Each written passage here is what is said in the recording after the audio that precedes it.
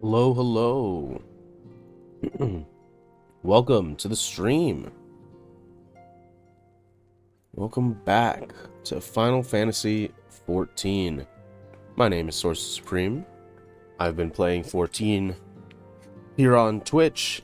If you want to watch the other streams that I've done so far, they're all uploaded on YouTube to Source Supreme VOD channel. Go there, check out my other streams. They're all recorded, they're all there. Some of them have a bit of issues with internet connections, but that's really only like 2. So, yeah. Stop by, have some fun. Follow me on Twitch and Twitter so you can stay notified of when I go live and catch me like I am right now. Hopefully in the future I'm going to have a bit more of a schedule, but yeah. This is Final Fantasy XIV. We're going to be continuing our main story quest, or MSQ, in Post-Stormblood. We're in currently Stormblood 4.3. MSQ is what we're starting right now. I've been doing the post-game with Reaper, just because I'm interested in possibly using it in the future. And since it shares gear with Dragoon, once I get to the point where my Dragoon is similar level, 74, and my Reaper are similar level, 74, in Shadowbringers, I'll probably be alternating between the two. And yeah, I think I'm going to stick with these 2 jobs pretty much going forward. I'll level up the other jobs when I'm a higher level.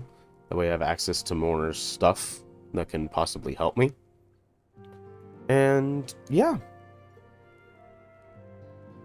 If you're ready to begin, let us begin. Ooh. Getting more armor. Well, considering Reaper and Dragoon share the maiming offer, what would I get here? Probably the casting, because I think I like Black Mage. I would play Black Mage. I just don't want to play Black Mage in main story quests. I feel like main story quest is always tuned best to melee stuff. So. Ah, call. Impeccable timing. We have just received a letter from Lord Hien. He writes that Domans are coordinating their efforts with the Blue Kojin to maintain a constant watch over the Red. By staying on the lookout for signs of crystal hoarding and the like, they mean to nip any summoning attempt in the bud, thereby satisfying conditions for peace set down by the ambassador. For the Garlean's part, the Popularis have sent word that a vessel bearing Doman conscripts is soon to arrive in Yancha. It would seem that the prisoner exchange is to proceed as planned. Lord Hien requests your presence, and I share his view that you should be on hand at this critical juncture. It's a little early in the morning. According to the letter, Yotsuyu's memory has yet to return, so it looks like she'll be living out the rest of her days in Doma. And assuming the ambassador means to honor the agreement, of course. Before we get to that, however, I think it would be wise to assess her condition one last time. If the Domans have missed any change in her mental state, however slight, it would be better if Asahi wasn't the one to spot it. Agreed. Let us make straight ways for the Enclave, then. Lord Hien will be waiting. I trust you will cope in our absence, Tataru. Don't worry about me. I'll be fine. Just be sure to come back safely.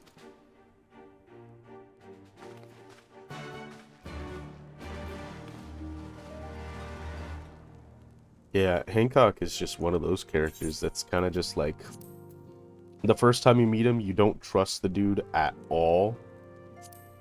And then every other time, he's just kind of chill. And he like really doesn't give you any reason to not like him, other than him singing his praises about Lolorito. But even now, it's like, we've had to deal with Lolorito before, so why wouldn't we just keep dealing with him?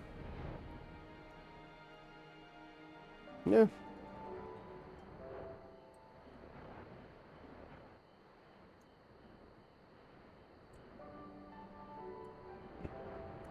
Currently, the day is... I'm going to date this stream. I know. What a faux pas. But It's July 30th, and the first extreme raid of Dawn Trail has released today. So it seems like my free company has a team that's running it all day, which is cool. Because of that, though, and because it is technically that day, there's a high chance that if we have to queue up for anything, we're going to be waiting quite a while. The last time I remember I was doing something like this, Dawn Trail had just released, and I was trying to do the Nidhogg trial in Heavensward. The only problem, nobody was joining. I was there for like almost an hour waiting, and it was not good. So hopefully that doesn't happen again. All are free to travel in and out of the Enclave. Do you seek passage? Yeah, hopefully that's not the case, but I at least know that there's a good portion of my clan. When I say a good portion, technically, the free company that I'm a part of is quite big, but there is a portion of my free company doing the raid. So there could be a non-zero chance that if there's any trials or dungeons, we're going to be waiting quite a while. Lord Hean is expecting you. Will I show you in? Yes, you may. Also, if you looked on the... up here, I did start the trials, the endgame trials for Stormblood, the Four Lords. I did one of them, and I did a dungeon. So going forward, I think there's going to be more, but yeah, a lot of fun so far. Ah, I see my letter reached you across the Ruby Sea. Thank you for coming so swiftly. Though I wrote at some length on the subject of the forthcoming exchange, there was one matter which I neglected to mention. It concerns Gosetsu. As you may have observed, he returned from his ordeal rather worse for wear, and despite his best efforts to conceal his condition, or perhaps because of them, he recently collapsed. Good gods! Is he all right? Confined to bed and grumbling without cease, but he has shown signs of recovery. He made me promise not to tell you, lest you worry unduly, which was all very well when you weren't here. Now that you are, however, I think it high time he received some visitors. Might you spare him a moment? Yotsuyo has scarce left his side, and I imagine you are curious to see what has become of her as well. We will visit him at once. Call Alize, shall we? Oh, he collapsed. No. He's old. He's getting old. He's injured. He just caught up to him in his injury. Poor guy. Open wide now.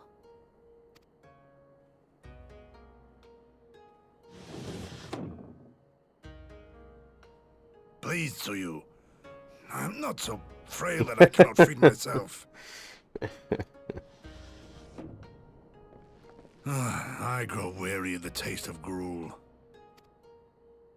You don't like it? Can I fetch you something else? Aye, wine. Or if that is not wholesome enough, I don't know. A sweet persimmon from Namai. I enjoyed them in my youth. A persimmon. Nay, pay me no mind. I am full. Besides, we have guests.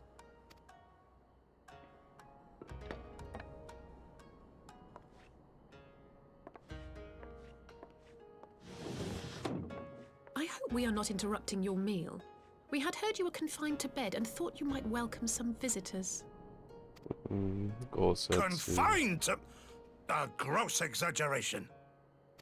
A trifle drained from my exertions, perhaps, but with a little rest, I shall be fighting fit again in no time.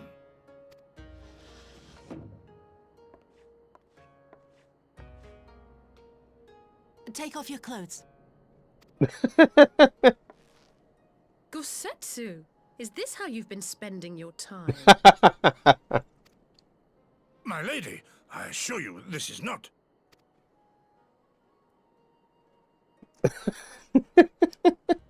Off with them. We need to wash you. You stink.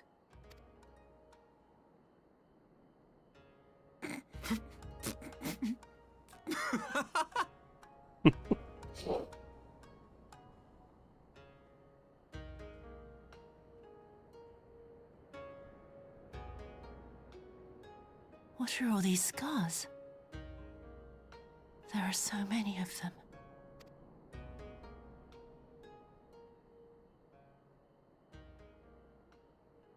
A life of battle will leave its mark upon a man.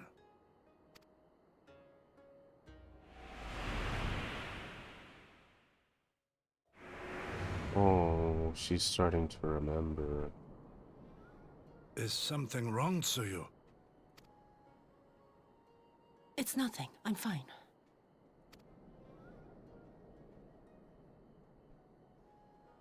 But leave me be, woman! I will not be fussed over like some newborn babe.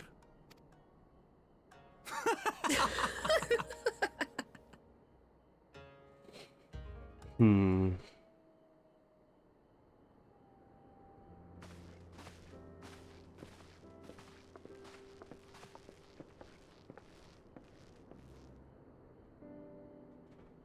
They make a convincing pair, do they not?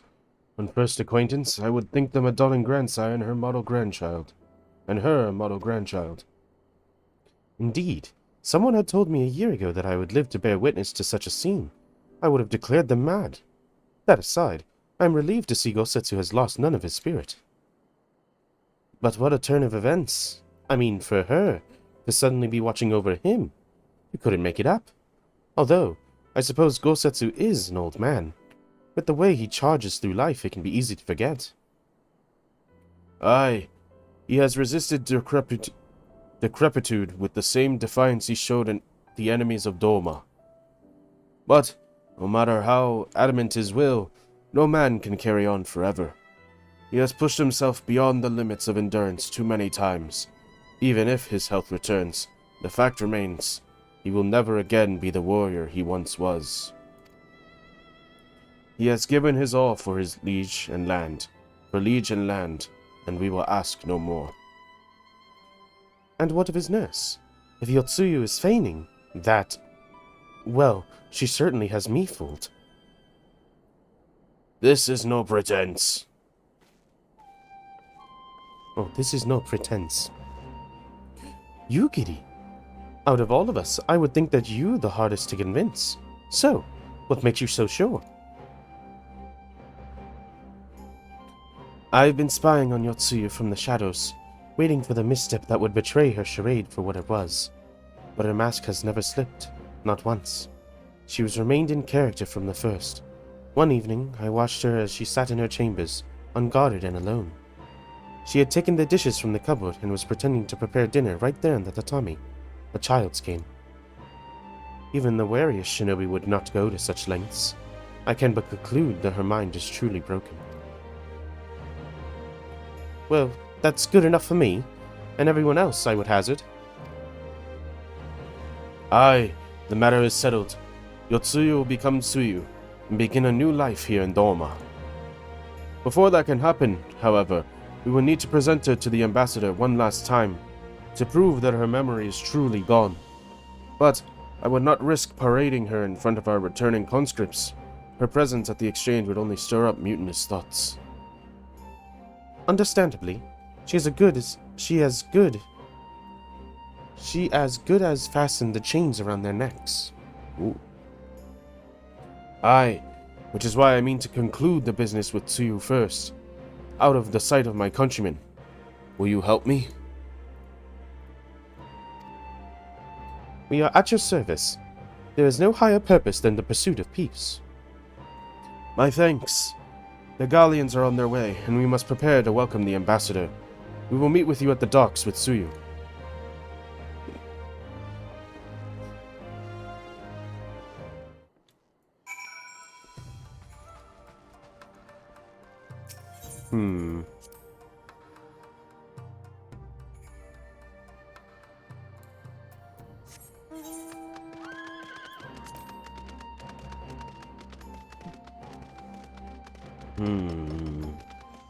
I don't know. She's starting to gain her memory. But if it's anything like what can normally happen, at least in this stereotype of lost memory and then regaining it later, she will still remember the experiences that she's had currently, and she'll know that Gosetsu, despite all of the terrible things she did to them, she'll see, like, hey, he still took care of me. That's very noble of him. And it might change her worldview, even though she remembers who she was. Shall we wait here, then? Lord Hien should not be long. That's what I hope will happen. Whether or not it will, we'll see. That's what I hope, though. Because, honestly, I don't want to see her return to what she was. It'll be sad. My friends, have you seen Tsuyu? She's nowhere to be found. What? But the Guardians will be landing in a matter of moments. If she's fled, could it mean her memories have returned? I know not. Yukiri is scouring the streets as we speak, but it is possible Tsuyu has left the Enclave altogether.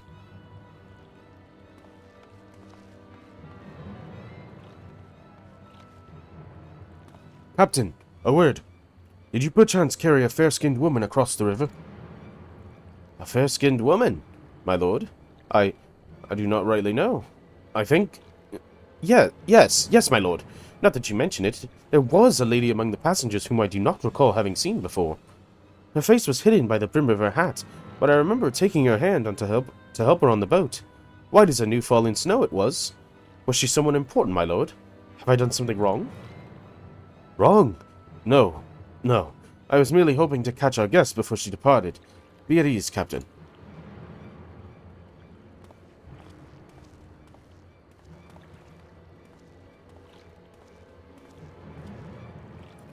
Would seem that Tsuyu has crossed the river. Tommy, help me. No good can come of this. Oh, jeez. I just remembered I've got to clear out my inventory. Also, I don't know what is happening with my stream. There we go.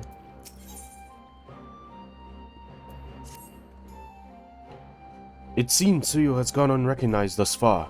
But Kami help us if someone catches a clear view of her face. I must find her before that happens.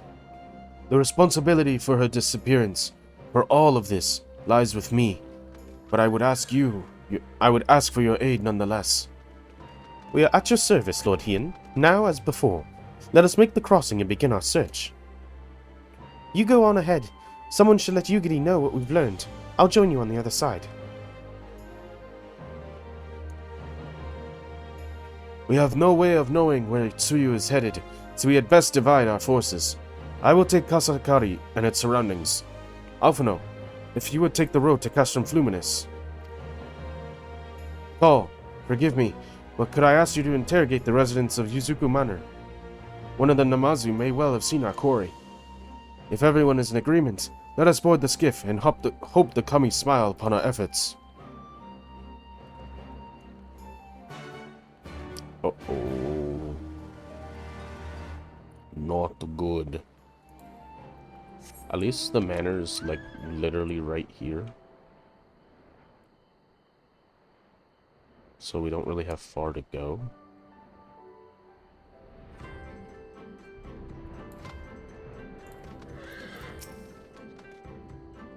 Welcome to Yuzuka Manor. Yes. If there is anything you care to know, you need only... A pale-skinned woman? I've seen no such traveler. I'm sorry to say, most sorry. Scaly-skinned Namazu, on the other hand, we have an abundance.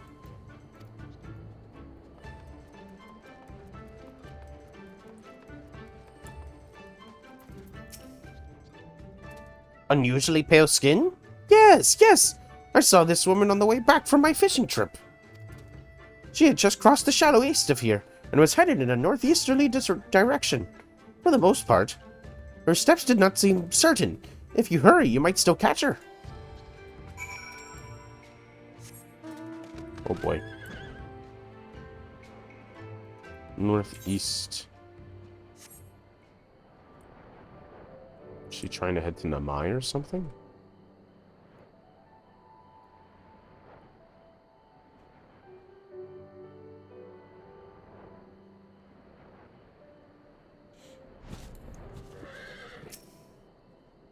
Oh, is she gonna end up being jumped by one of these? You see no sign of Yotsuyu to the north. Perhaps she was someone further off to the northeast.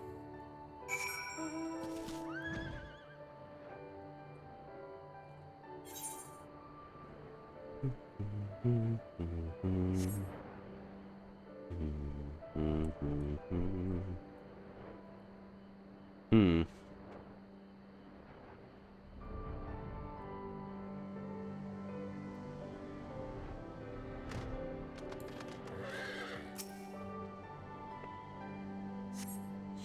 Still no sign of Yotsuyu. Perhaps she is further yet to the northeast. Yeah, seems like she's trying to get to Namai.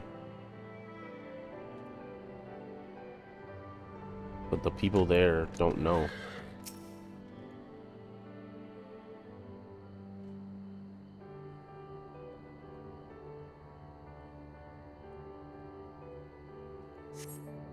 Yotsuyu is nowhere to be seen, but lying on the ground a short distance to the north, you spy a familiar-looking wide-brimmed hat. Uh-oh. She took Gosetsu's hat. Didn't she?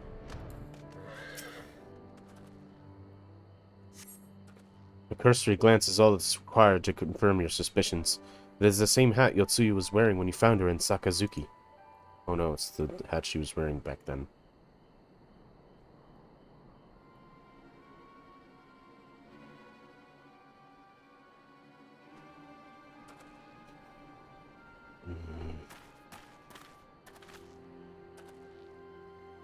Call! Before you ask, our search of Kusakari and its surroundings has yielded exactly naught, save this chance of reunion with you, I suppose.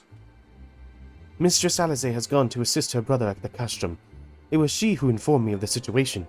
I joined Lord Hien here shortly after. How did you fare at Yuzuka Manor? Any sign of our missing guest?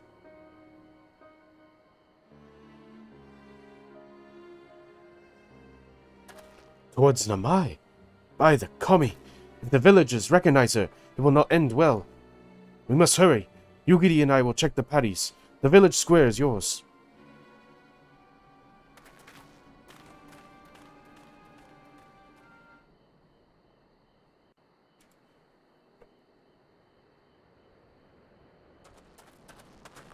Oh no.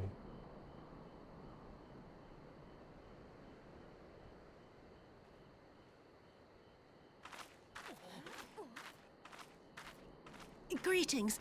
Might I have one of your... Wait! Please! She went to get I a only wanted a persimmon. persimmon. Oh, Yotsuyu. Kami, save us! Her spirit has returned!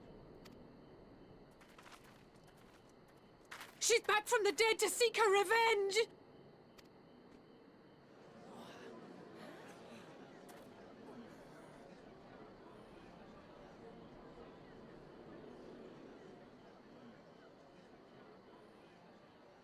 Oh no.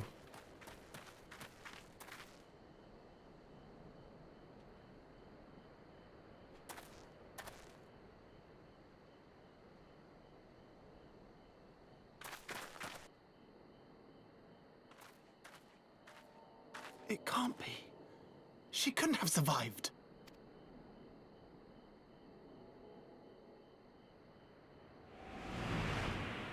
Oh.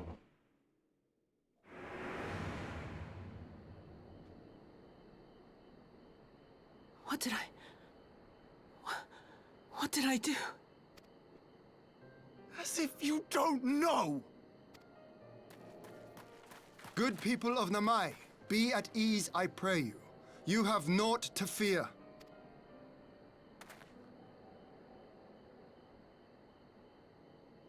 Okay, at least they're My gonna get an lord, explanation. forgive me, but what is that monster doing here?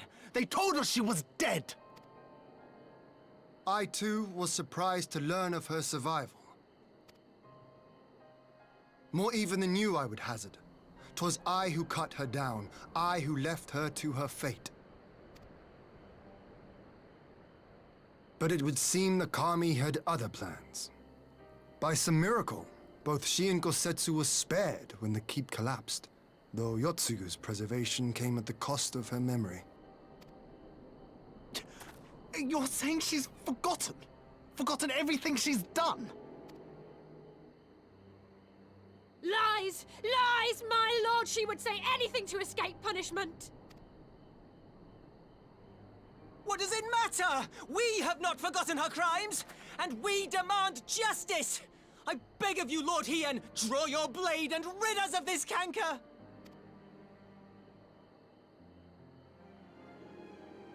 What I saw then, it's all true. I'm sorry. I'm so sorry.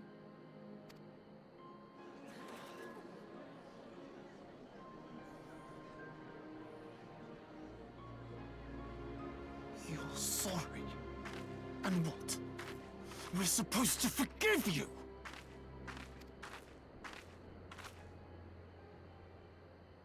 Here, there's no need to cry.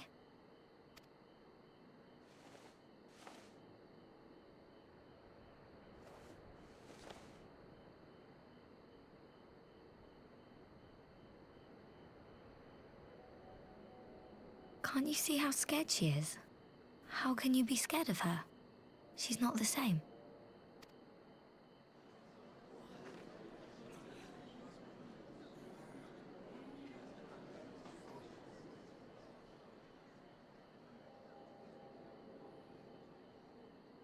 Until such time as her memories return, this woman shall be known as Tsuyu, and treated as a citizen of Doma.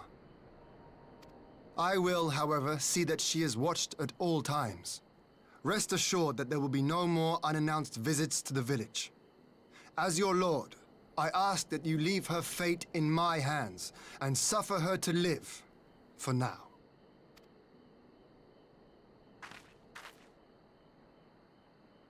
Please, Issei.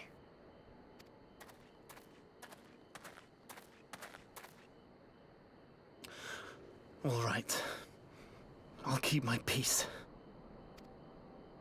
As long as you're happy, that's all that matters.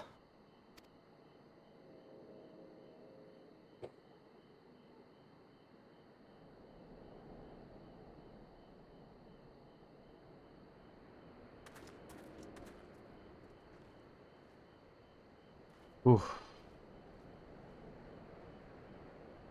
It really is kind of tension buildy, because like there's a lot of ways a lot of these stories could go that would make sense and do well, and just, you know. Man, I don't know why these are doing that.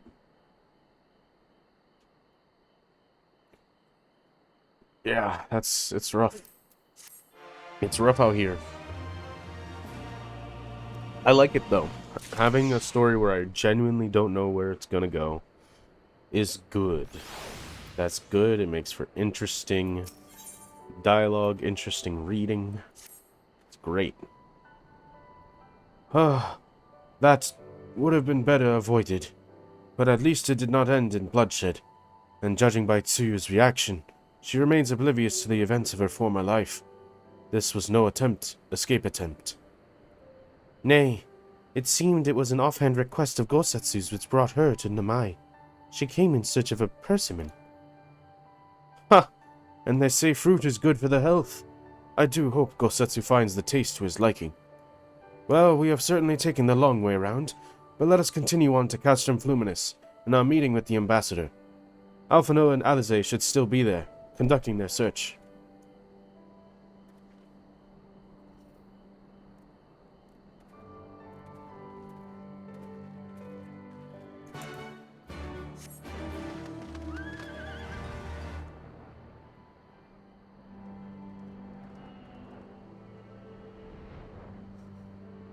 Yeah, it's rough. But oh look, there's a thing over there. They have a ship on the side of the castrum. Right above where my name is. It's interesting.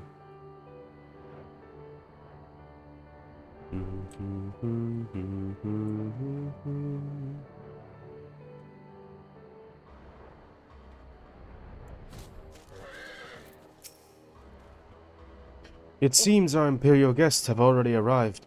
It is time we meet with the ambassador. Okay. And there they are. What are those? Why do those look like coffins?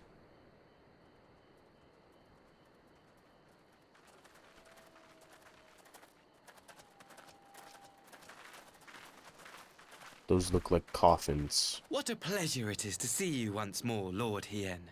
Not to mention my dear sister.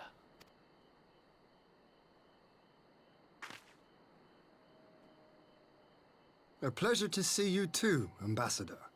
Forgive us our late arrival. You have our people aboard the airship?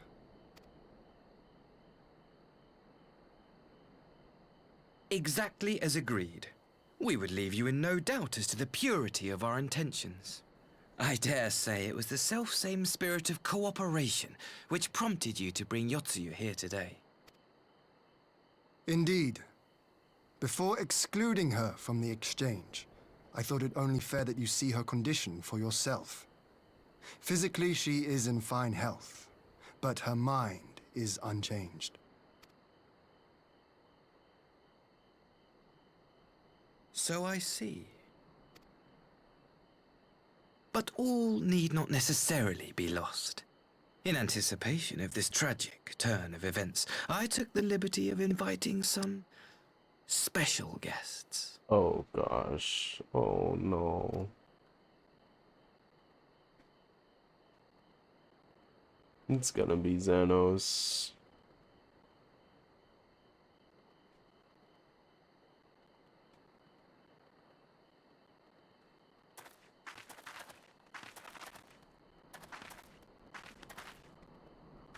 Oh no, it's his parents. Ah, Yotsuyu. You look well. He's trying to do it on purpose.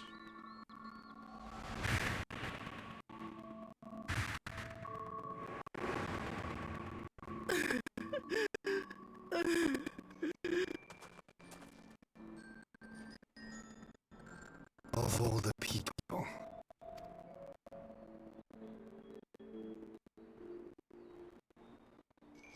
Is something wrong, dear sister? These are our beloved parents. Does the sight of them bring sweet childhood memories?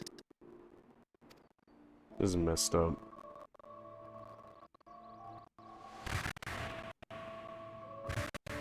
She only ever experienced abuse from her parents.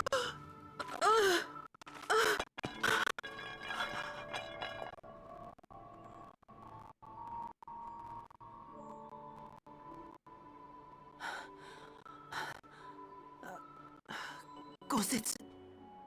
I have to take this to Gosetsu.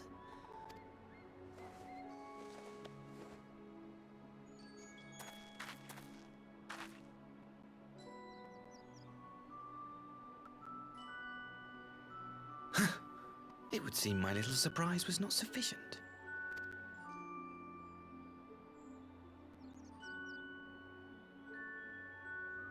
You needn't glare at me so, Lord Hien. Lord Hien's I merely glare. did what any loving son would do for his family. Lest you doubt, I am content to leave the acting viceroy in your care. Pray, treat her as you would any daughter of Dorma.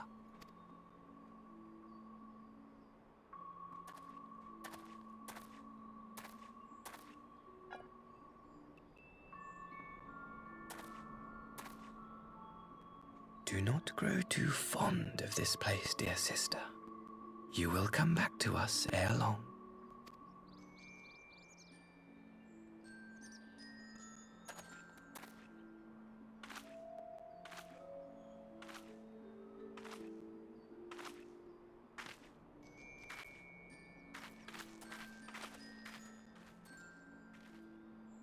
We continue with the exchange as planned then. Very good. The structure across the river should serve our needs. We shall await you there with the conscripts. If you would bring your captives. Agreed. Until then, Ambassador.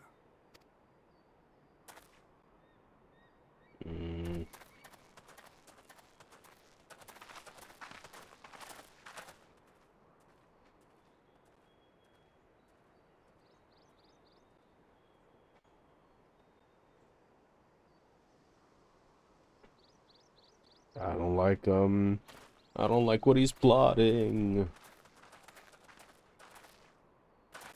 I know better than to trust Asahi, but that was a dirty trick. Still, unpleasant as it was, we have at least put the matter of Tsuyu's future to rest.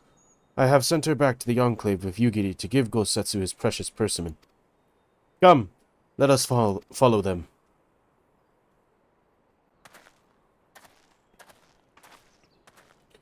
You have that look, Alphino. What is it? Oh, nothing of consequence, most like. We can discuss it upon our return.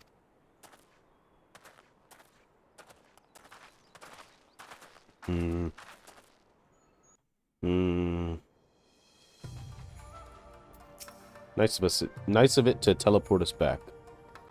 We should pay a visit to Gosetsu and reassure him about Tsuyu's fate. He will want to know that the Empire has finally relinquished its claim on her.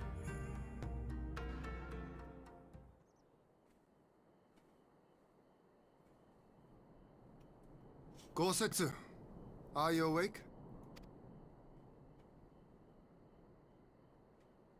My lord, come in, come in.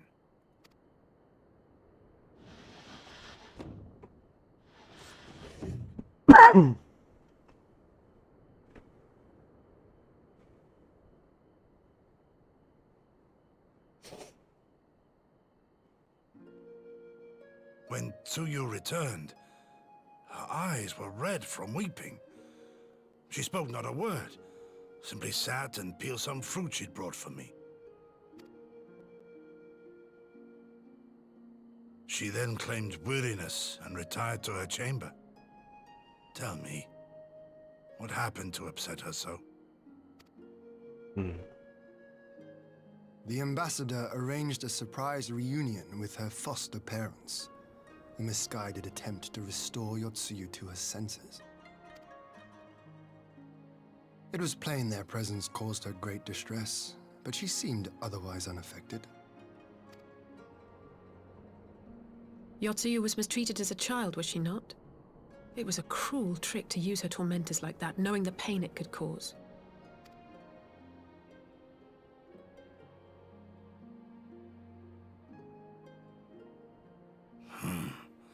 I like this Asahi less and less. Be that as it may, he has agreed to allow Yotsuyu to remain with us in Doma. Our primary concern now is to hand over the prisoners without incident and bring our people safely home. There was one other detail at the meeting which caught my attention. I assume you all noticed the rather suspect crates within the castrum. The Imperials were quick to retrieve them afterwards, but I wonder...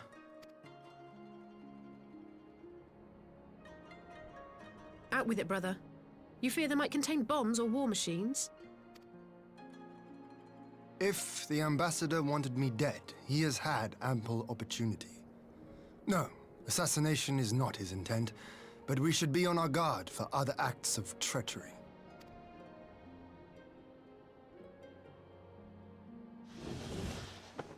My lord!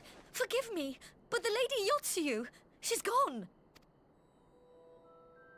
Gone? I beg your pardons, my lords. I was certain she'd fallen asleep.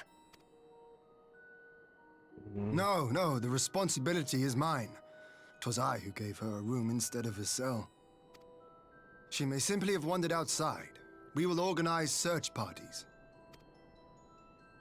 Might I call upon your assistance? She keeps running away. But this time it is truly unprompted. Oh, boy.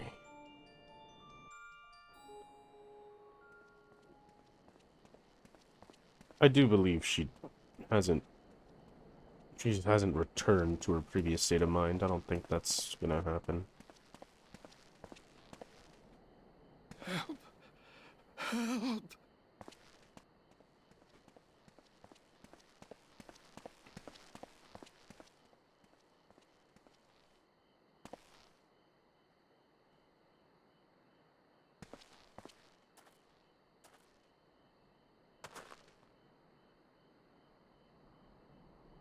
Help!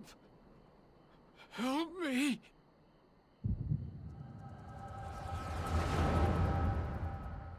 Hey, how is he here?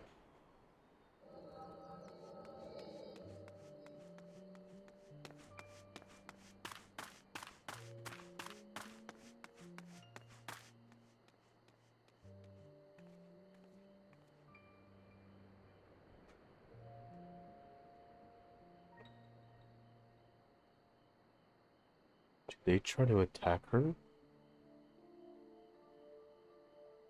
If only I hadn't remembered. Oh. She's speaking.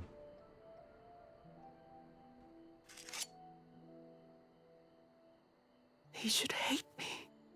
Oh.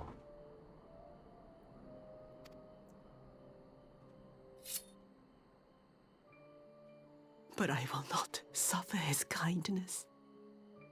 Not after what I did to him. Oh.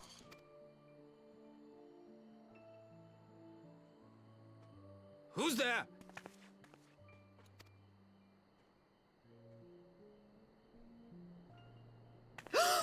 Oh, it's you. What are you doing out here in the dark?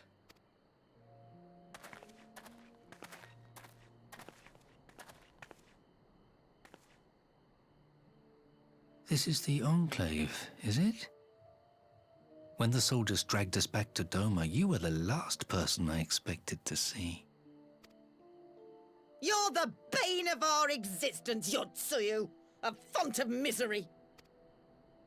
You couldn't even do us the simple courtesy of dying, could you? Oh, no. You had to live and taint us with the shame of your failure.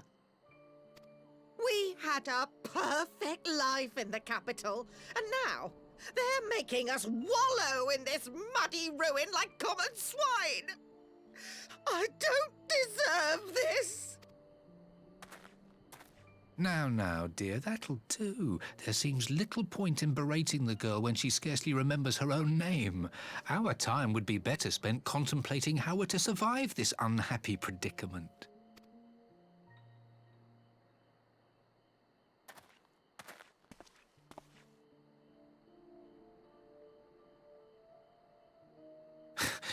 You've kept your looks, at least. I suspect you'd fetch a handsome price with the right buyer. Maybe enough to get us to Kugane and start a new business.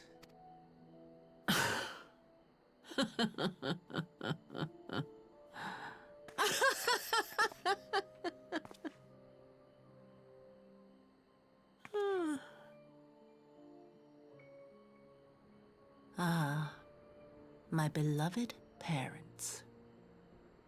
No sooner do I wake from gentle slumber than the world returns in all its cruelty.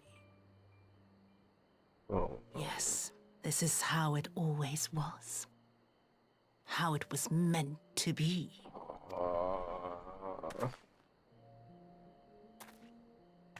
Very well. If I cannot escape my nature, then I shall embrace it.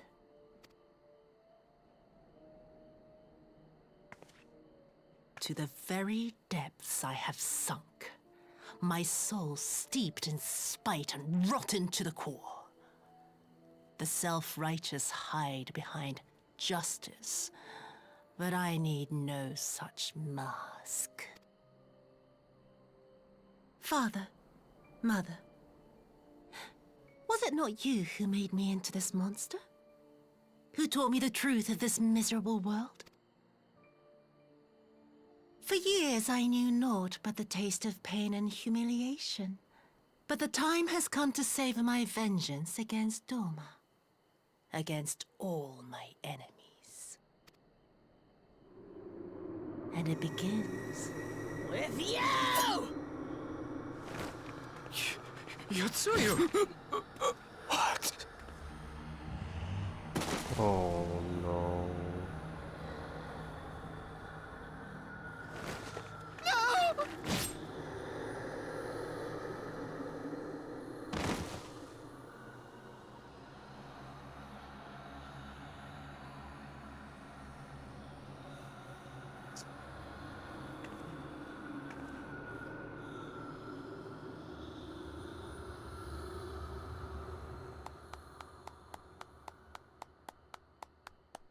Of course, it was all his plan.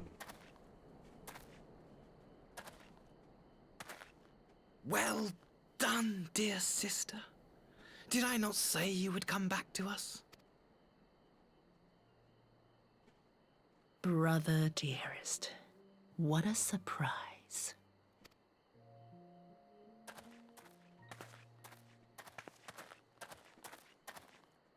You always were a cold-blooded little worm. I doubt you thought twice about sending our parents to their deaths. Your dagger yet drips with their blood, and you presume to judge me? To be frank, I didn't think you had the strength to slay them so cleanly. A single thrust each. I'm impressed. But surely you can't be satisfied with murdering a pair of doddering elders. You yearn for a deeper vengeance, and the power to see it through.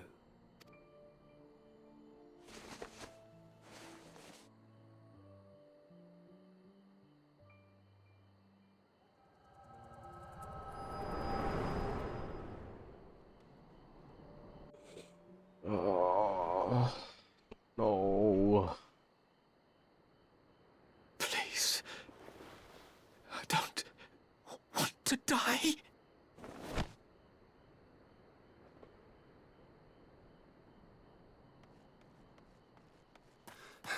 Any sign of her? What happened here?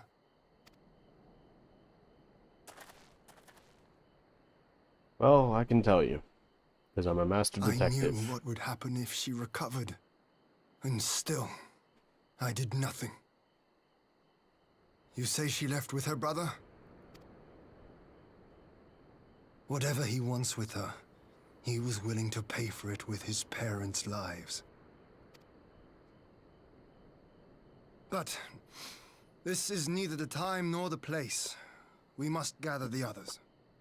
Ah.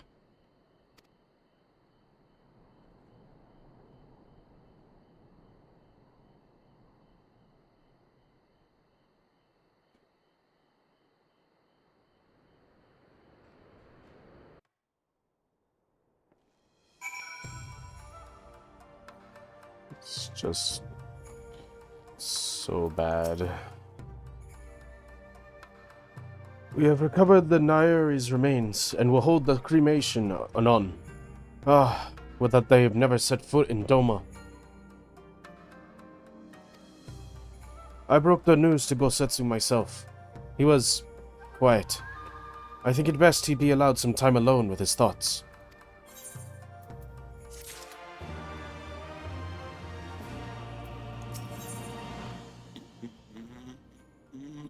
Oh, cool.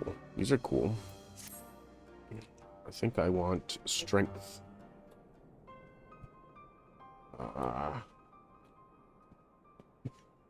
So, my friends, that which we have feared have come to pass. Yotsuyu has regained her memory and returned to the Imperial fold. It is, by any measure, a cruel twist, not least for Gosetsu, but one which does not invalidate our agreement. According to the terms of the contract, we were bound to surrender Yotsuyu into the Guardian's hands should her condition improve prior to the hour of the exchange. By that reckoning, all is, if not as it should be, then as it must be. This I can accept. But what I cannot accept are the unconscionable lengths to which Asahi went to achieve this outcome. Given his recent conduct, his apparent admiration for Zenos, it is plain It is plain he cannot be trusted, and that is to say nothing of the unexplained containers he insists on bringing to our meeting. Whatever the ambassador is planning, I think it unlikely our negotiations will end peacefully. In the event of hostilities, the safety of the conscripts must be our first concern. As such, I would have an escape route in place before the meeting begins. A wise precaution. If the main structure of Castrum Fluminus is to be the stage for the exchange, then I believe a thorough inspection is in order. The citadel has stood empty ever since the Imperial withdrawal, while we took steps to ensure that it could not be defended by an occupying force. It is entirely possible that the ambassador has arranged things there to his advantage. I will slip inside and make certain we have an unobstructed exit. Pray allow me to join you. I have some experience of Imperial facilities, and should matters take the turn for the worse, I would hope to be of at least some use. Very good. That should be enough to guarantee us a way out of the Castrum. Beyond that, however, we will need a ship to ferry the conscripts back to the Enclave. Even with every skiff we have, it would take several trips to evacuate everyone. A Confederate skibbon, Sekibune, on the other hand, would require only a single run, and leave us far less vulnerable in the water. Assuming, of course, Rasho can be convinced to part with one.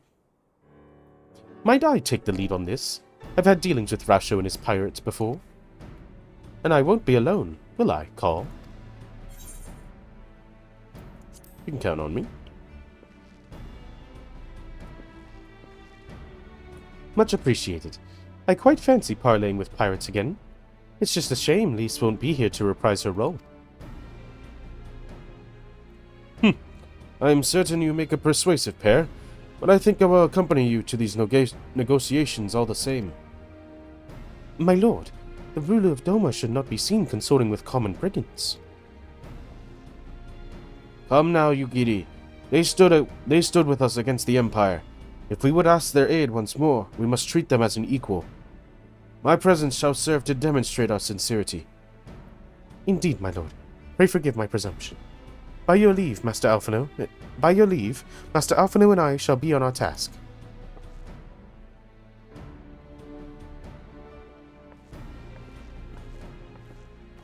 Alright.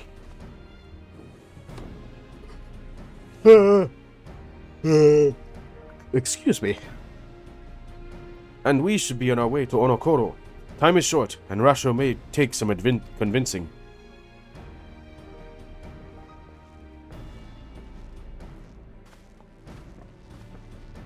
Is it gonna teleport me? Nope, it did not. That's fine, there's an aetherite.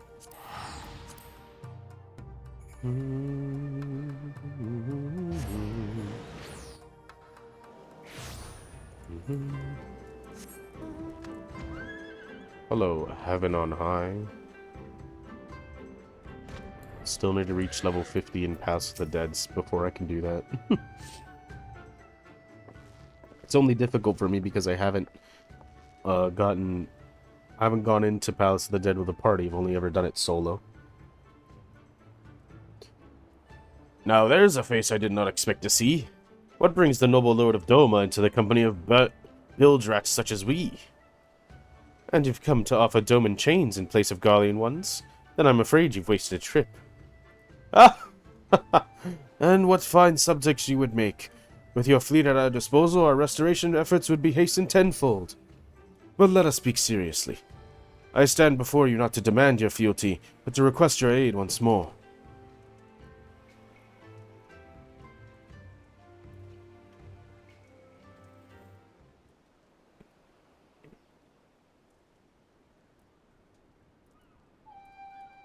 Mayhap you are confused. Doma's liberation was but a means to an end. We aided you to only save ourselves. Now we have no such incentive. We have sworn no oath to you, and will not come running like hounds at their master's whistle. And I would not presume to treat you thus. I have come to position your cooperation as an ally of equal standing. Equal standing, you say? Seems a bit lopsided to me. Where's the profit for us in all of this? Profit? Must you always think in such short-sighted terms? Have you ever heard of doing the right thing? Have you ever heard of pirates, little miss? You'll find we're simple souls. You pay our tithe, you sail in peace. Deny us our due, and we take it by force. We'll pull you out of the water if we see you drowning, but we are not in the business of doing something for nothing.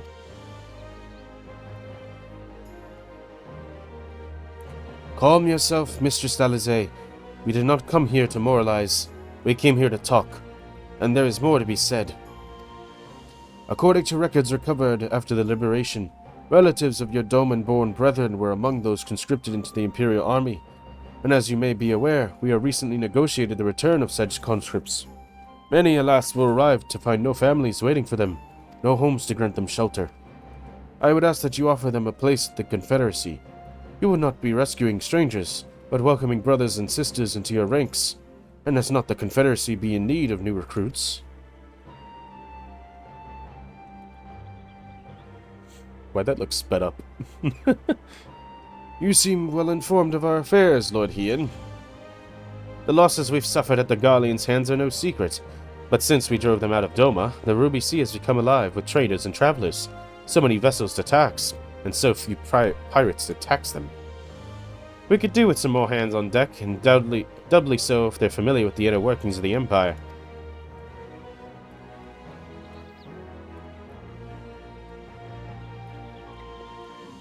Very well. The Confederacy agrees to your request. You will have your ship. But, before that, you must do something for me. The vessel I have in mind was damaged during your battle with the Empire. Though you have mended her, she is yet to be declared seaworthy. She is sound enough down below, but when you load her up with the conscripts and the waterline rises, those upper planks had best be free of cracks. Assuming you want your people to stay dry, you will do me the favor of swimming around the hull to check for weaknesses. That is, if the Doman lords are not averse to getting their robes wet. Not this, Doman lord. If we each inspect a third of the ship, it shall be done in trice. That's the spirit. The ship is moored at the Quitscape Pier. Our apprentice shipwright will be on deck to hear your report. Look for the lad named Ihanashi. And I thought I had a knack for parleying with pirates. For the record, my previous attempt was an unmitigated success, and yes, I should have quit while I was ahead.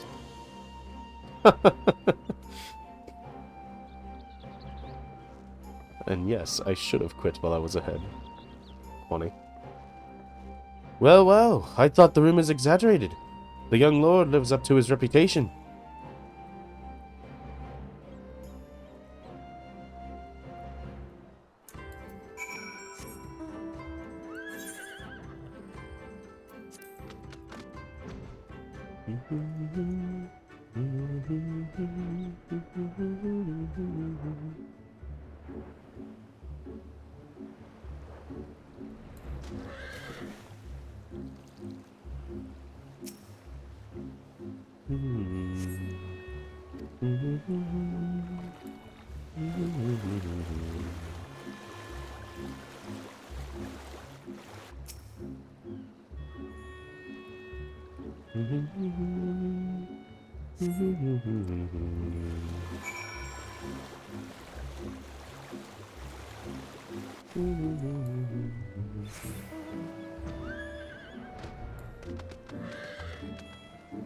Ihanashi. Good story.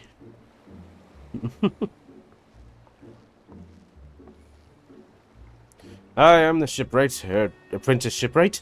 Did you find anything that might need attention? The section I inspected seems solid enough. On the port side near the bow, you say? Alright, I'll have a look and see what I can do. My apologies. I seem to have lagged behind. I could float in that gentle sea all day. Otherwise, I am happy to report no visible cracks or holes in my section of the hull.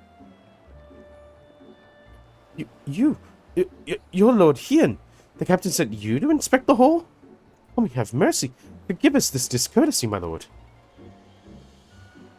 Ha! 'Tis quite all right. In fact, I rather enjoyed it. I take it you are of Doma. Yes, my lord. The Imperials took my father away after the uprising, and I had nowhere else to turn. The Confederacy became my family. But someone told me they're releasing the conscripts now. Maybe my father will be among them. Not that I can go back. There's no leaving once you've joined. How fares our lady? Is she seaworthy? Oh, it was Russia. Captain! We found a small crack in the port side, but I'll have it fixed before you know it.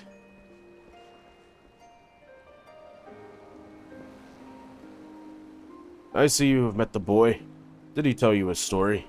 He babbles when he is nervous. Should his father be among the conscripts as he hopes, I mean to give him the choice to leave this life. If he chooses, if he so chooses, I expect you to see they are provided for. I have heard those that join the Confederacy forswear all ties with their kin and homeland. Is that oath so easily put aside? If I allow it, I see in him the lad I was 25 years ago. You say the words, you mean them, but the yearning for home still lingers. My family is long dead, and I know this life is my lot, but he has had scarce dipped his toes with us. There's a life for him in Doma. He should have the chance to live it. Well said. The Empire's conquest has uprooted many and more, be it in Yancha or out in the Ruby Sea. We have a duty to ensure that Ihanashi and others like him are free to dwell where they desire. When the matter is settled, I will make preparations to cast off. Well, my friends, it seems we have our ship. Let us return to the Enclave.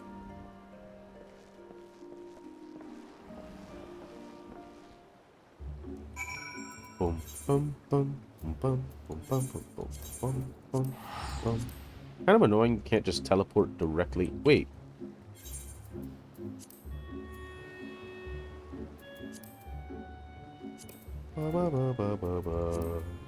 I should be able to go directly into the Enclave, can't I? Yeah.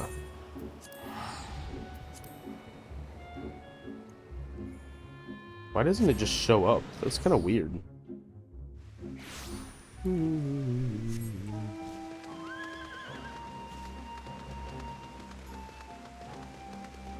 I was like, wait a minute, they have an Aetheryte. Why am I not using that? Lord Ian is expecting you. May I show you in?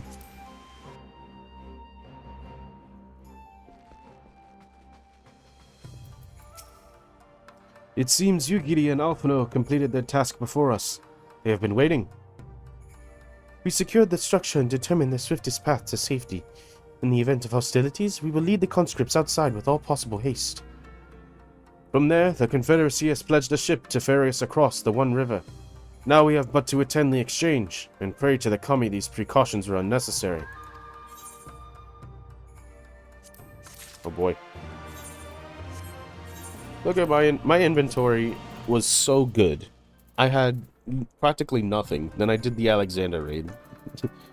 And I've somehow gotten a huge amount of, like, crafting material. Like, I don't know how it happened. All these faded copies of things, I don't know what to do with these. Like, I have zero clue. And the weapon coffers, I just kind of have... Yeah, I gotta clean out my thing. The primary agreement. While we were putting our contingency plans in place, I left Hakuro in charge of organizing transport for the Imperial prisoners. He will see that they arrive at the appointed hour, leaving us free to rendezvous with our Confederate allies. Come, they await us on the riverbank not far from the castrum.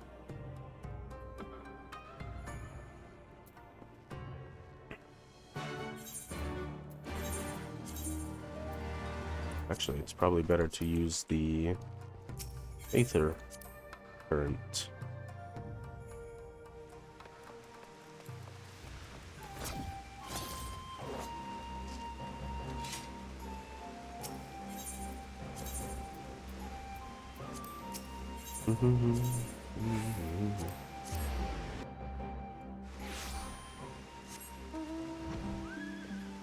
There we go.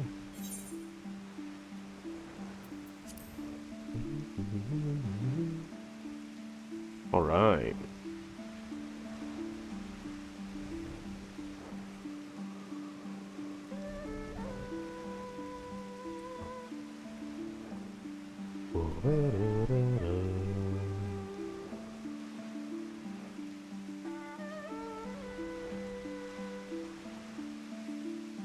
I think I should maybe take a small break to use the bathroom before continuing this. I'll be right back. This shouldn't take very long at all.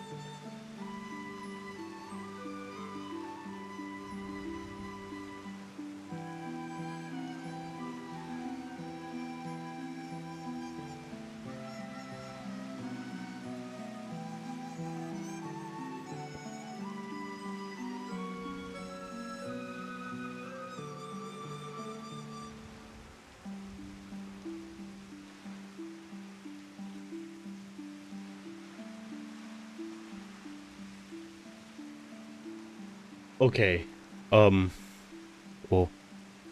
hang on, my avatar. I'm back. I just read some incredible news, and it's probably going to make me want to play Samurai, actually. The patch that released today, one of the Samurai changes is literally just, you can use double Madare every single time. Because a lot of the changes that we had got today were basically just potency upgrades to literally everything. But surprisingly, Picto got nerfed because... Oh no, Picto didn't get nerfed, but everybody was balanced kind of around Picto, because Picto was apparently super strong. And, Samurai was one of the ones that when you looked at was like, oh, that's weird, they're getting potency decreases. That's kind of strange. I didn't really understand it because I don't really understand Samurai all that much, especially when reading patch notes. But apparently, the way it works now is, Tsubame Gaishi becomes available every time you do, like, Madare. Like, it's no longer tied to Meikyo Shisui, which was the move that lets you get the Sen, and is instead given by using the enhanced ninjutsu, or Iaijutsu. So, you basically just get it every single time, and you don't have to wait the 30 seconds of Tsubame Gaishi. Or no, the minute of Tsubame Gaishi. Or the minute of Meikyo. Jeez, see, this is why I'm like...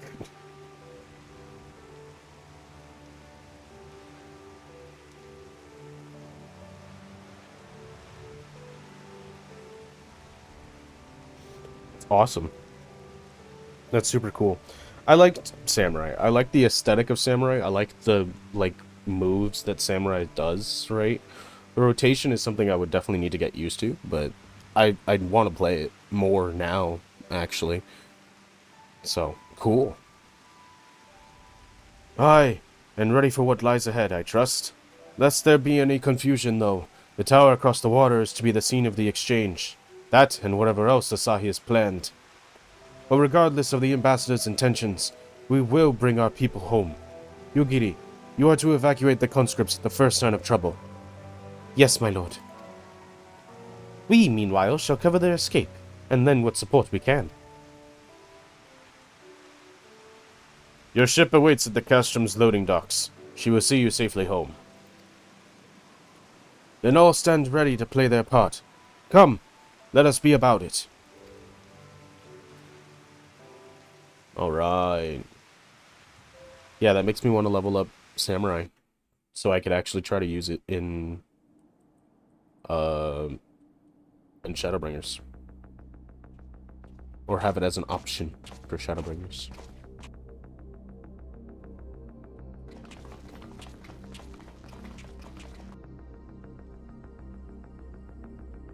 Yeah, watch. Those are just going to be coffins. Those are the conscripts he's returning. It's going to be awful.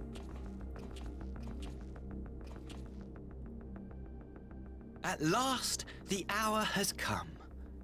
The conclusion to these negotiations will mark a new beginning for Dorma and the Empire. A first step on the road to peaceful coexistence. Indeed. We are ready to proceed with the exchange when you are.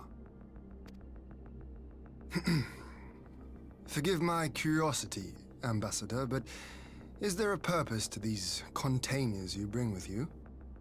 Oh, the supply crates. They are filled with materials we hoped might be of use in Dorma's restoration.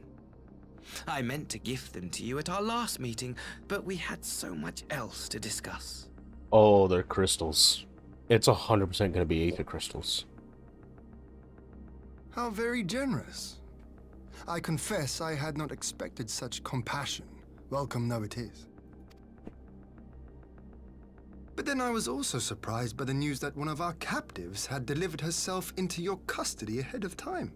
A minor discrepancy I shall overlook in the spirit of the occasion. Are you perhaps referring to me, Lord Hien?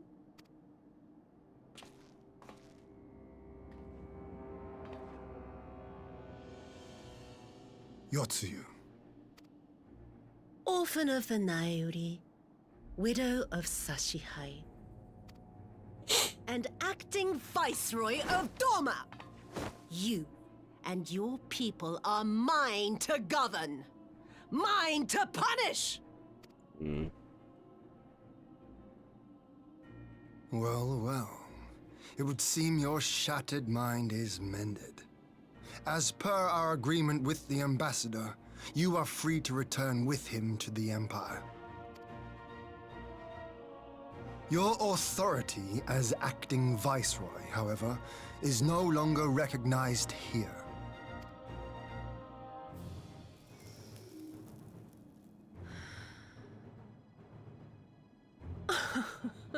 My position is not for you to decide, little lordling. All who resist the rule of the Empire must be purged. Such was the order given to me by Lord Xenos himself.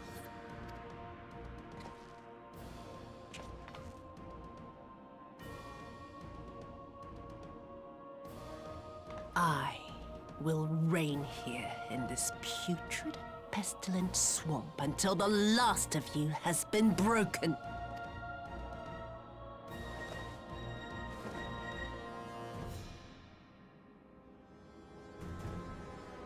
This land shall know no dawn. I will spew forth darkness and drown all in eternal night. And high above you I shall shine, uncaring, cold and distant as the moon! Yep. And she's turning herself into a primal. Great.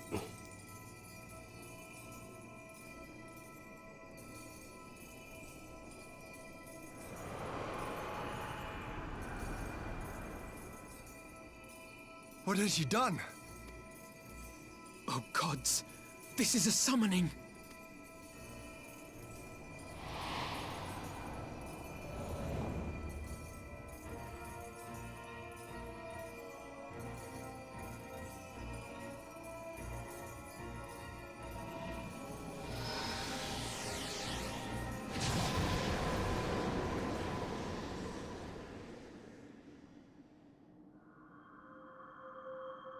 Oh boy. Tsukiyomi? I bet it's gonna be Tsukiyomi. Oh. Oh gosh. Yep, Tsukiyomi. Okay, cool.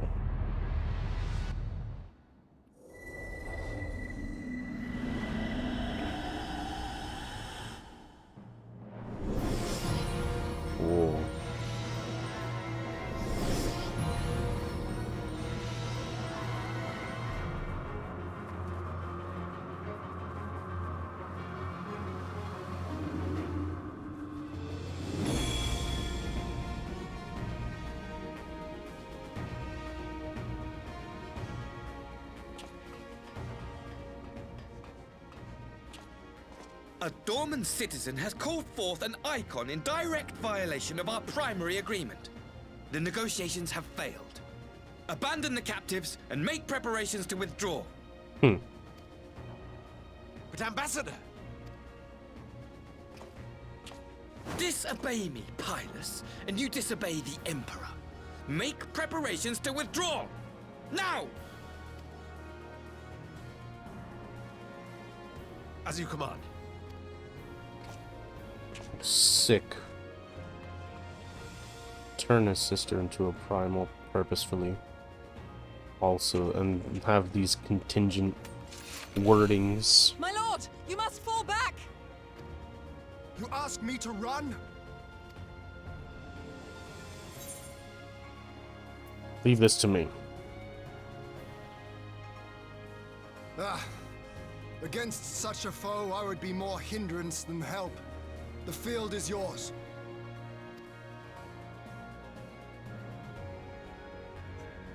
We will withdraw. Let's go. But not without our countrymen. I want every soul accounted for. Every soul! My lord.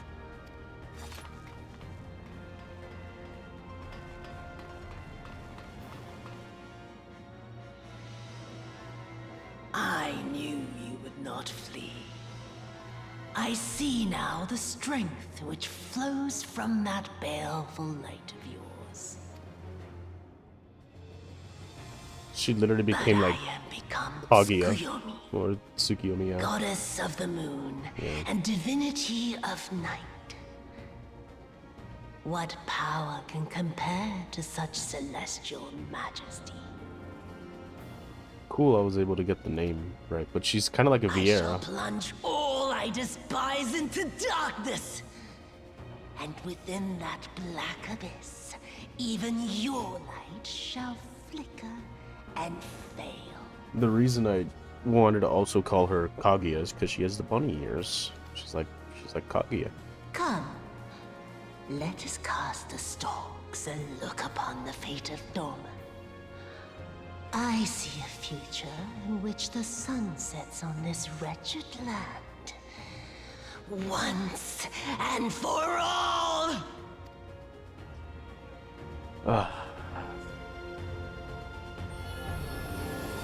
Whoa.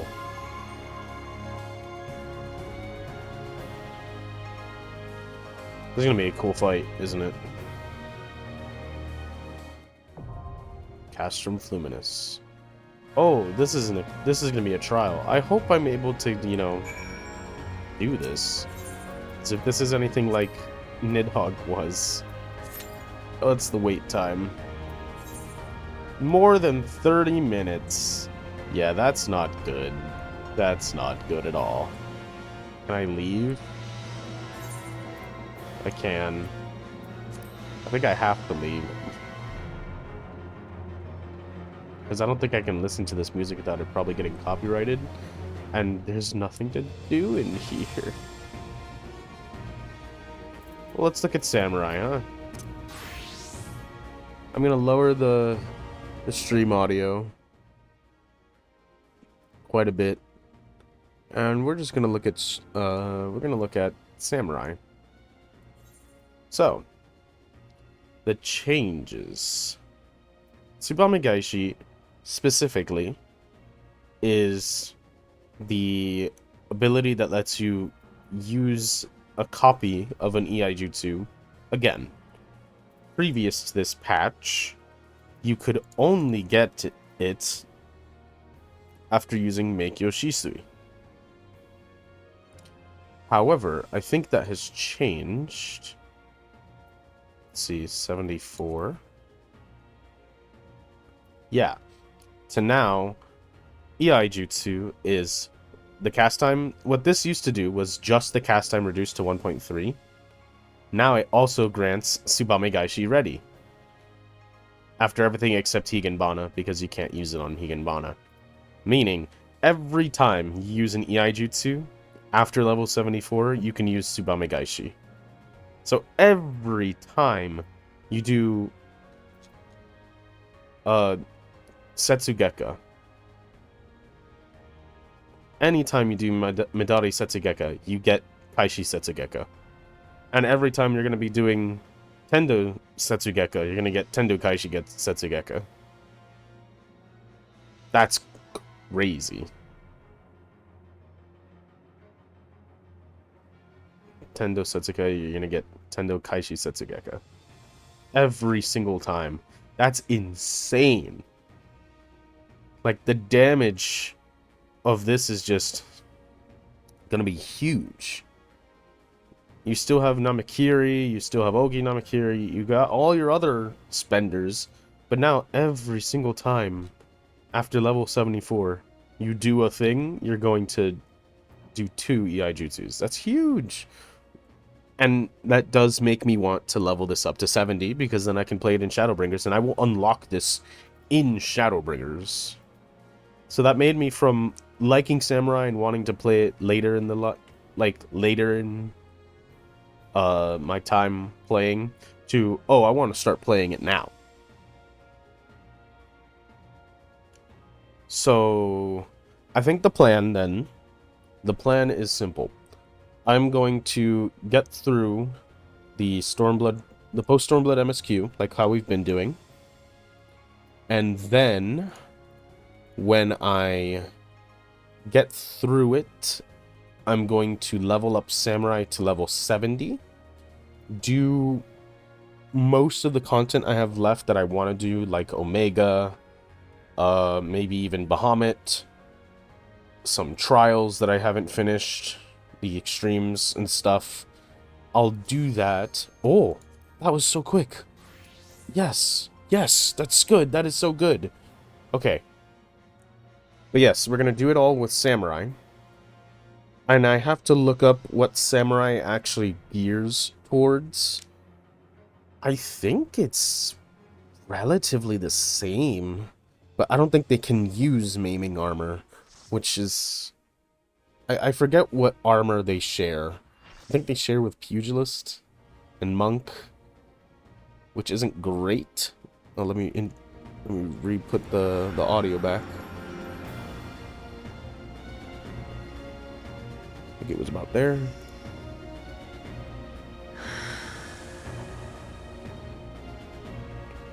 Alright. Audio's back.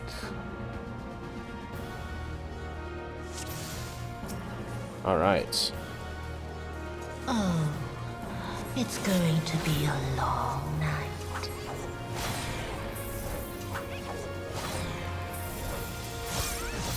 Whoa!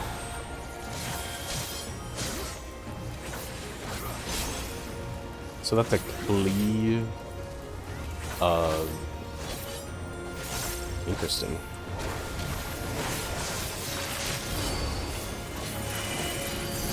What is that? Your end is near.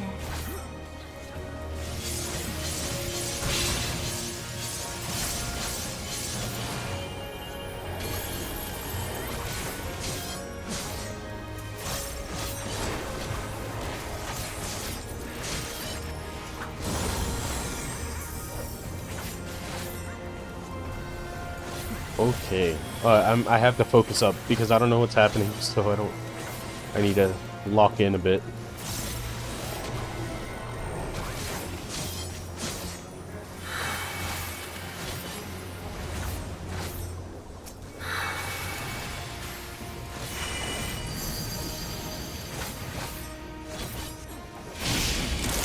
Beg for mercy.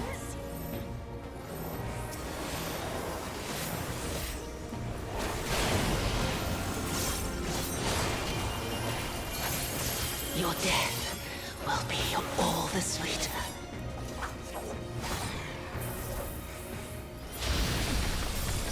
Whoa.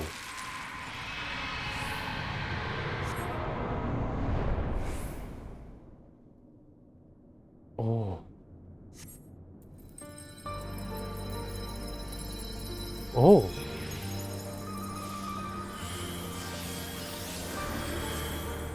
Oh.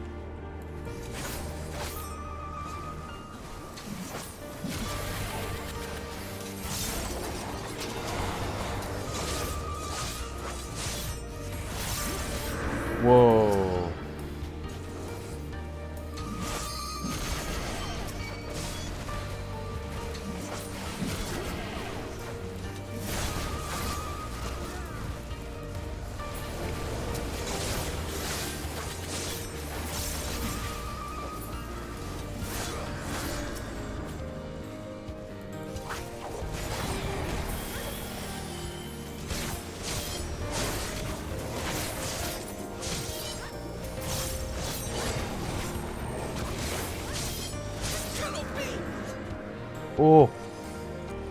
Whoa, Xenos.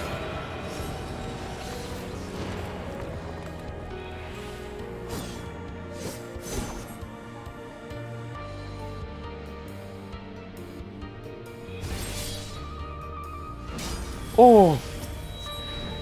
Oh. This is so cool.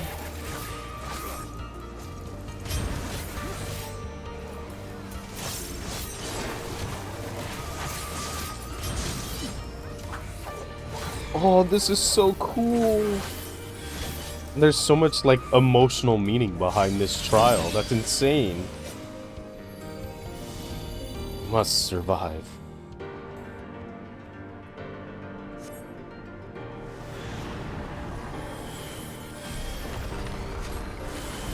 Holy cow. Oh, this is so cool looking. In darkness blooms the spider lily. From mortal husk, I rise anew. Suffused with night, I shall prevail.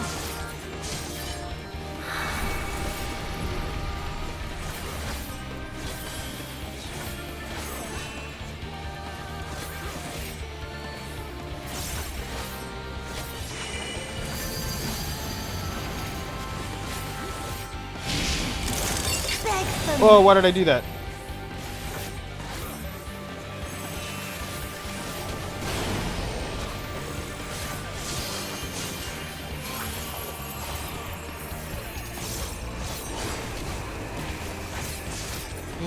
Why do I still have the thing over me?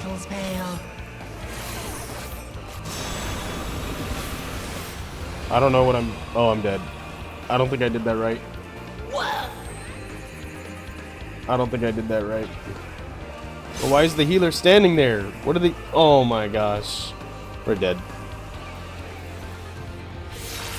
Why would the healer stand there?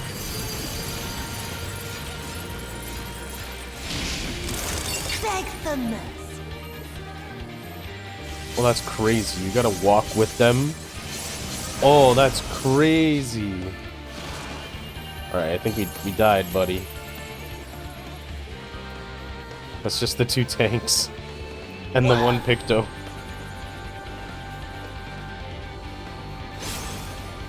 Okay, so how does that work? I think it had to do with the debuff that I had. I just didn't get to read it.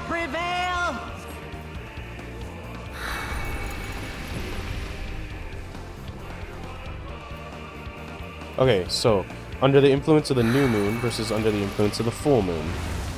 The new moon stood in the light. Get 3 stacks of it. Your end is near. I'm confused. Okay, he messed up, maybe? He still has under the influence of the full moon. In sunless gloom, black tendrils trail.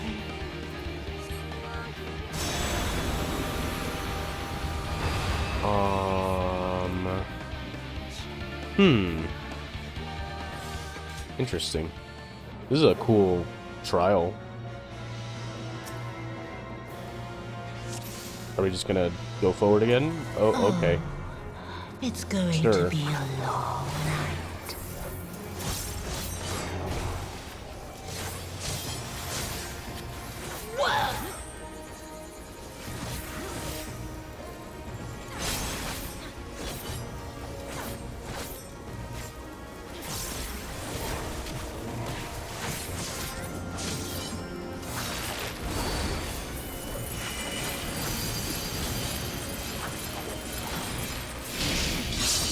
Your end is near.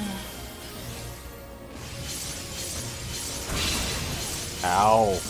What was I supposed to do?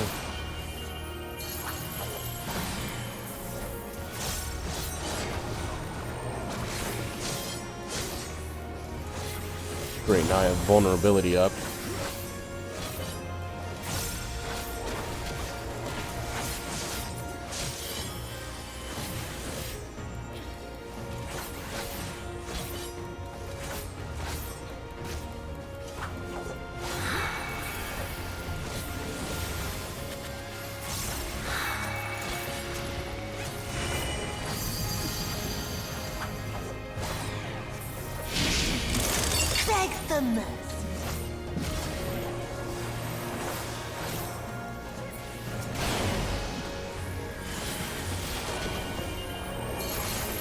Your death will be all the sweeter.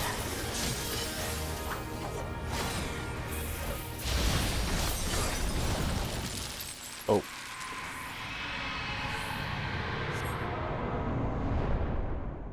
And then here's this part again, which is super cool looking.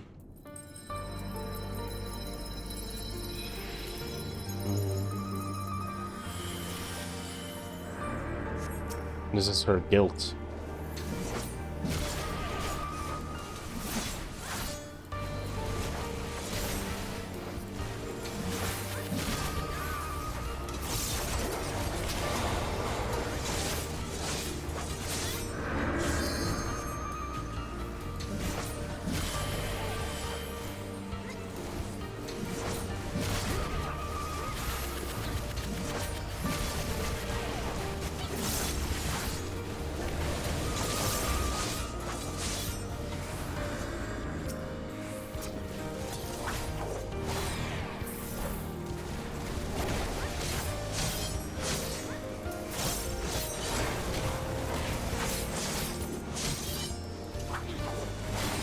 So cool.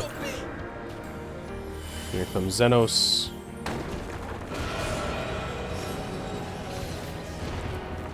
He's gonna whack at Yotsu. And then... oh, that's so cool. Oh! Holy cow. I accidentally pressed something on my keyboard. I pressed like the Windows button. Opened up more in the windows.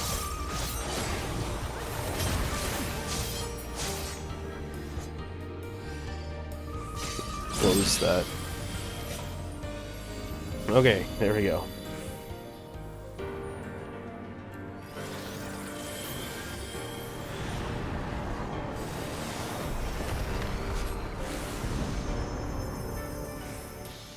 It's so cool. In darkness blooms the spider lily.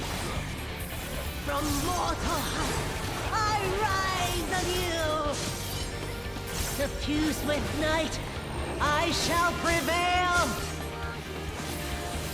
Trying to look at my buffs and debuff list. Okay, under the influence of the new moon.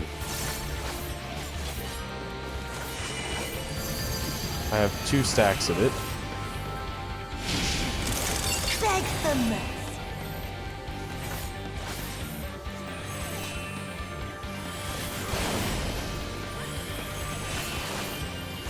I still don't know what I'm doing. The moonlight's chill shine petals pale. We have to be on this side? I don't know. Whoa. I don't know.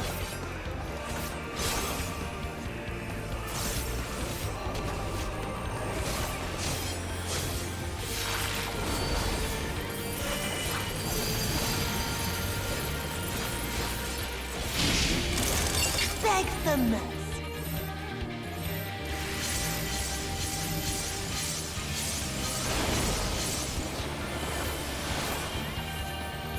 Let's go. Okay. No. Not yet. Not yet. Whoa. Cool. I'll grind you under my heel. This is a multi-hit.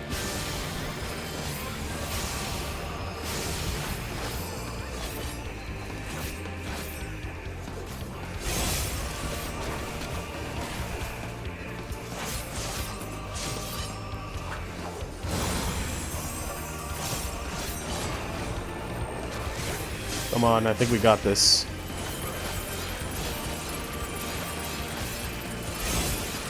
I'll grind you under my heel.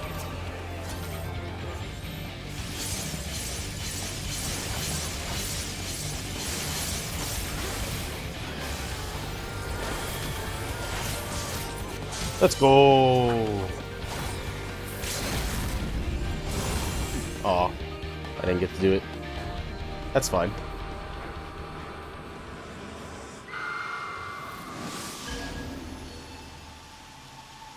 Oh, please don't tell me he didn't kill her. Okay, she's alive. Oh, and she's got white hair now.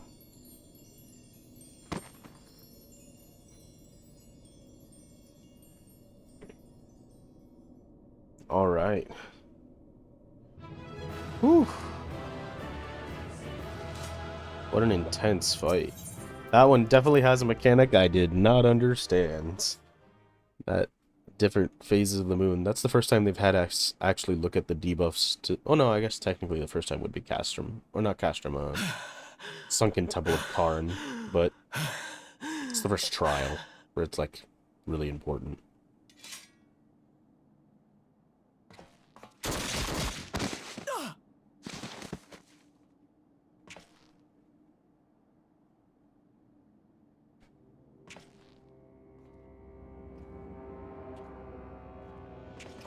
Because of course.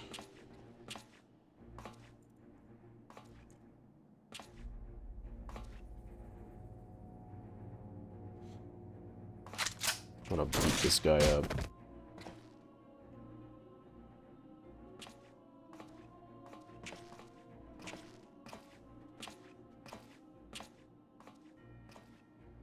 You really must learn to finish the job. 'Tis true that a gaudy mirror and a handful of crystals make for a feeble summoning. But even the weakest icon is a god of sorts. A threat that must be put down.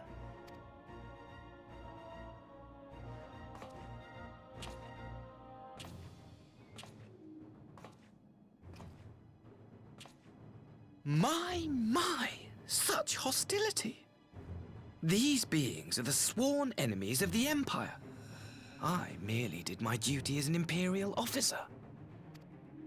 Will you surrender to anger, then? Slay an anointed emissary to avenge a fallen foe? Ha!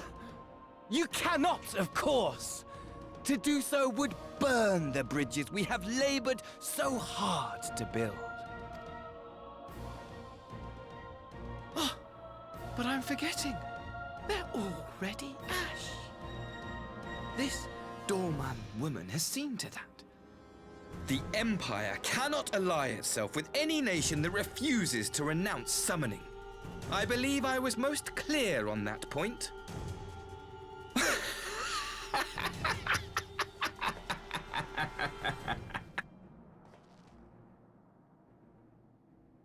It should have been mine. The power he bestowed upon her. I should have been the one to govern Dorma. I would have repaid his faith. No one alive loves him more than I! Instead, this harlot betrayed his trust. Useless piece of filth! Worthless whore!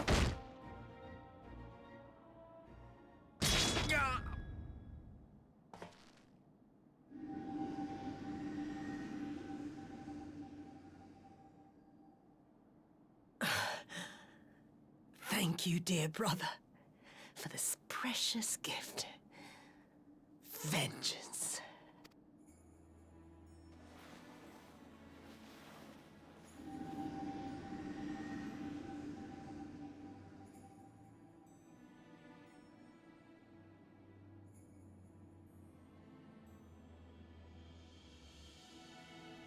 These people, our people, they ignore the corruption which festers beneath the surface. Cast aside that which is dirty and broken. Speak not of things which would disrupt their dreary little lives.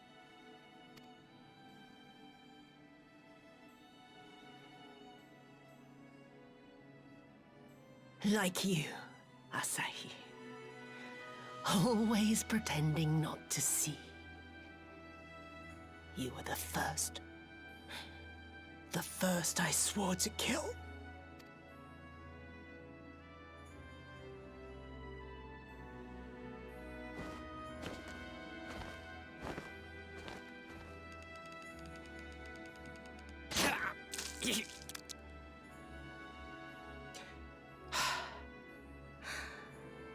such bliss. I had thought my hunger insatiable. But now I am satisfied.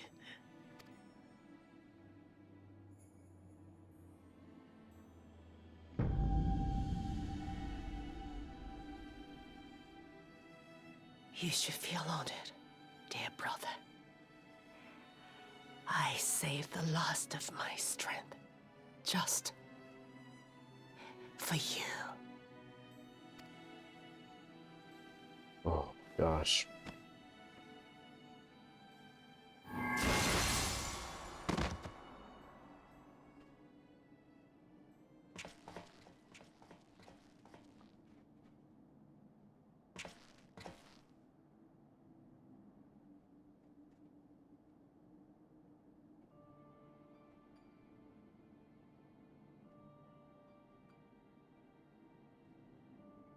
What's the matter? The Witch of Doma will soon be dead.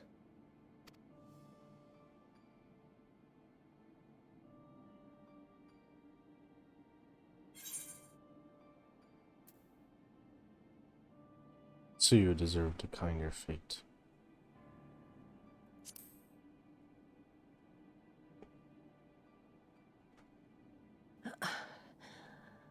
Her happiness was never to be. Not in this world.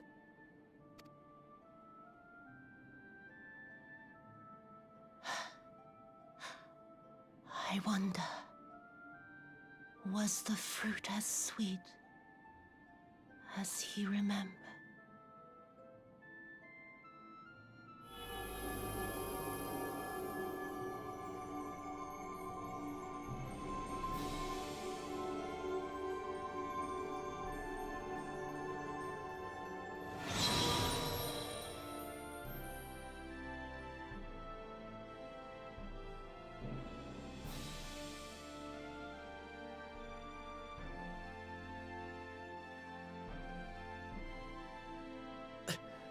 Lord Xenos.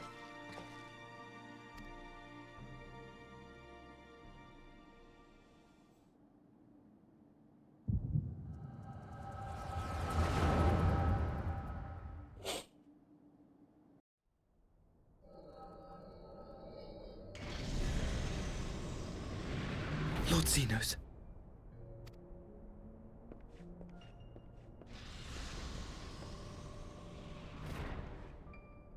I am at your disposal.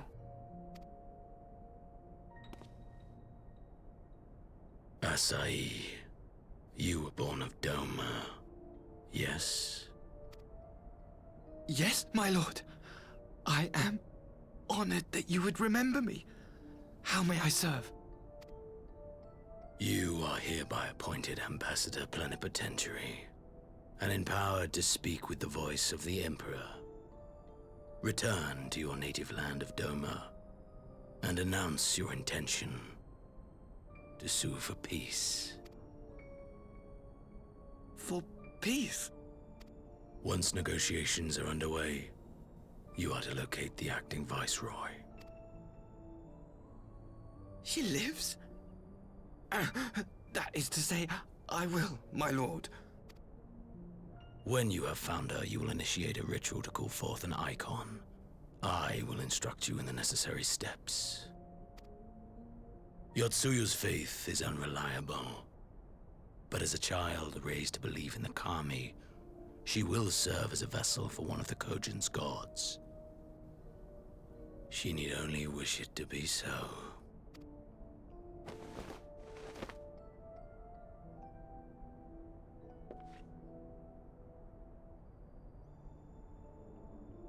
The power will seem a gift, but the icon's essence will consume her.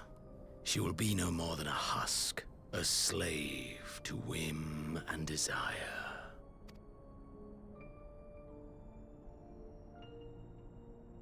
My lord, ever since the day you saw fit to save my miserable life, I have dreamed of repaying your benevolence. Upon my honor, I swear to devote myself wholly to your service. All that you command will be done, no matter the cost. But But I fear the subtleties of your plan yet elude me. From the reports I have heard, the champion who aids the Doman resistance would make short work of a single icon. The icon is merely a message. The pacifist teachings of the Populares spread through this city like a plague. And I would remind the people of the threat we face. You will be my chosen agent. The hand which tolls the warning bell. The salvation of this world will not be won through the signing of treaties. Your chosen agent. I will not fail you, my lord. When are we getting back at Xenos? Dude's gotta die for real.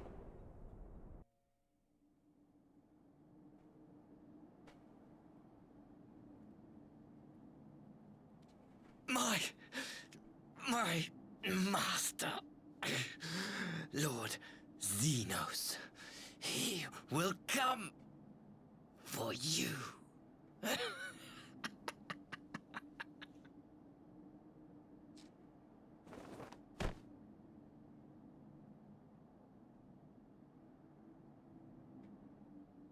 You have prevailed, I see.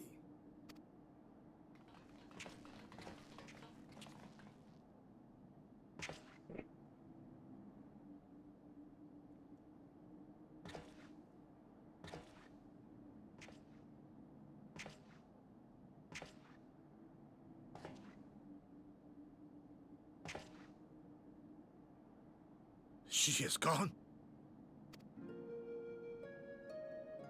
Wherefore did the Kami spare us, only to inflict this pain?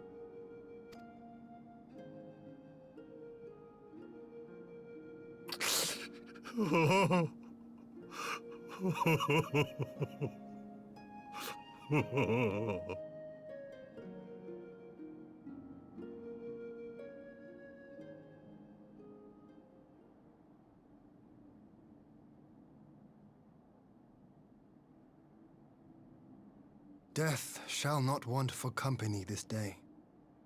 You spared us a worse disaster, but I fear our fledgling peace with the Empire was beyond saving. Lord Hien!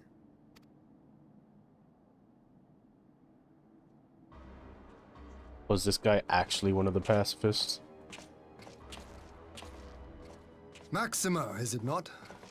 I assumed you long fled. I entertain thoughts of escape even now, but our negotiations have yet to reach a satisfying conclusion. The ambassador insisted that the summoning spelled an end to our mission here, but it seemed to me there was more to the tale.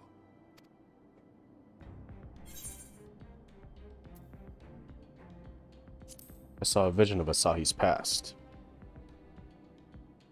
I have heard tell of this power you wield. And in your vision, you witnessed Lord Xenos giving these orders. How can that be? Xenos is dead. He took his own life after the battle in Alamigo. I saw his body with my own eyes. Forgive me, but Lord Xenos is very much alive. He granted our party an audience prior to our departure. That he was gravely wounded is certain, but his recovery appeared to be proceeding apace. I'm afraid I share Lord Hien's confusion. The man's death was confirmed and his remains interred. These are matters of public record.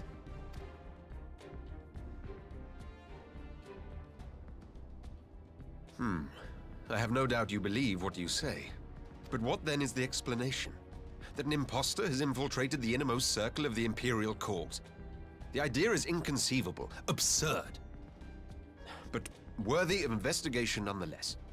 Our movement can ill afford to have a highly placed pretender undermining our efforts. Oh, I remember. Oh, it's Elidibus. I remember. The end when it I was trying to remember the thing that I forgot. And what I forgot was that Elidibus took off his mask in front of the Emperor. And the Emperor was pissed because he took Xenos' body. Your efforts may Which is yet why bear he fruit. wanted to summon a Tell me, primal. what is to become of our prisoner exchange? Though we have already taken custody of our conscripts, we have yet to release your Imperial comrades. Do you still intend to collect them? Oh my gosh. Yes. As the late Ambassador's second in command, it falls to me to speak on the Empire's behalf. And I'm happy to confirm our intent to proceed according to the original agreement. Yeah, he seems to be actually a Then part let us of be about the... it. 'Twould be a pity to abandon such a promising beginning. Yeah, it seems like Maxima is actually a part of the real Popularis. Indeed. You have my thanks, Lord Hien. As soon as our people are secure aboard our airship, we shall depart straightways for Garlemald. Tread lightly, Pilus. I sense treachery awaits you there.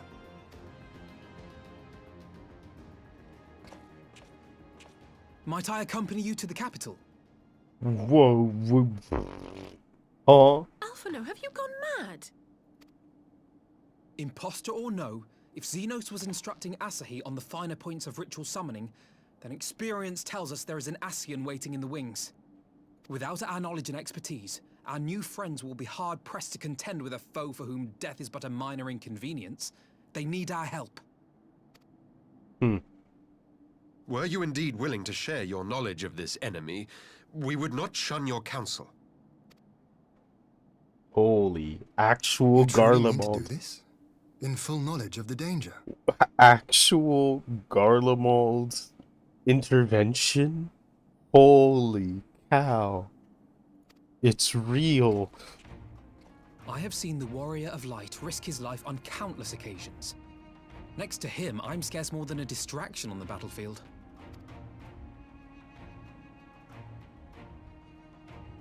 But in the meeting room or the audience chamber, there I can make a difference.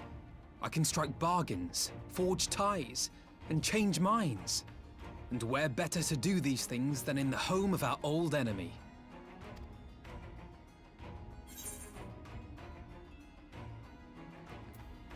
Oh boy. I believe in you, Alphino.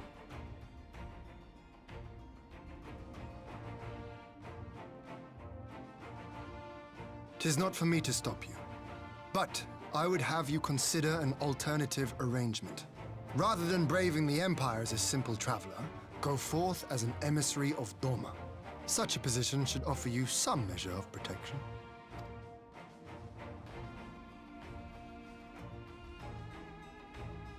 Go then. You've obviously made up your mind. Just try not to do anything reckless, all right? I shall be on my best behavior. Farewell, my friends.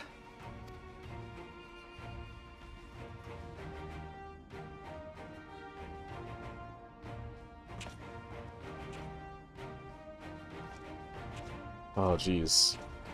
Oh, I don't know. Ooh, I don't know. Ooh. It could mean some real development for Garlemald. That would be super interesting. But, ooh. I don't know. Oh. Give me a moment. I'm going to be taking a break after I conclude this quest because I need to eat lunch. I knew Asahi was planning some manner of treachery, but a summoning? Thank the Kama you were here, my friend. None of us would have escaped Yotsuyu's vengeance had you not intervened. She was a pawn, aye, but she still had a choice, and she chose to submit to the ambassador's plan. 'Tis little wonder Gosatsu departed in silence. I gather he left the same way he came, alone aboard a rowing boat. As for the conscripts, most made it to the Sekibune before the battle began in earnest, but the vessel yet awaits on the riverbanks for those who did not flee in time. Then I suggest we put this doleful place behind us, and make for the Enclave together. It would be a shame to miss the joyous reunion.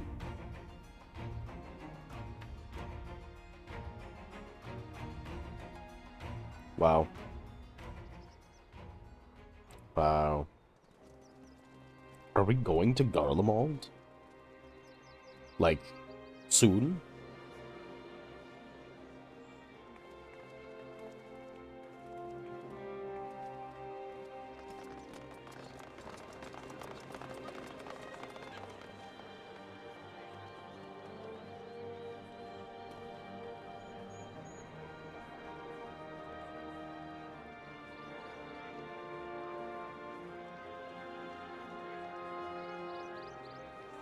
How often have I imagined this moment? Thank you for helping it come to pass.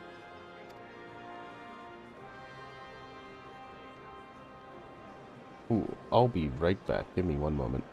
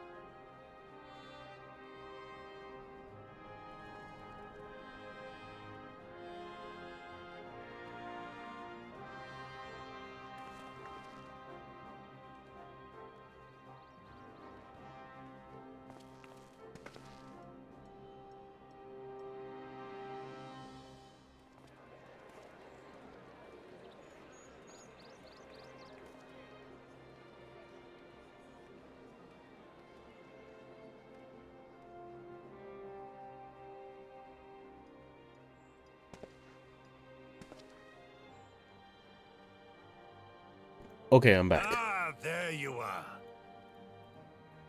Thankfully no dialogue happened. But I did watch that, so don't worry. I was here. I just had an abrupt phone call I had to answer.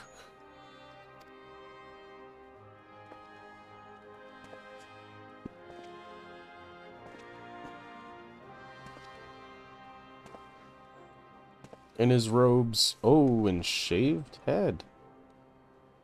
Gosetsu, your hair. Oh.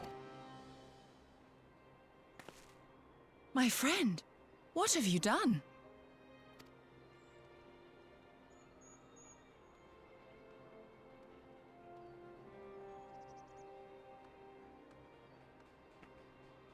An old man who cannot raise his blade has no place in the service of a young lord.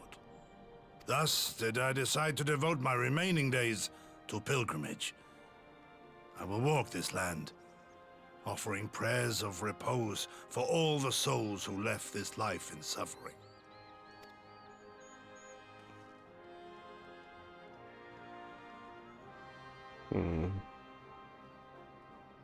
All of them?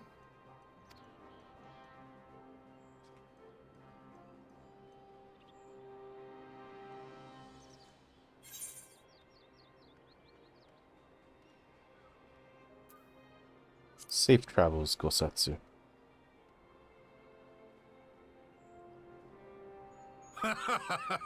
A fulsome farewell makes for an enjoyable journey. Scarcely have we said our goodbyes to Alphino, and you leave us too.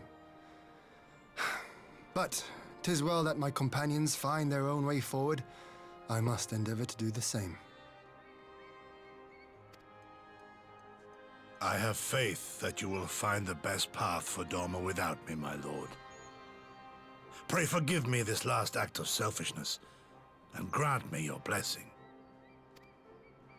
You have earned it 1,000 times over. Go in peace, my friend.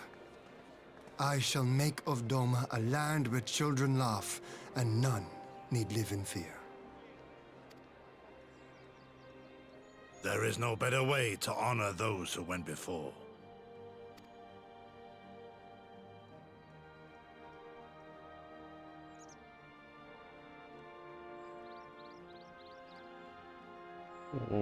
Gosetsu. At least you're alive. This is a better send-off than the last time. The last one was sad. This one is uplifting, at least. And with that, I take my leave.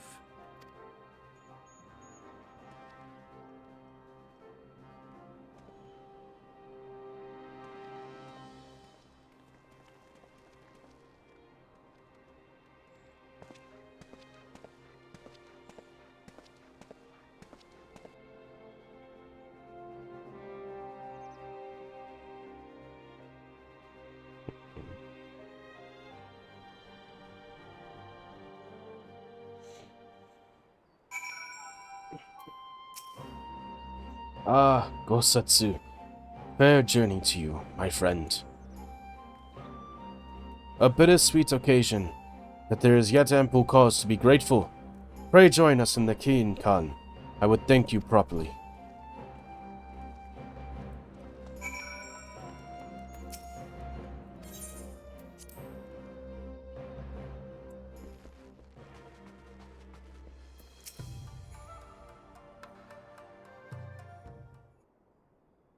Our brothers and sisters are reunited to us, and the dream of Doma's restoration is that much closer to being realized.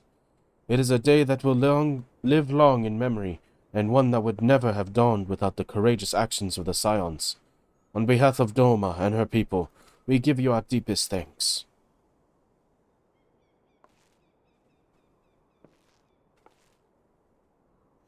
Lest you think me complacent, I assure you, I have not forgotten the dark cloud on the horizon.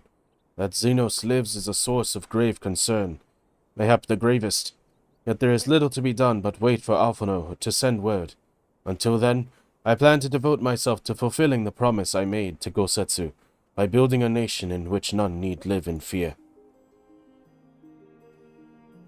Ah, I confess, I miss him already. But the thought that he has at last found peace goes some way to softening the blow. I wonder, did you ever stop to ask yourself why he showed Yotsuyu such kindness? I believe the answer lies in past tragedy, specifically the death of his wife and daughter during the invasion. Though he hid it well, they were never far from his thoughts, and in Yotsuyu's childlike mien, I believe he saw not a fallen tyrant, but the little girl who was lost to him. After the loss of his family, Gosetsu devoted himself wholly to the service of his country. He suffered any hardship, strove beyond the limits of endurance without hesitation or complaint. Though Tsuyu could never truly replace his daughter, I had hoped that with her at his side, he might live out the remainder of his days in relative contentment. Would that the kami had been so kind-minded. Even now, I labor to discern any meaning in Yotsuyu's fate, to deliver her from certain death with no memory of her sins, only to leave her at the mercy of her stepbrother. Can that truly have been their will? That I cannot tell you. The will of the kami is not for us to know. But what I do know is that for a brief moment, a girl known as Tsuyu lived among us, and that she brought with her a whisper of respite for a grieving heart.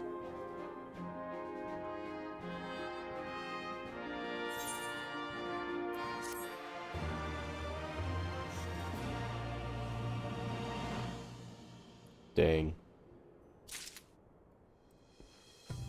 Okay. I will be right back. I'm going to take a break for lunch.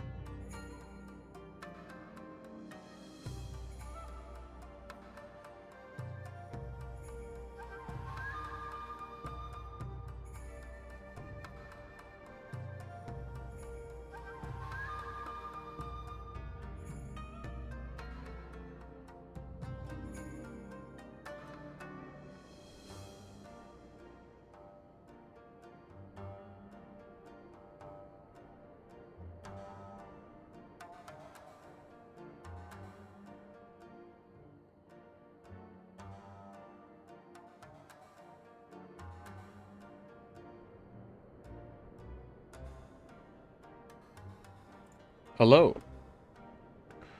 Okay. I'm back.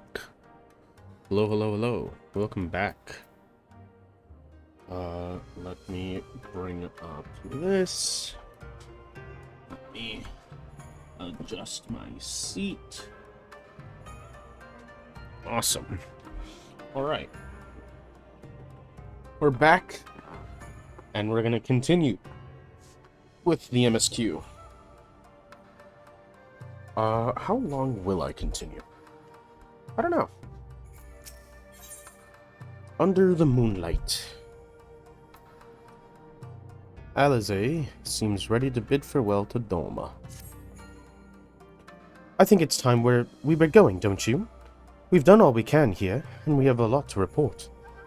But before we head back to the Rising Stones, let's call in at Rhalgr's Reach. We should be the ones to tell Lys about Xenos. After everything we went through together, we owe her that.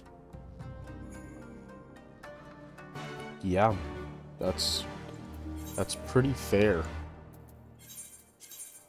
Yikes. 700. Reduce rate is in effect? Oh, because Rhalgr's Reach isn't one of my preferred. Well then, in that case, return.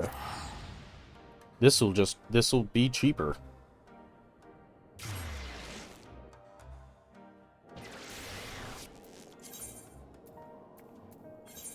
Look at how much cheaper that is. Wonderful.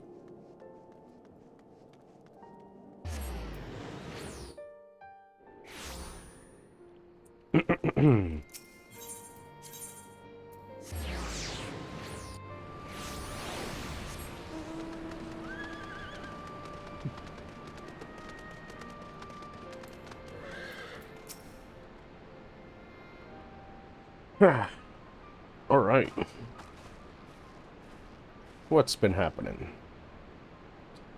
Call, Alize, you're back. No, Alphna? It's good to see you, Lys.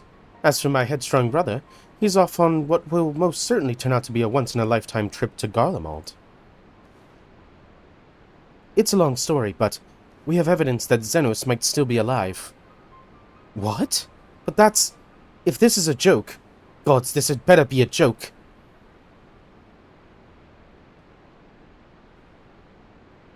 It is not.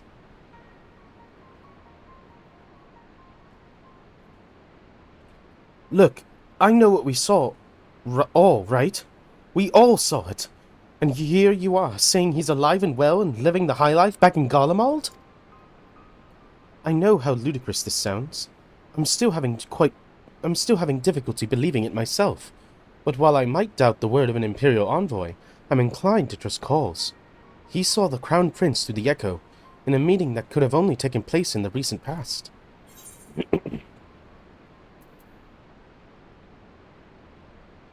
It was him. It was Xenos.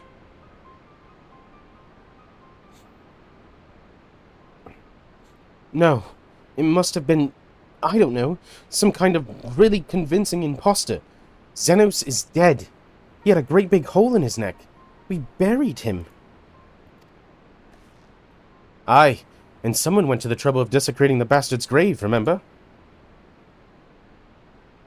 Thalls, gilded halls, whatever are you talking about?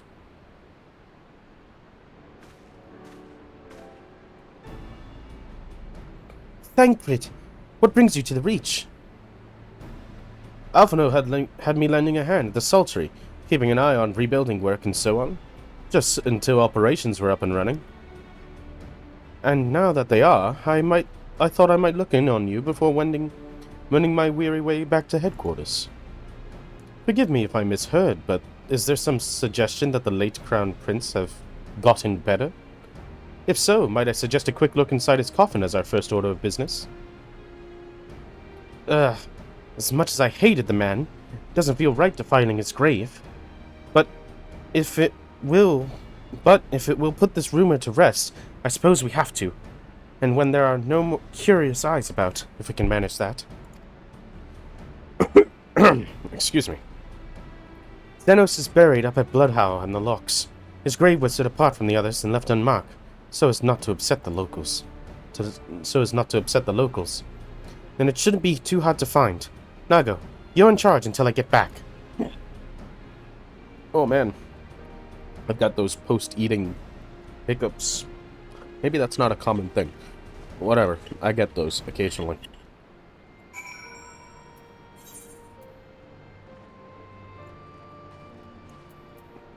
It's not very often, but it can affect when you're trying to voice act and you just ate. You technically shouldn't voice act after eating. You should give yourself some time to digest. Unfortunately, I'm streaming, and that's not going to stop me.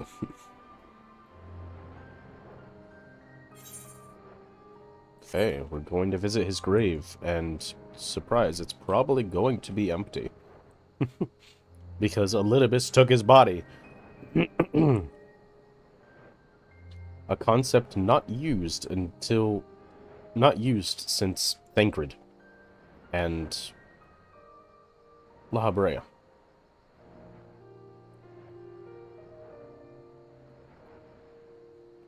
Abalethia's skull.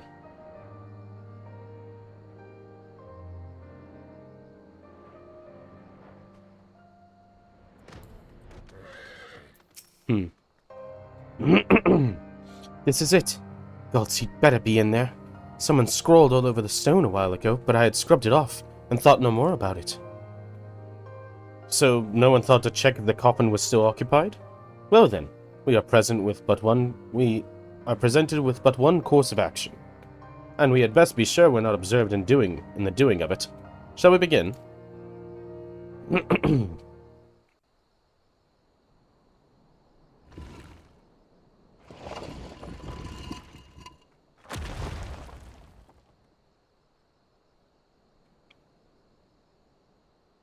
Oh dear. We seem to be missing a corpse.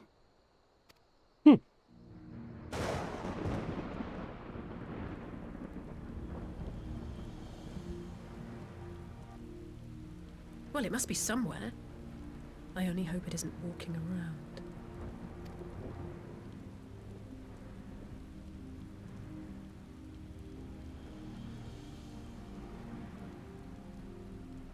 Oh, great.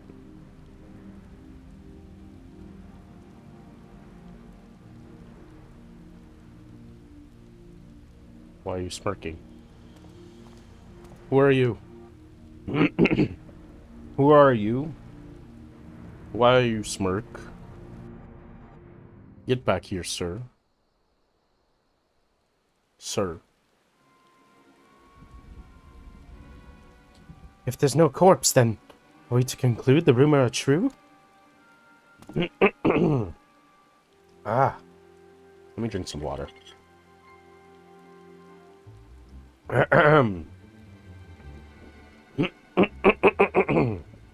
Sorry about this. This is what eating and having allergies is like, in case you're wondering. Not necessarily. We might still be dealing with a doppelganger of some kind. An agent could have been sent to dispose of the body in a bid to lend credence to the tale of Xenos' resurrection. More and more, however, I find myself siding with Alphinode's theory of Ascian possession. Speaking from experience, I can tell you they have no qualms about taking a living host, let alone a dead one. You're saying an Ascian is walking around in Xenos' body? It seems a distinct possibility. Once I have put this grave back to the way we found it, I shall pay a visit to the people responsible for entering the Crown Prince. Before leaping to any conclusions, I want to know for sure if a body was ever buried here, and how certain we are that Xenos was properly dead. If he wasn't, that was some trick. He as good as cut off his own head. Anyway, Bralbon needs to hear about this. If you find anything out, send word to me at Valga's Reach.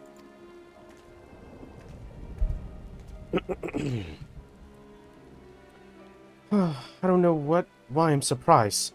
With matters settling down in Doma, we would do another crisis. Shall we make for the Rising Stones, then? It's past time we shared these developments with the others.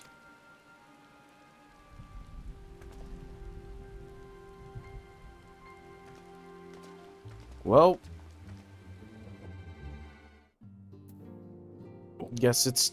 Oh, we're back. Holy cow.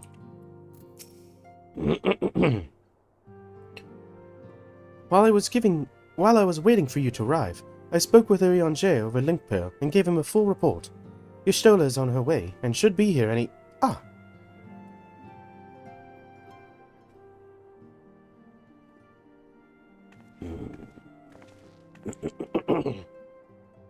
Alize, Cor, 'tis good to see you safe and well. What news have you from the east? Sorry if I keep hitting the mic on top of having these awful congestion issues. Disturbing developments indeed. Given all that we know, I too would conclude that an Ascian now inhabits Xenos' body. The doppelganger might fool the Crown Prince's subordinates, but Call? Nay, Alphino had the right of it. Would that his wisdom extended to the question of his own safety. Capable though he has become, his ventures alone into the enemy's stronghold, in the shadowy web of the Paragons, like as not.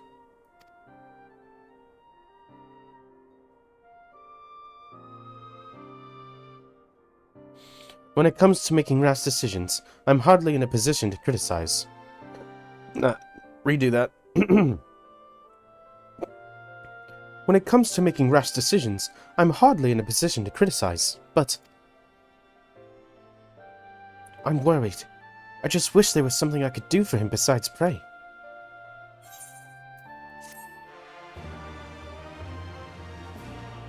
Dang.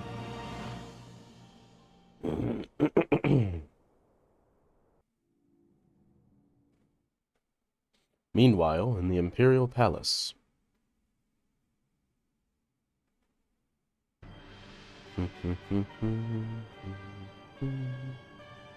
Still love the music.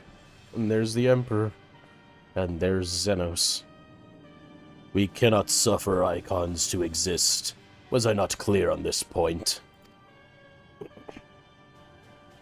More than clear.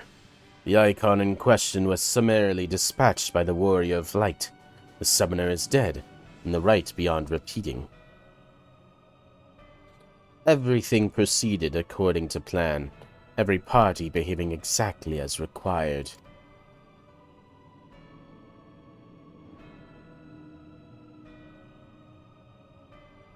My methods may seem extreme, but there is no cause for concern. I work only to ensure the salvation of this star. Yeah, it's a little bit...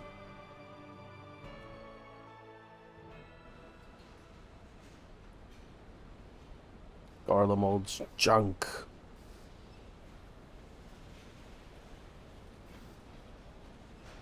This was inside the castle, wasn't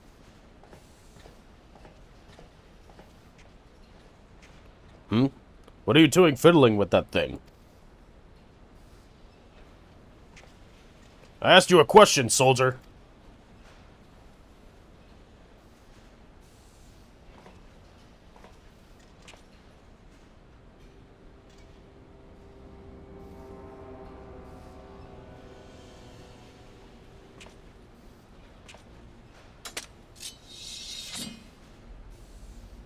Huh? What are you? Have you lost your mind?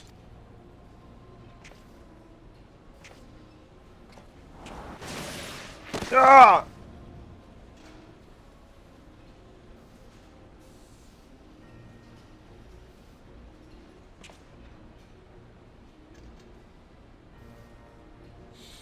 I have lost many things, but my mind is yet my own. There upon the stage I stood, prepared to take my final bow, only to find that the finale was but an intermission. He swapped bodies. Shall I use this chance to repent for my sins? Embrace goodness and mediocrity? Nay, I think not. While the one I yearn to face yet lives, the hunt must go on. It's Xenos. But he's in some other person's body. Presumably whoever Elidibus was in before. But how did he swap? Holy cow! It's Xenos! He is still alive! Well, like, actually still alive. And the hunt must go on. Oh my gosh. Lunar cycle.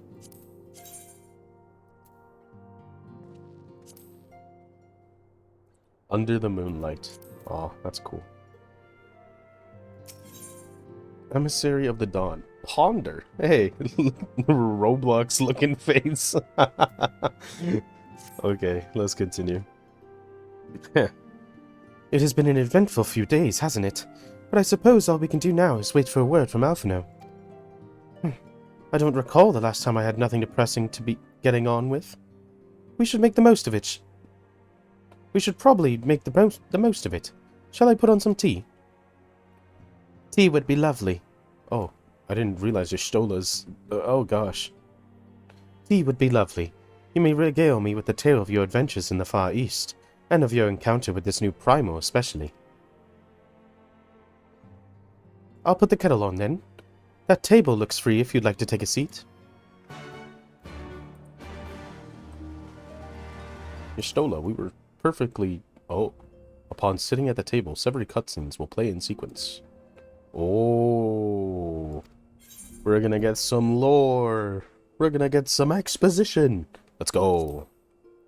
I apologize, you might not hear my voice very often. We'll see. Oh, okay, never mind.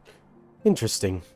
So this Tsukiyomi was summoned in much the same manner as Susanoo, via the medium of sacred relics. That's right. They believe their gods, or kami, reside in physical objects. Given the danger they represent, it may behoove us to begin a catalogue of such relics. But if we are to contain the threat, we will require a better understanding of the summoning method itself. I believe I shall pay a visit to Doma, and learn what I can on the subject. A fine idea, and I know for a fact that our friends in Doma would be grateful for any information which could help to prevent further summoning in the region. I will pen you a letter of introduction. Lord Hien will wish to welcome our resident expert on aetherology. Greetings. Could it be that I'm in time for tea? It certainly looks that way. Come on, sit down and tell us about how your investigation went.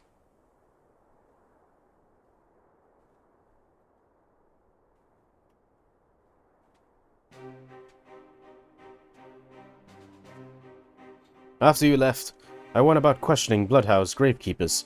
They all told much the same story. Once Lise and her officers had confirmed Xenos dead, his corpse was interred under strict supervision. There seemed to be little reason to doubt their testimony on that point, but when I mentioned the defacement of Xenos' grave, accounts grew rather more vague. None reported having seen any suspicious persons in the vicinity, and all assumed the act to have been perpetrated by Eventuella Megan. Crucially, however, I was able to confirm that when the offending scrawl was removed, as per Lisa's instruction, no one involved thought to check the contents of the coffin. By that stage, 'tis like that the corpse was already missing. Assuming Xenos has not in fact risen from the dead, we are left with two possibilities. Either the body was disposed of to lend credence to the claim of an extremely committed impostor, or an Ascian has taken up residence within it.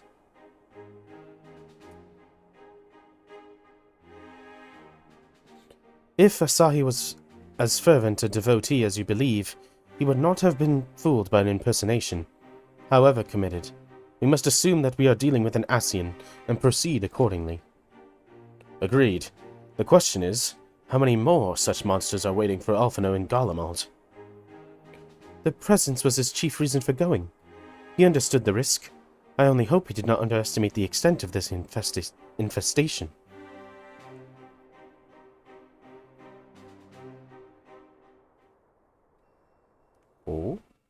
Oh, are we gonna get to see Alphino?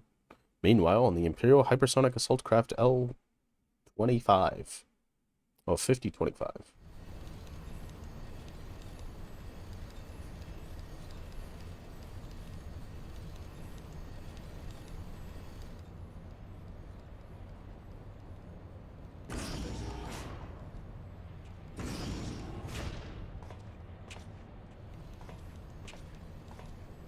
Master Alphino, We are making good speed towards our destination.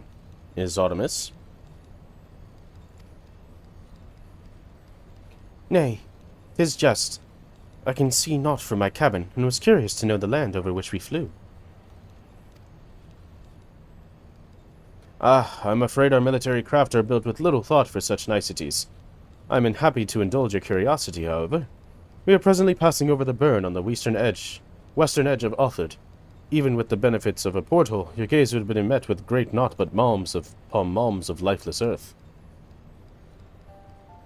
I've read something of the burn. It was described as a desolate wasteland, bled dry of every last drop of aether. Aye. It is believed that the succession of Icon summonings was responsible.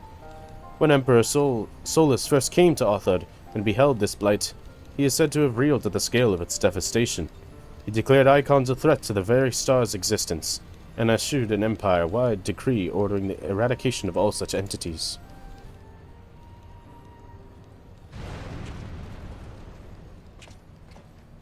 Report! We're under attack, sir.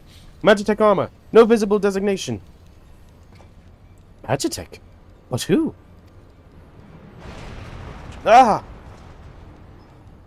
All cannons, return fire. Damage report.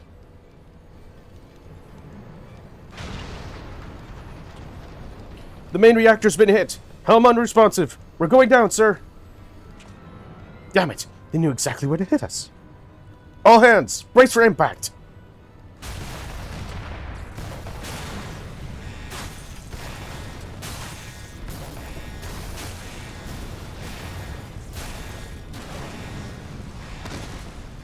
Holy cow.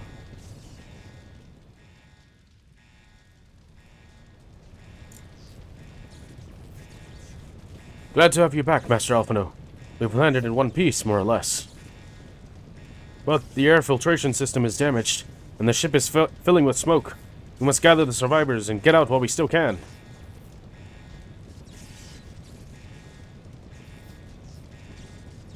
Aye, aye.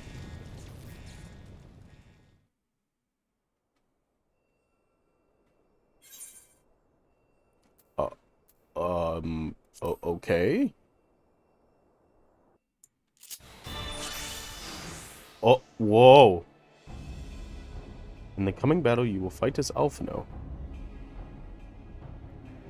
What? Okay, I have Ruin and Physic and Try Shackle. So that's a,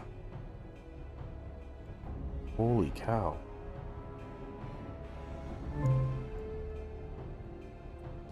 Search for the survivors.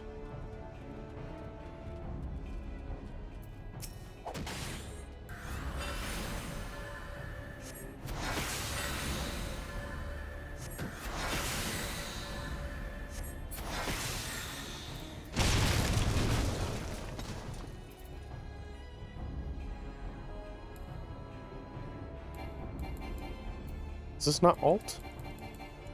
Oh, it just doesn't do anything. Ah, I see. Why can't I move? Oh, I'm in Say Chat. Interesting. Use Physic. Oh. This is interesting. We're playing as Alphino.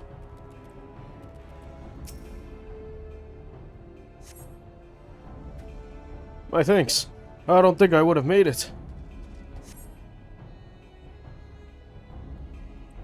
Yes, you very likely saved his life. The question of who would try to take it remains. Oh. Prince? They've not come for parley, I fear. What are your weapons?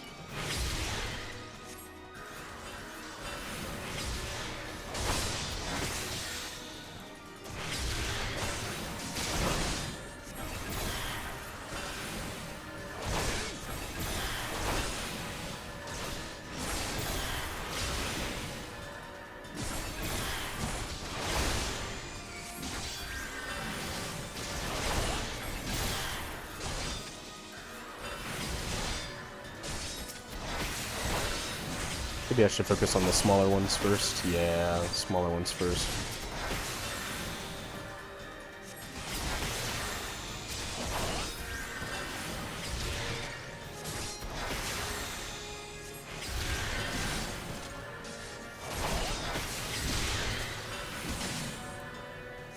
This shining moonlight.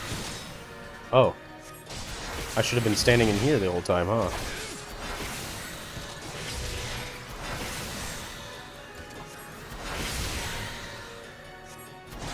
Okay. Interesting. This is super interesting. We're playing as Alphino.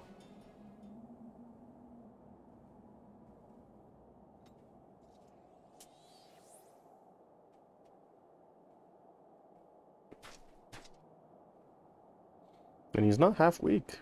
He doesn't have much in the way of spells, but... oh my.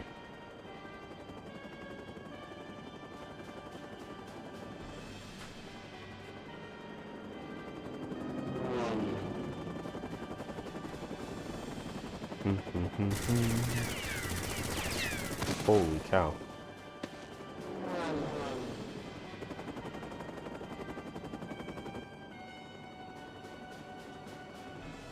Confound it! Not here! Not like this!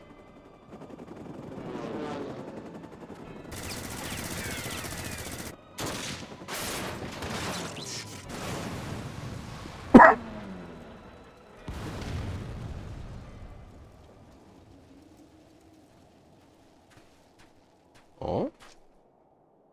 Well, who in the Emperor's name?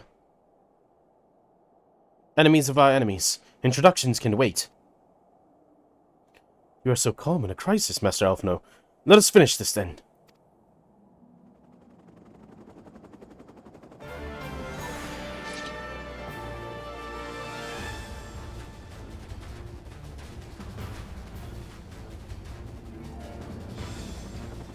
Oh. Bum, bum, bum, bum, bum.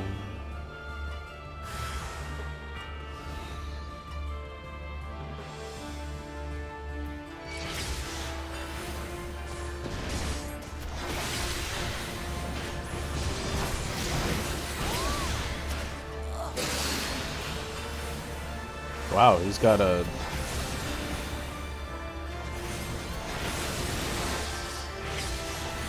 wow. Guy's pretty strong, huh?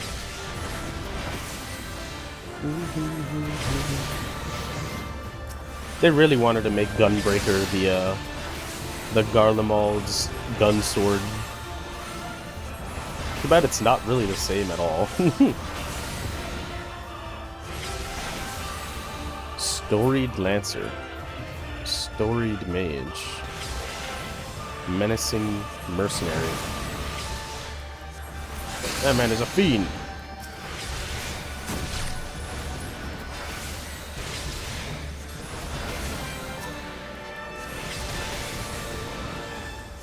Gotta get rid of him. At least one at a time, because that's all I can do. We're too far apart to use the AoE one.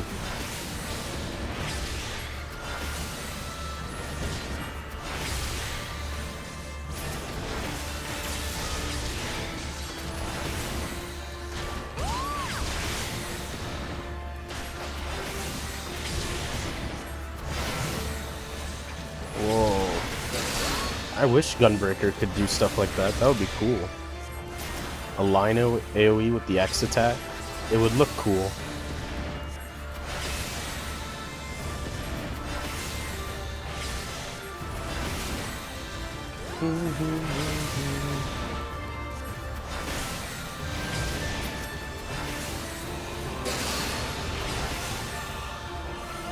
I love the music.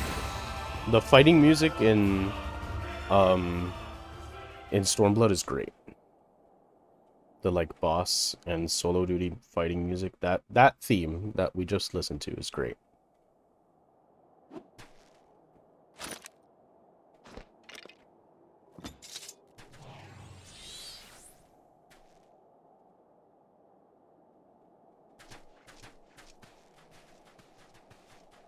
My thanks.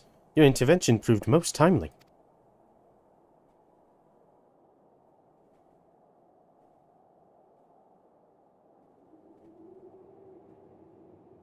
Well, well. I did not think to meet an Eorzean in this place, let alone a Scion. You know of me, sir?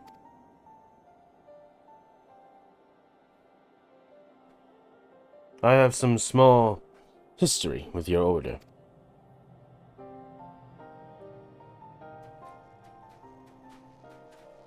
But I would speak of the present.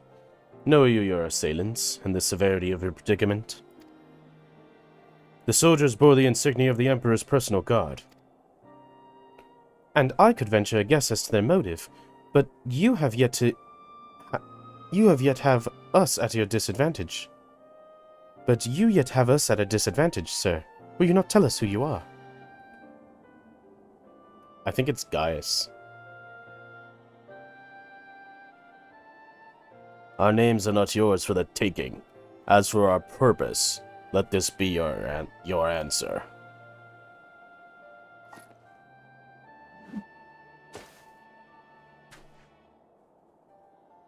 An Ascian mask.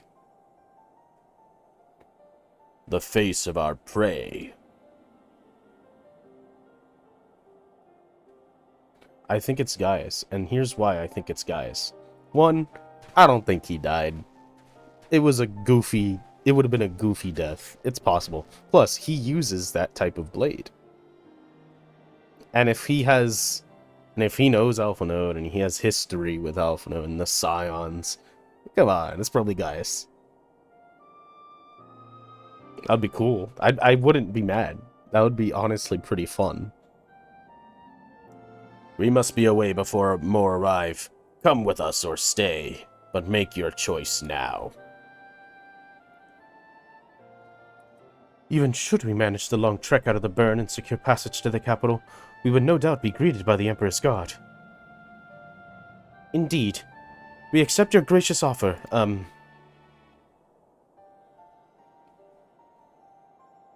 Shadowhunter will suffice for the present.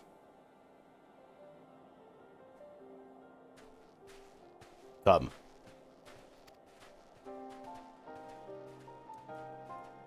He's Garlean. I don't know. I'm gonna go out on a whim and say he's Gaius.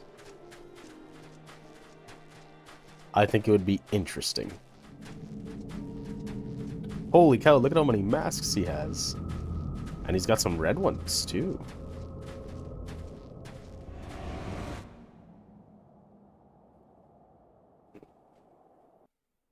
Oh.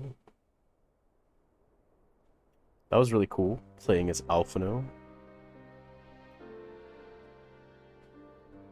And of course, nobody here knows. This is intolerable. But as much as I wish it were otherwise, there is nothing we can do for Alphino now but pray for his success. Well, that is not entirely true. While your brother journeys to Garlemald from the east, I could make my way there from Alamigo, and find out what there is to be learned in the Empire's western provinces. Then I'm coming with you. I can't very well sit here sipping tea if there's action to be taken.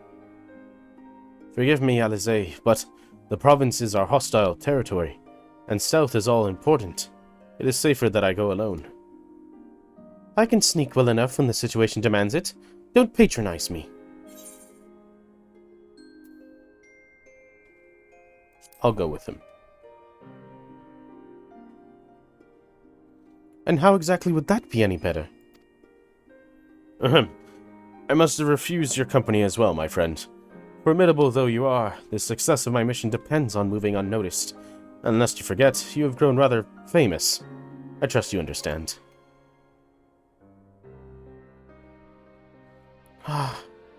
Fine. Just promise you'll be careful.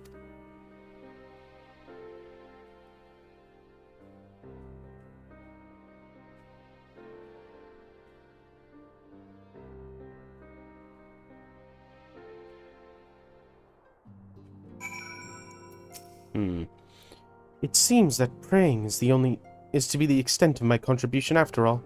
But I will stay behind as I have been bid. We have all our talents.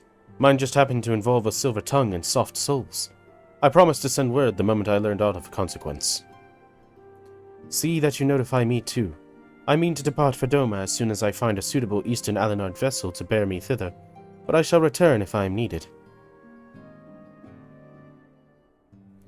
Be sure to drop in whenever you're next in the area, Call. With any luck, I'll have a painfully detailed report from Alphanote to share. There we go. And we get the Ponder. Bunger? You have learned the emote Ponder. Let's see. Let's see the emote.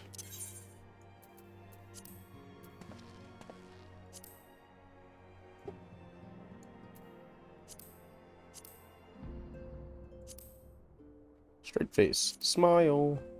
Grin. Wink. Wink. Content. Smirk. Taunt. Shut-eye. Sad. Scared. Amazed.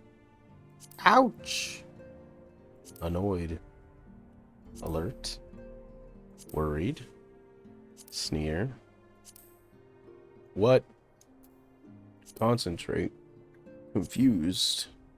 Simper. Simper. That looks fine. Beam. Oh, that's nice. Bro, scoff, fake smile. That's funny. And then ponder. Okay, cool. Well, let us continue.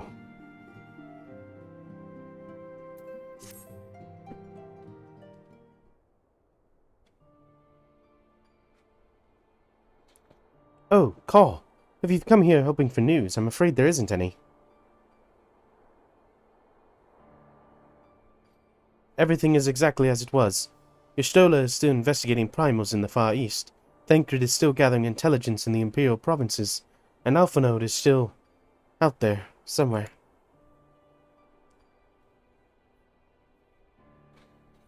There's been no word since he first scheduled report. Nor does he respond to calls. And all the while, I'm just meant to sit around here waiting. It's driving me mad. Begging your pardons, I bear a message from the Otuan Alliance. Thank the gods for that. We have a visitor.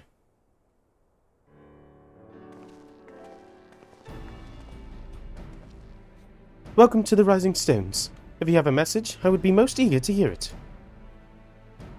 My lady, the Alliance leadership will soon convene to discuss the matters of Ascian interference, and they humbly request the presence of the Scions of the Seventh Dawn.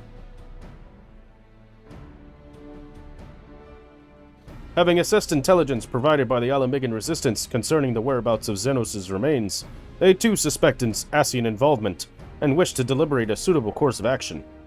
As the foremost authorities on our foe, your Order's counsel will be most welcome. Of course. We should be glad to assist in whatever way we can. With almost everyone else afield, I'd say this one falls to us.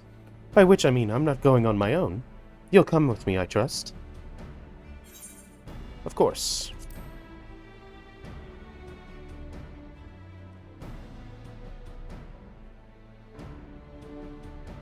There you have it. We accept the invitation. Thank you. The time and date of the meeting will be shared in due course, but I can confirm that the council will take place in Alamigo. By your leave.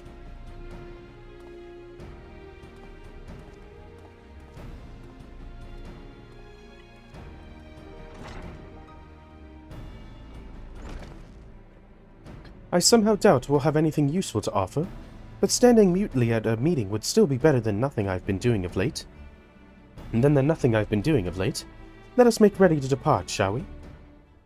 Thancred, what's going on, man?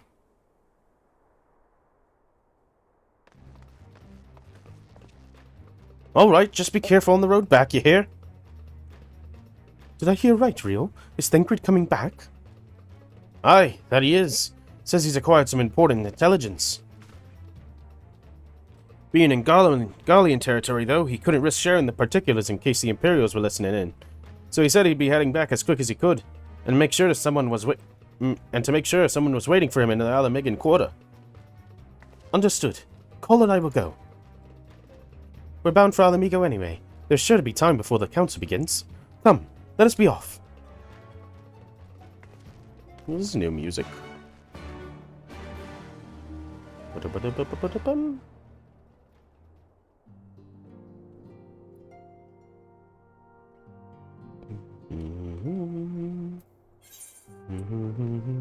Something I want to check. The Wandering Minstrel. You. Nope, you don't get anything.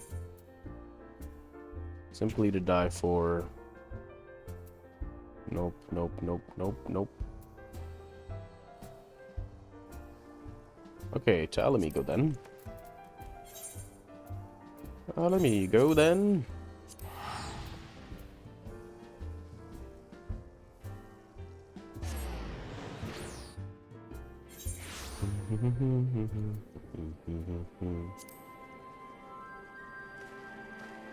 There's like nothing here.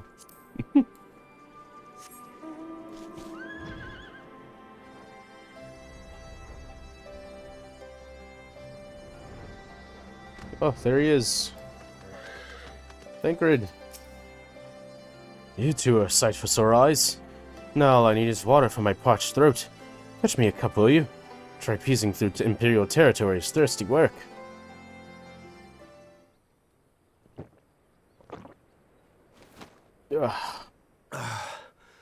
God, I needed that. I won't bother telling you to catch your breath. Whatever brought you galloping back to us, I assume it's urgent. Quite. Without further ado, then. After the successful uprisings in Doma and Alamigo, rebels in several other provinces were inspired to follow suit. Unfortunately, they did not fare quite so well. The Dalmascans paid the heaviest price.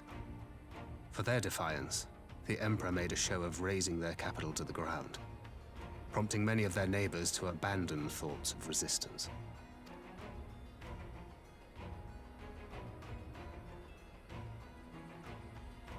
But not all have given up on liberty. Heartened by the news of Doma's prisoner exchange, some still believe that the Empire may one day be amenable to negotiation. We have the shinobi to thank for spreading the good word. They have worked tirelessly to keep the subjugated informed, and a little knowledge can go a long way. Very true. There is at least a spark of hope, then. A spark in want of kindling, yes. The Alliance has already begun supplying materiel to resistance movements abroad, many of whom would otherwise struggle to continue the fight. The support effort has been led by the Sultana and the Elder Seedseer, who have both seen enough Alamigan refugees to know the consequences of oppression. And for their troubles, they have quickly earned a reputation as folk heroes in certain corners of the Empire. That is all for the provinces. As for the Garlean motherland itself... Our friends the Populares have suffered something of a setback, I regret to say. Talk is rife that Doma has summoned a primal, and the Empire's more liberal voices are being drowned out in the fearful clamor for retribution. And who did they think orchestrated this summoning? Oh, any but those truly responsible. Xenos has seen to that. Speaking of whom, the Crown Prince is recovering remarkably well. Well enough, in fact, to enable him to personally tour the provinces, putting the fear of the Emperor into the hearts of any would-be dissidents. He walks in plain sight, and none suspect him. Then it's as we feared. Yes. An Ascian wears his skin. Wow. But it was not that which brought me here in such haste. During my time in the provinces, I learned many things. Yet at no point did I hear any report of a Doman emissary in the capital. But Alphonse should have arrived by now. Could they be holding in there in secret? The possibility did cross my mind, but I have reason to believe he never reached his destination. As you know, Scions assigned to covert operations, such as Riol and myself, are issued special link pearls for communication in the event of an emergency. I mention this because it was originally Alphino's task to coordinate the response at headquarters, meaning he has one. And whose voice should I hear when mine recently crackled to life? You spoke with Alphino? Spoke with, no. I but heard his voice, and none too clearly at that. 2 words were all I could make out. The burn. The wasteland on the edge of Otherd. Something must have happened to them there. Oh. So that's how they figure it out. There's no time to waste. We must make for the burn at once. I had a feeling you might say that. And? I can't very well sit around here drinking tea if Alphino's in trouble. You said yourself that this link pill was only to be used in emergencies. So I'm going, and that's the end of it.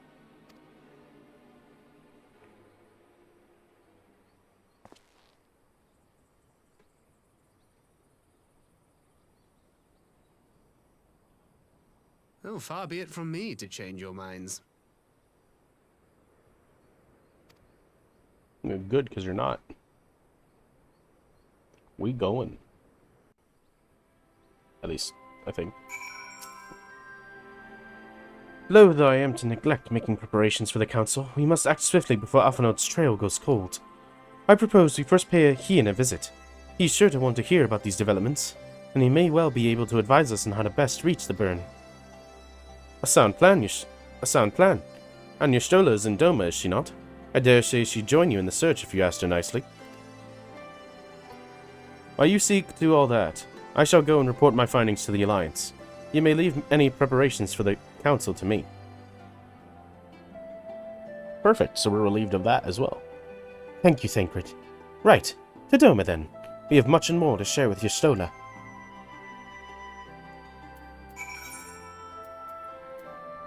Oof, to the Enclave, eh?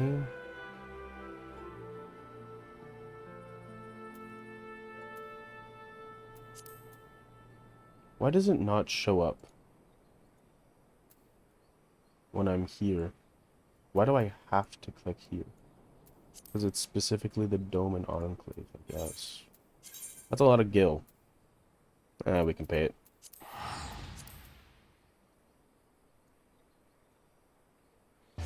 I will save my last 2 Aether tickets until I really need it.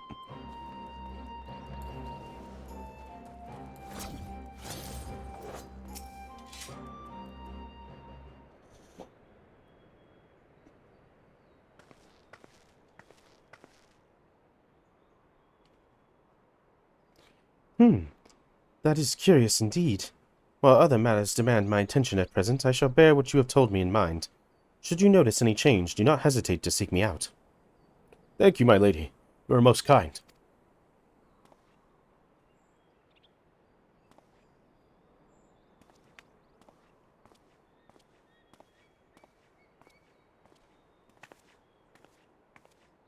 Well, well. 2 faces from the dim and the distant past. Come now, it hasn't been that long. Who was it that you were speaking with? A local miner who supplies crystals for the rebuilding effort. Of late, he claims to have struggled to find crystals with so much of a trace of elemental energy. Upon learning that I had some knowledge of Aether, he came seeking my counsel. Just now he brought me one of his recent finds. It was precisely as he described, devoid of elemental energy, and eerily reminiscent of a de-aspected crystal that manifested in Eorzea in the days prior to the calamity. It would be wise to investigate this phenomenon more closely. Indeed, but on a more positive note, the locals seem to have taken a liking to you. More an interest than liking, too, I think. The sight of a Makote with a particular contraption on her head has a certain novelty value in these parts. Any actual regard they may have for me, I owe wholly to you and the others who came before. Everyone here has been exceedingly cooperative, and I am pleased to report that I have all but concluded my investigation. Simply put, by focusing one's will upon an aether-infused object of worship, it is possible to conduct a summoning. So, the fact that they are objects of worship is the key. They are themselves suffused with requisite belief? Correct. Such sacred relics as the Kojin collect obviate the need for religious fervor in the summoner, Yotsuyu being the most obvious example. She had but to associate the artifact given to her by Asahi with the divine, and it served to amplify her desires and give them form. A form nourished through the power of the crystals also provided by her brother, and thus was Tsukiyomi brought into being. Which brings me to the question of preventative measures, to which I have yet to find a satisfactory answer. At present, I know not of what that will avail us, save to keep watch over the monument of relics and crystals, as if we did not have enough to keep watch over already. I gotta articulate, Topeka, Kansas, articulation.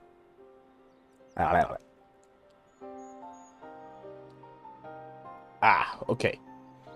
That should be better. But I doubt you came all this way to hear that which may be perused in a report. Has something happened to Alphino?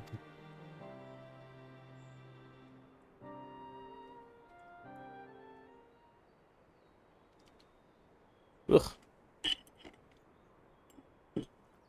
Remember to drink water. I shall join you in the search, of course.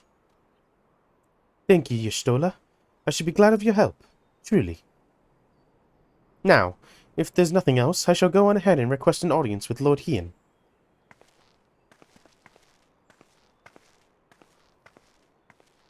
Alize puts on a brave face, but she has little talent for concealment. We shall join her at the Hien-kan.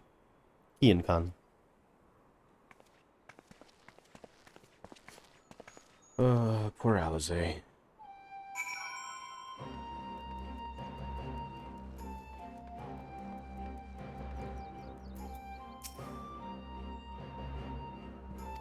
Lord Hien is expecting me. Yes, I know.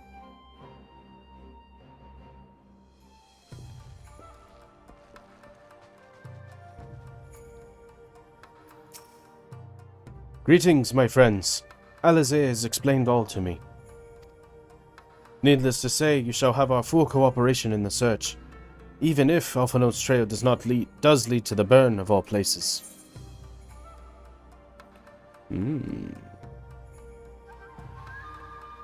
Money? Money is not bad, but so is food is good.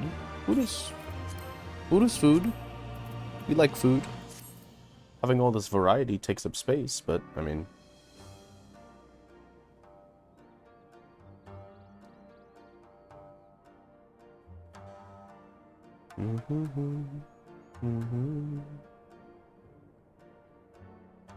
Sorry, give me one moment. Okay. Feel the burn. The region known as the Burn occupies a special place in Gallian history. Every child in the Empire is familiar with the tale. In the distant past, it was a verdant land teeming with life, but successive summonings saw it bled dry of aether and reduced to a desert. It was upon beholding the devastation that Primals had wrought the Emperor Solus was spurred to embark on his crusade against their kind. The Burn offers a glimpse of the future we seek to prevent. Know you of any reason why Alphino might have gone there? Aye, mischance. Though it lies on the route to Garlemald, it is no place to make a stop. My guess is they encountered some manner of trouble there. In any event, I'm of the same mind as Alize. We have no choice but to take our search to the Burn. Given the considerable distance involved, 'tis best we went by bird. Call and I have our yoles. You, Giddy, will you ready the falcons for the others? I shall gather our swiftest birds. Near the House of the Fierce there is an overlook. Pray join us there once you have seen to your preparations.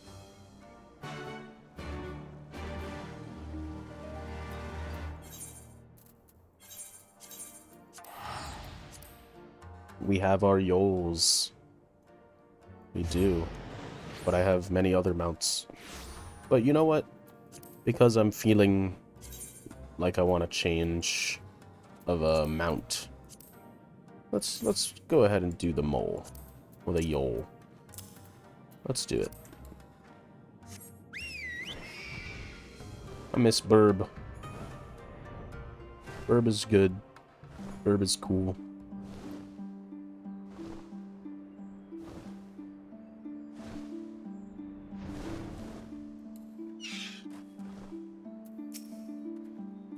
If everyone is here and possessed of a bird, let us away.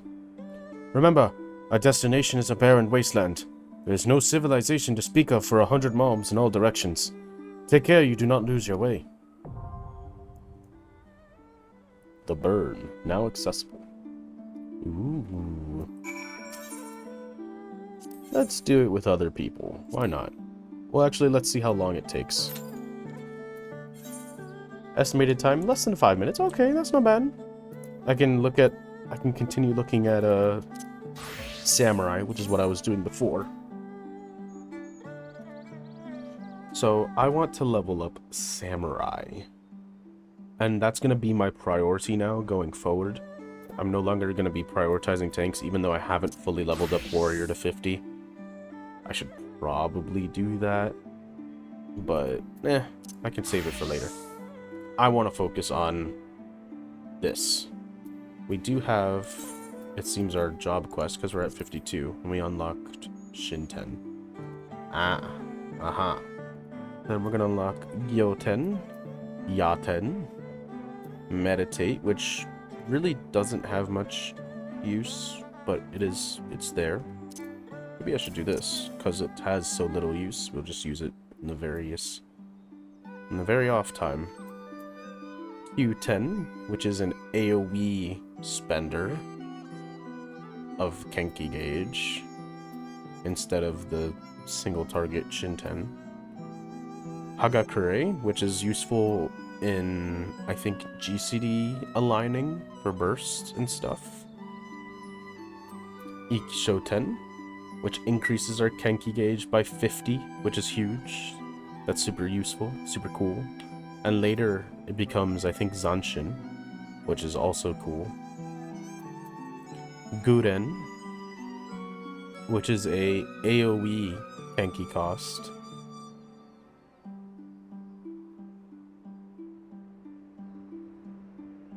But in a straight line. And it no, it doesn't share anything with...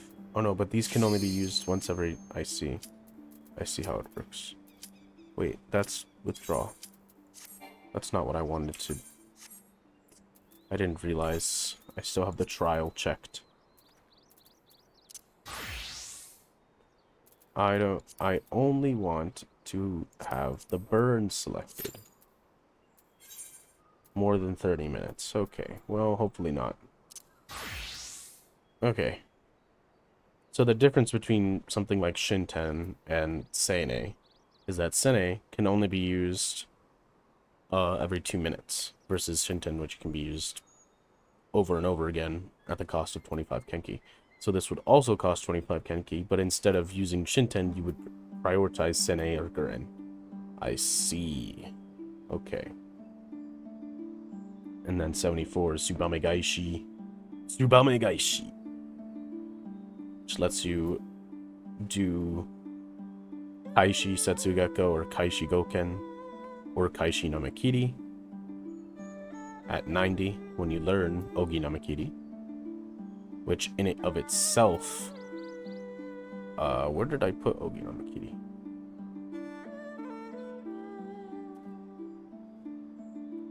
Does something become Ogi Namakiri? Where is it?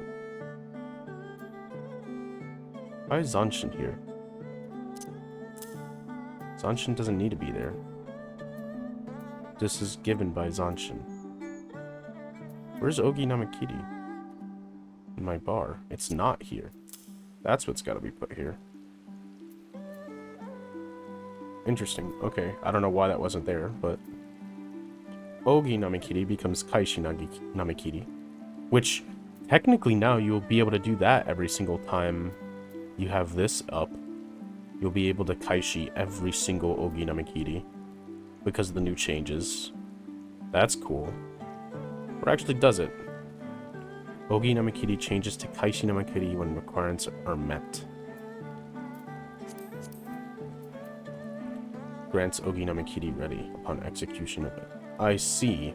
So now, right, where before you needed Ogi Namakiri on a side, you would get the ability to use it after using Iki Shoten at level 90. You would use Iki Shoten, and then you could Ogi Namakiri. Which means its cooldown is shared with Iki Shoten. Now, at level 100, not only do you get access to Ogi Namakiri, you also get access to Zanshin, which Iki Shoten itself becomes, I believe. Let me check that. Yes, grants Zanshin ready upon executing Iki Shoten. So now you get Ogi Namakiri ready and Zanshin ready. Super cool. Gyofu is literally just the alternate version of Hakaze. So finally an upgraded Hakaze. Fuko? Is this the upgraded Fuga? It is. Shoha is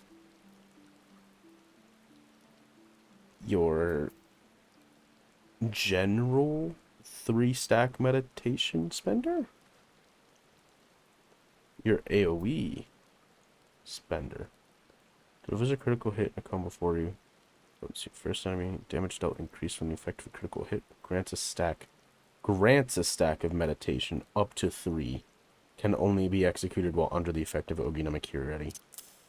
Versus Shoha, which delivers an attack in a straight line, can only be executed after accumulating 3 stacks of meditation, which you can get by executing EI Jutsu or Meditate. So by doing 2 EI Jutsu, like EI Jutsu and Tsubame Gaishi,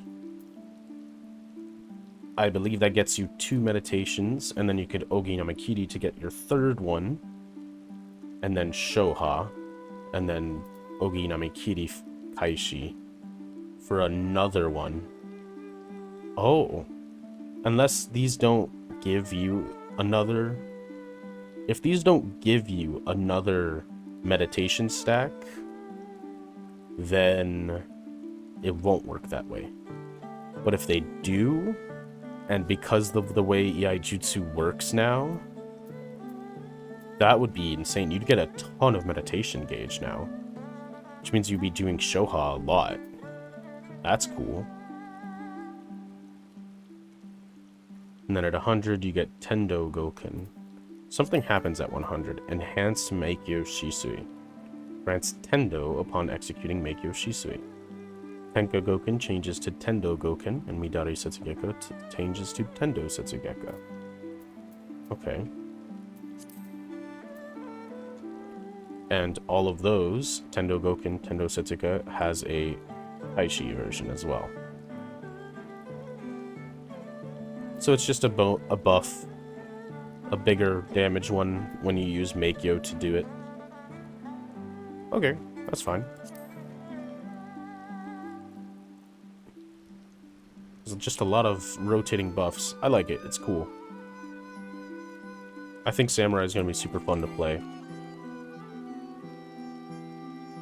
I know Samurai is considered a, what's it called? Selfish job. In the sense of, it doesn't have, its downside is that it doesn't have raid support. Its upside is that it does a ton of damage when optimized. So there's a lot of optimization to be found, which is kind of why I want to start playing it if I do like it. Oh yeah, I wanted to see what gear it shares. I think it's... Let me look to see if I have something like monk related. That isn't actually just straight up monk gear. Samurai.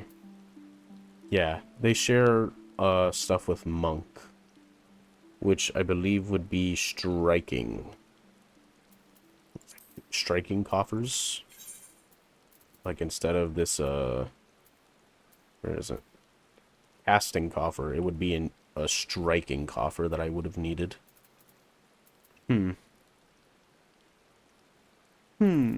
Interesting.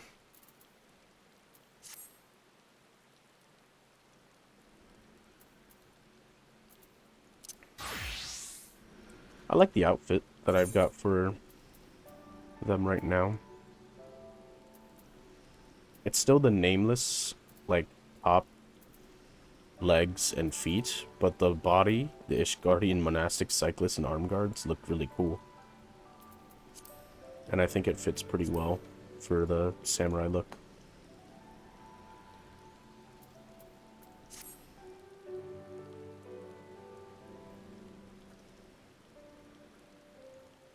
I like it. I actually do really like how this set kind of works together. It looks good.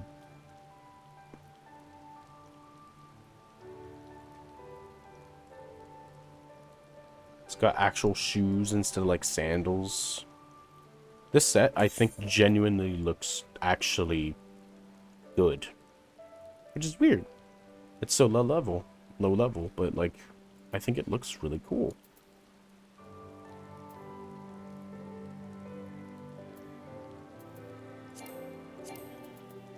Yeah, it's nice. I like it.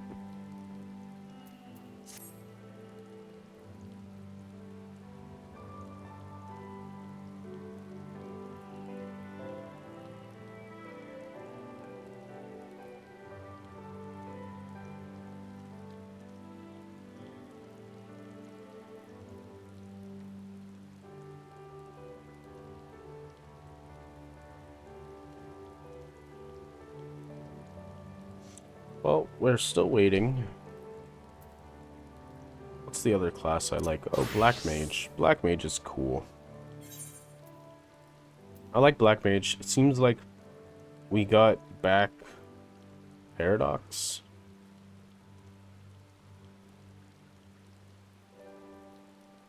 Yeah. We got Ice Paradox back, which is great. That happened today. Previously, when Dawntrail released, Ice Paradox was removed, meaning you could only use it in the fire state, but now it's usable in both.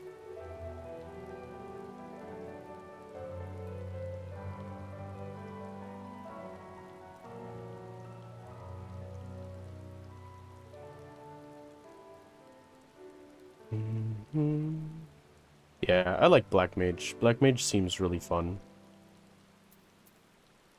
If not just a little stressful. But fun. Fun for sure. And it only gets technically more movement as you level up. Like at the current stage, yeah, I barely move around and it sucks. Because you can barely move around. But at the later levels, it's just good.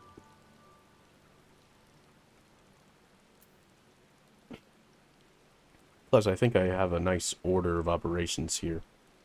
I think it's good. I think I might want to do this. I have Mana Font up here. Should I? I don't know. Maybe 7 is better.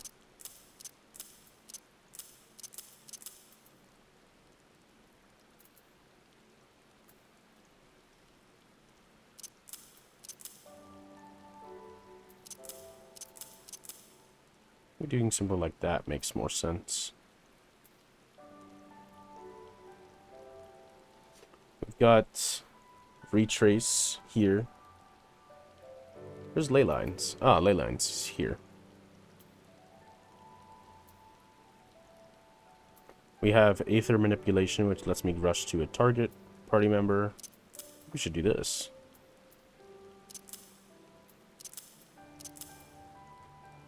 This will let me go to a party member. This will let me go back to my ley line, which is here at 6.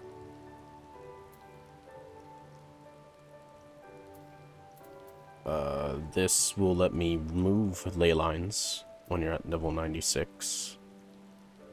Addle is important. Honestly, Addle should be there.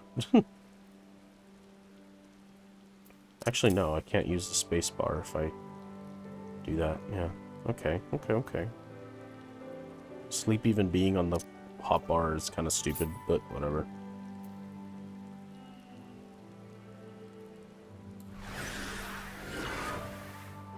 That's swift casts. That's transpose. Transpose has such a weird sound. Alright. Finally. We're in. But yeah, I'm gonna level up Samurai. Probably off stream. Just because I know that it's kind of boring and just kind of there. I did like Reaper, and I'm going to keep playing Reaper and Dragoon primarily, but those Samurai changes, man. It makes me want to learn how to play Samurai, and it makes me want to learn how to play them now. But now I do have to make a choice for Shadowbringers, because if I at least... ready, friends! We are come to the burn! If I at least stick with Reaper, but if I'm still between Reaper and Dragoon, they at least will share armor. So it won't matter if I kind of alternate between the two. Land where you can! We must wait out the storm! It won't matter as much if I have to pick between the two. I just need to make sure that relatively the same level throughout the campaign. Which I'll do.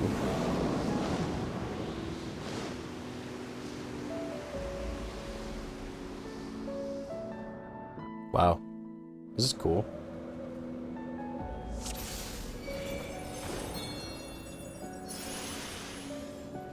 The burn.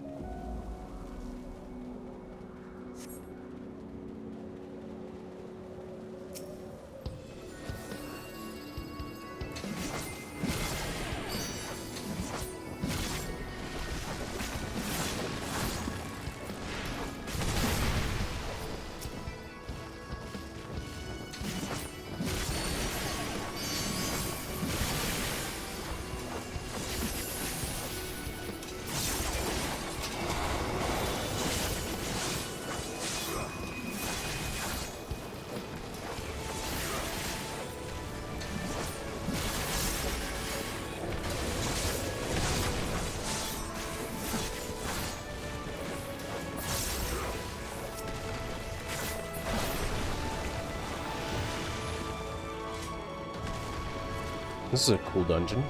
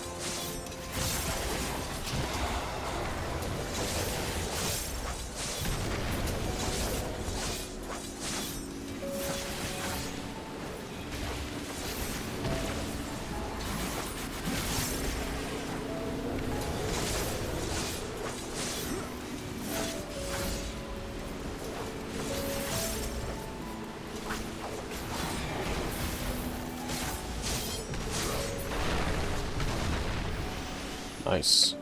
Wow! Whoa. Into a hole. Oh, cool boss. Oh, this looks cool. Edit it.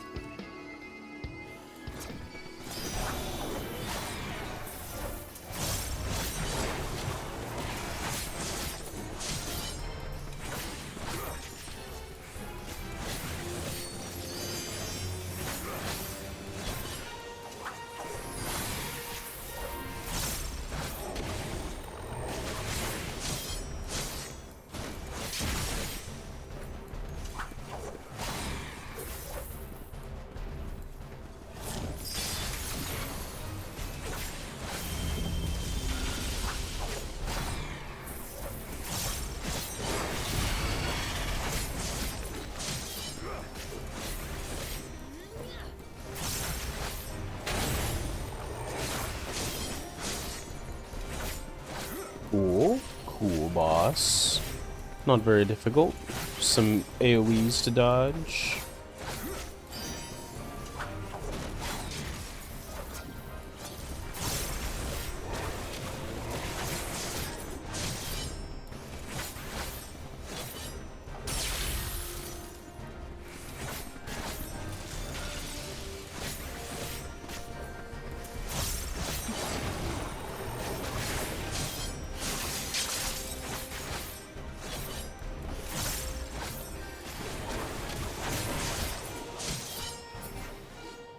Awesome. Very cool.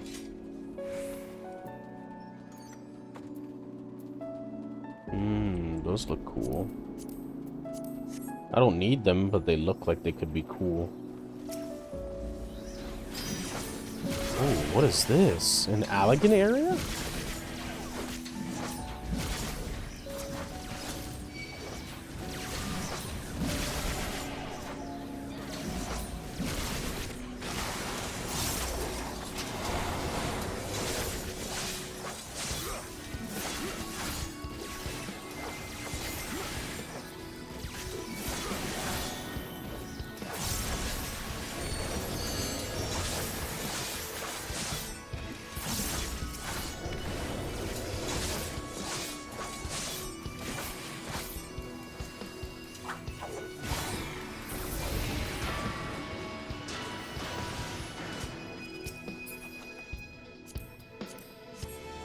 Ooh.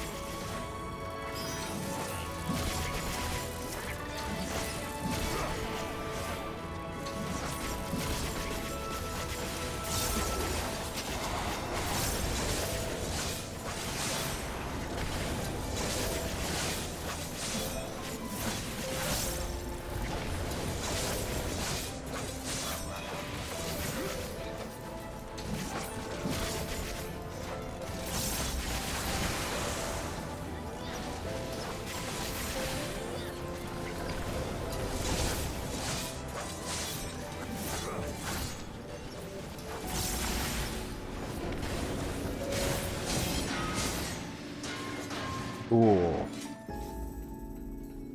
Effective drone. I see spots where we're probably gonna have to deal with AoE. Perfect attack step finishing until we didn't waste it.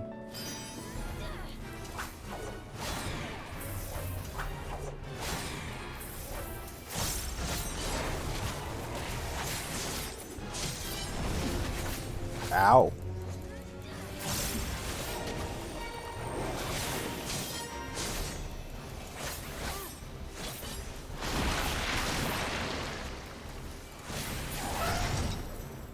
What in the world?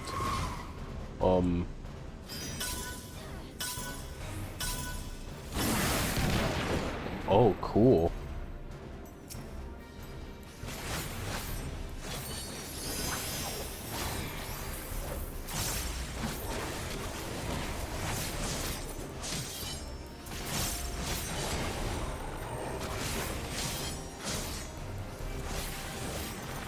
That's cool.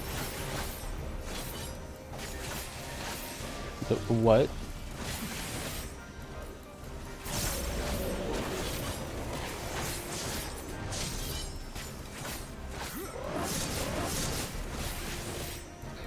Cool, cool, cool.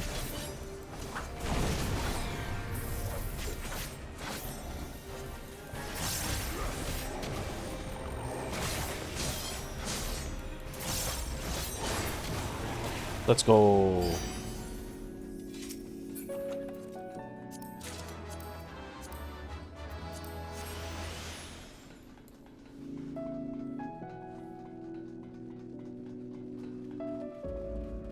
I don't know why I sprinted when they cast. Whoa. This is cool.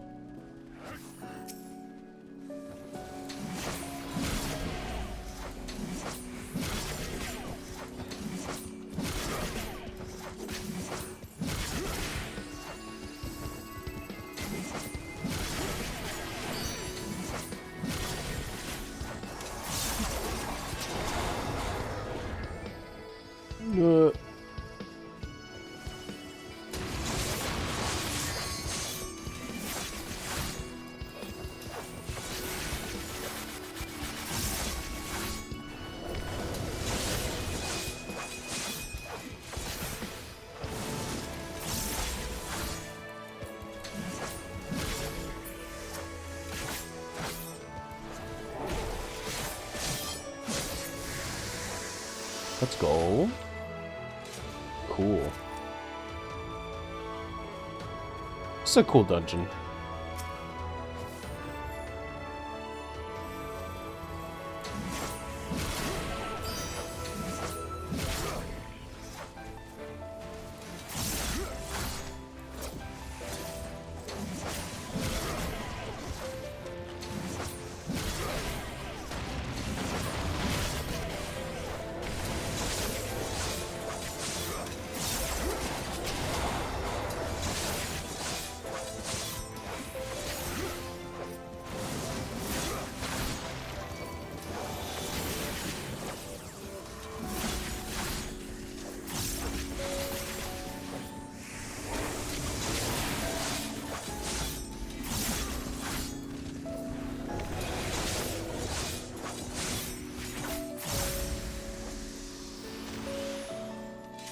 Let's go. And we've got enough. Oh, we're gonna get a huge burst of damage at the beginning of this fight.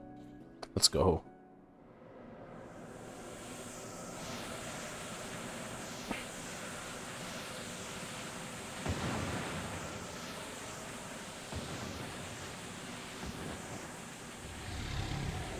Whoa. A dragon. Oh. Cool. Dragon. Whee!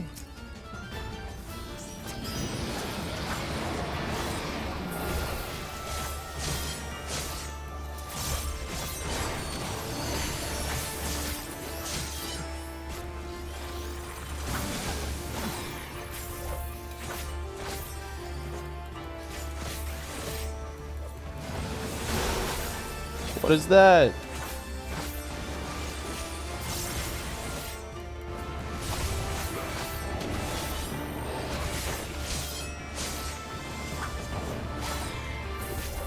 Vaporize.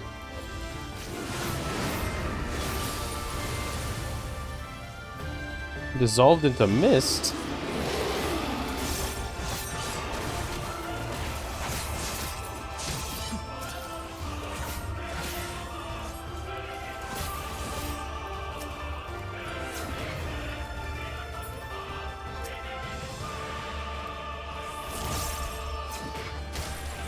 Oh.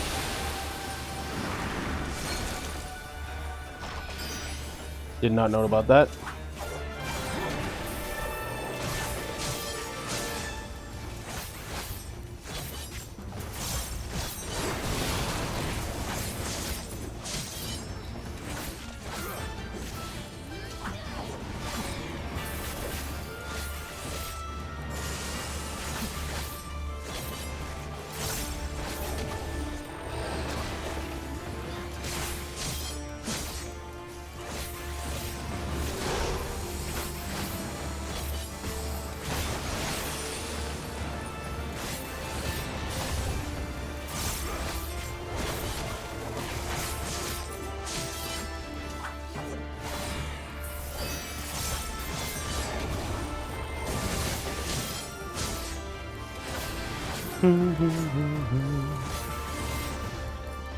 Awesome.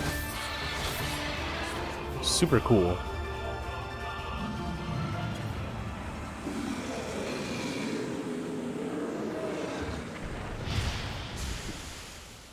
Super cool.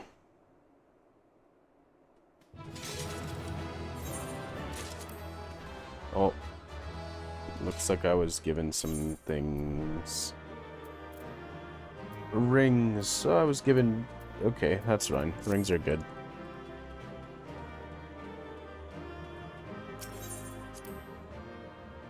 Rings are good. Rings are usable. Fine.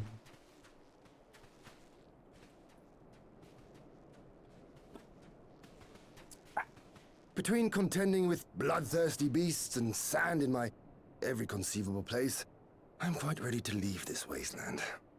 But first things first. Do you see the crashed ship over yonder? Judging by its class, it must be the vessel that bore Master Alphinaud away.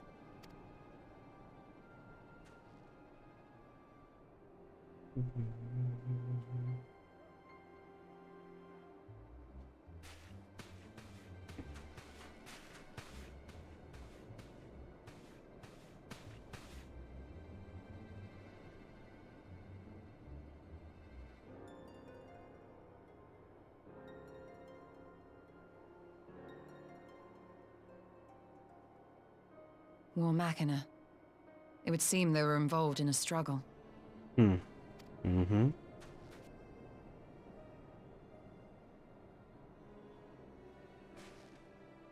There may be clues.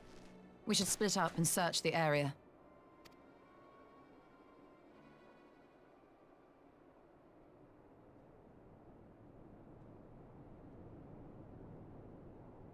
Oh, wow. How long has it been? There's no sign of Alphino, nor of Maxima and his people.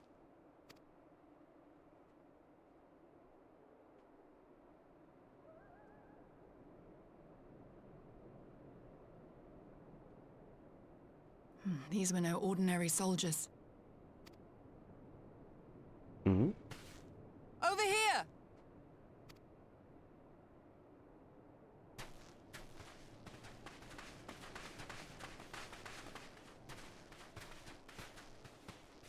The insignia on this man's uniform identifies him as one of the Emperor's personal guard. Hand-picked soldiers, answering only to the royal family. That would explain why all the casualties are Garlean. They were fighting their own. You're saying the Emperor was behind all this? That Alphino is his prisoner?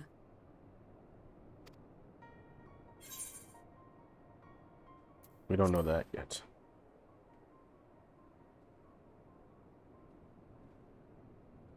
Aye, we must not jump to conclusions. Besides, Alphino is more than capable of looking after himself, is he not?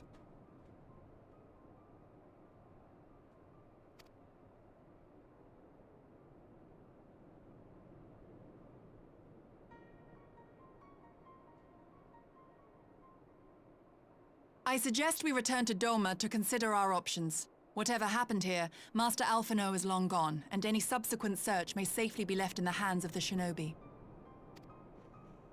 It's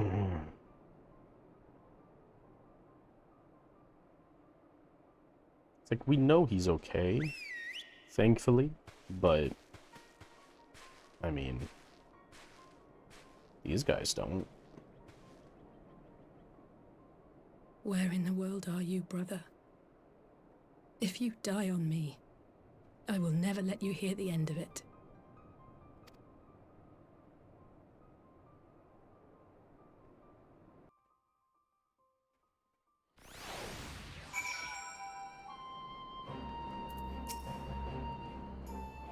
Well, that was a decidedly uneventful journey. I almost found myself hoping for a sandstorm. Joking aside, I'd say our birds are due a good brushdown and a treat or two, wouldn't you?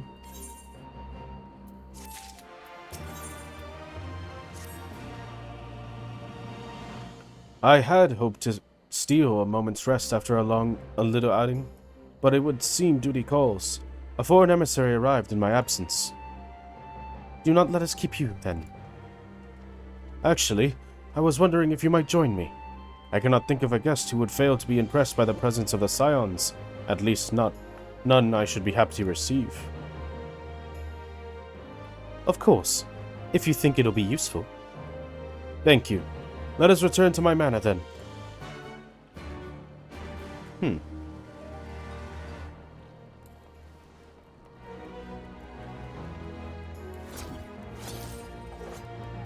Interesting. Who has made their way to us?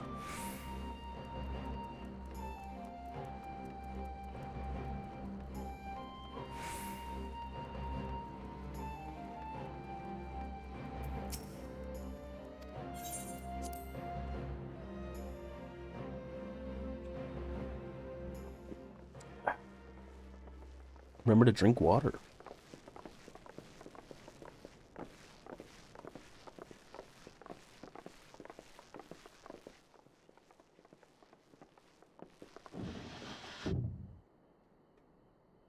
Lise, what brings you here? Oh, Alliance business. We have a request for Doma. Well, Hian. But that can wait. They told me you were out searching for Alphino. Did you manage to pick up his trail?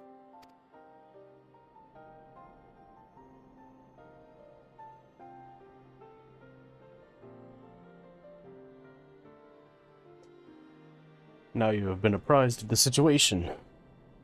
Well, if he wasn't at the crash site, he might still have escaped. We have to keep searching. And we will.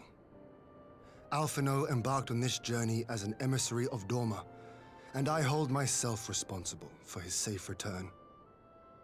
I will have our shinobi in the provinces search for him as a matter of urgency. Chin up, Alize. You'll get to admonish your brother for his recklessness yet.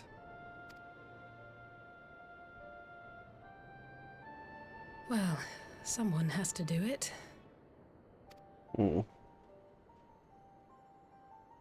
I'm sure he's going to be fine. There is one thing I'm not sure about, though. You said it was the Emperor's personal guard that attacked Alphino's airship. But the Popularis would never have been able to arrange the prisoner exchange without Varus's blessing. So why would he sabotage his own mission? They may not have been acting on Varus's orders. The guard answer not only to him, but to his family, the Crown Prince included.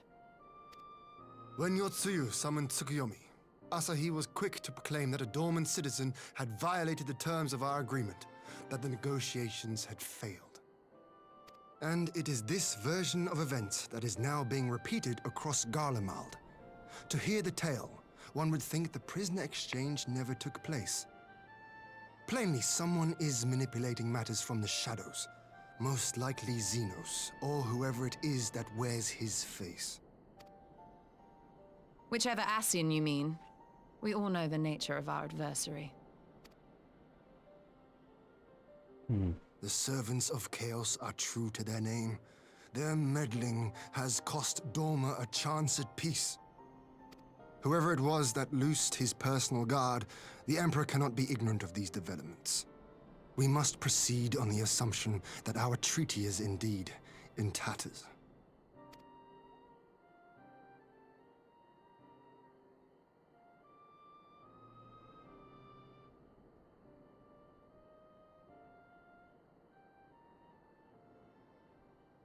But come, Lise. You have journeyed far. Let me hear your petition. Right. So the big news is that Alamigo has agreed to join the Eorzean Alliance. Let's go. To make it official and discuss where we all go from here, the leaders of the 5 nations are planning to hold a meeting, and we were hoping you might come too. We've already seen what we can achieve when we work together, and the Alliance hopes to work even more closely in future. They think it's our best hope of keeping the Garleans in check, and I agree.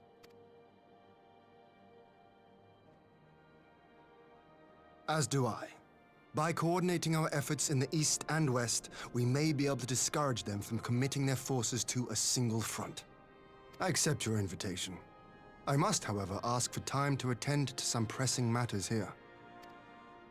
In light of recent events, the risk of Imperial reprisals is greater than ever, and I would not leave Doma unguarded.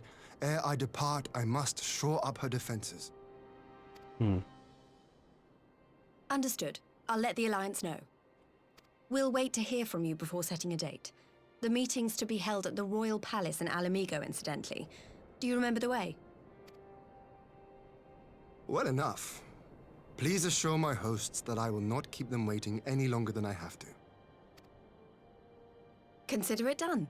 And thank you for agreeing to come. If we all put our heads together, we're sure to find the best way forward.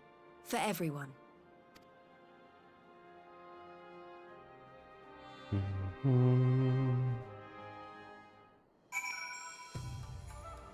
We're gonna get to see Amaric again. Woo! Ishgard. We love Ishgard. I like Doma too. I like Hian. Hian's a bro.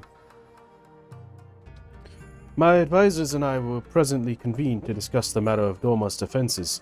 You are welcome to stay, of course. Had you not offered, I would have requested leave to remain. Where the Asians are concerned, naught may be left to chance. As ever, we would benefit from your expertise. I thank you for coming, Lys. Even if it was unofficial business, I had hoped there might be time to show you the land you helped save, but I will settle for a fleeting visit if needs must. There never does seem to be enough time for anything, does there? But I did get to see a little of the Enclave. You've made excellent progress, I must say. And soon you'll have the chance to see how we're getting on, too. Till the meeting, then. Call, I was wondering if I might have a word with you before I go. In private? Go on, my friend. I will send for Hakuro and the others in the meantime. Great. I'll wait for you at the docks.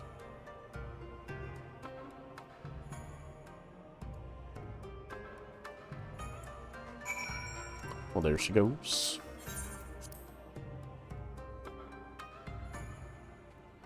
What's the matter, Lys?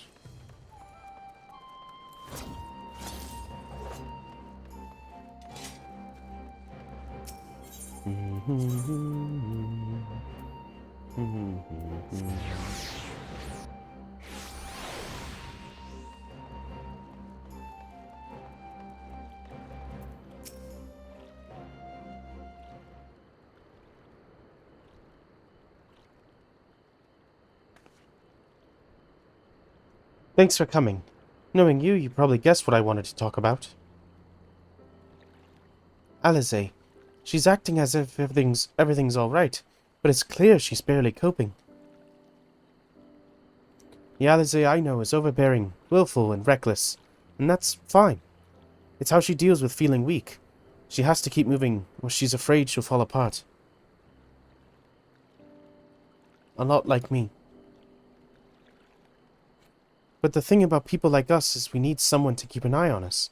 I had Papalimo, and now I have my friends in the Resistance.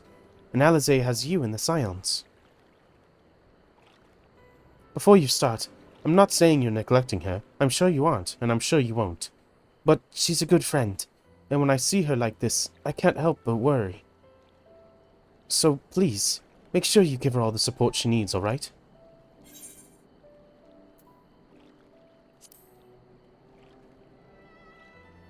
Leave it to me. Thank you, Call. It goes without saying, but if there's anything I can do, you only need to ask. I thought she was trying to say you need only ask, so when I saw it flipped around, I was like, ooh. Well, I'd best be off. See you in Alamigo.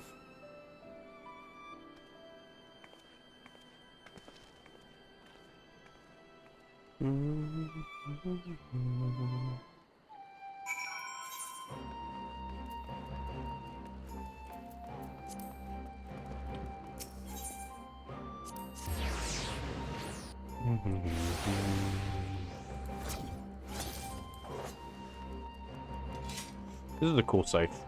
The chainsaw scythe. I wish it was a bit of a different color, but I guess I could make a pretty fun Chainsaw Man cosplay with it. That's funny. I just thought of it, but it kind of works. Ah, there you are, my friend. Everyone has assembled, so let us begin.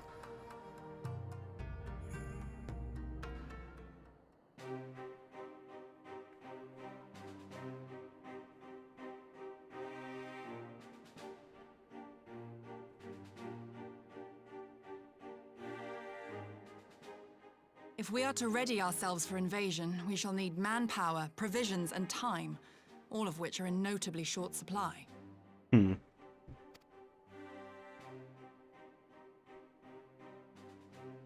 Candid as ever, Yugiri, and correct, I concede. Fortunately, I have an idea.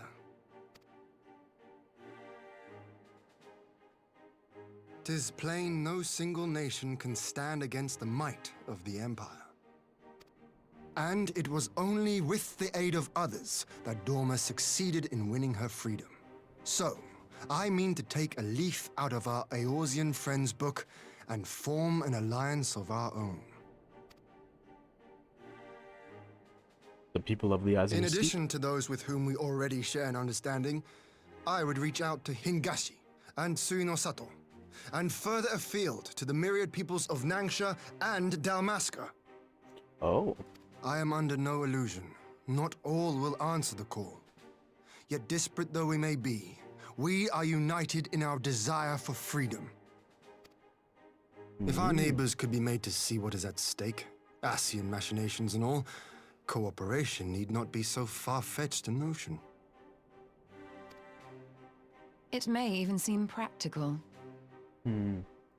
Under the guidance of our former leader, Master Louis Soir, we once strove to unite the fractious city-states of Eorzea. I dare say that experience shall be of use in your endeavor. We should be glad of your wisdom. For the record, I would have been in favor of this plan even if it hadn't been my grandfather's, but I have to ask, how will we secure the time to carry it out? Not that anyone has forgotten, but the Garleans have airships. Lots and lots of airships. Should they catch wind of our plan, they could send an armada to overwhelm us before our alliance had even begun to take shape. I don't know why that line was so much softer. Not if we deny them access to the skies. During our time in the Burn, the Warrior of Light and I chanced upon some Allagan ruins. Oh? As such ruins go, they were not particularly unusual, but something about the surrounding land struck me as odd. Faint though it was, its ethereal residue was uncannily similar to that of Azizlar. Identical, in fact. Oh? For locations so far removed to share a single etheric signature is all but impossible. I conclude, therefore, that the Allagans created the floating continent with land taken from the Burn.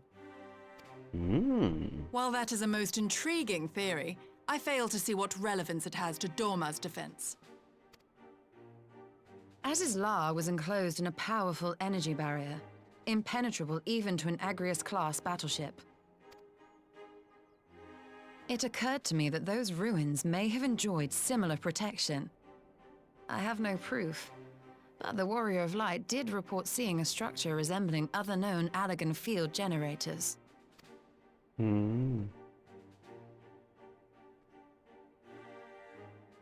All right. But even if we could put up such an energy barrier, it surely wouldn't extend beyond the limits of the Burn. So what's to stop the Garleans flying around it?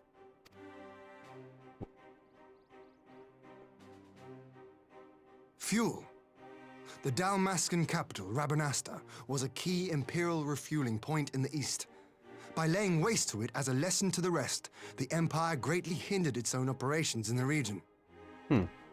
If an Imperial fleet were to advance upon Doma, it would now have little choice but to travel, as the crow flies, over the Burn.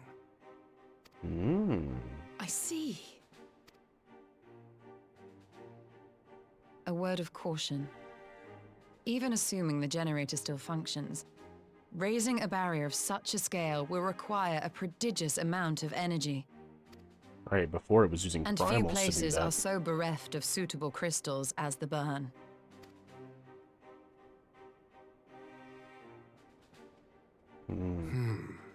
A source of energy. Tell me, did the Allagans make a habit of launching things into the sky? A curious question. Besides Azizlar, I know of only one other notable instance. The Red Moon Dalamud, whose fall triggered the calamity. Just the two occasions, you say? Then I believe I may have a solution to our energy problem. You do? I may. To find out for sure, we would need to visit the Azim Steppe. Which would, I now see, present the perfect opportunity to discuss an alliance with the Zayla tribes. How very neat. What say you then? Shall we see whither this road leads?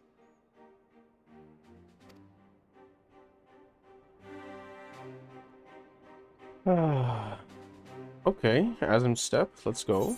I like the Azim Steppe. It's where my birth kind come from, apparently. Power and slumber. I should probably stop accepting foods. I have a lot of food, and they don't overlap. So I should probably just start taking some silver. It is settled then. I will journey to the Azim Steppe with the Scions, Yugiri and Hakuro. I leave our other neighbors to you.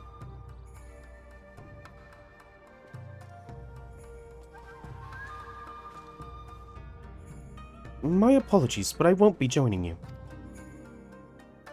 I am no aetherologist, and what skills I do possess are unlikely to be of any great use to the mission. But more importantly, it seems to me that the ruins and the burn warrant attention. And so, while you are away securing an energy source, I will engage our friends at Garland Ironworks to undertake a complete overhaul of the field generators. We'll need them in good working order if our plan is to succeed. I trust they have no objections. Have care on the burn. Have care on the steppe. From what I hear, the Zela like fighting with friends almost as much as foes. Good luck.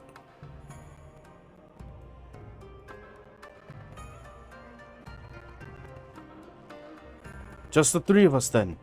Very well. Shall we make first for reunion? Okay, to reunion then. Authored.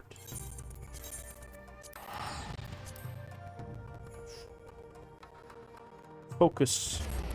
Teleport. Gotta love the ability to teleport.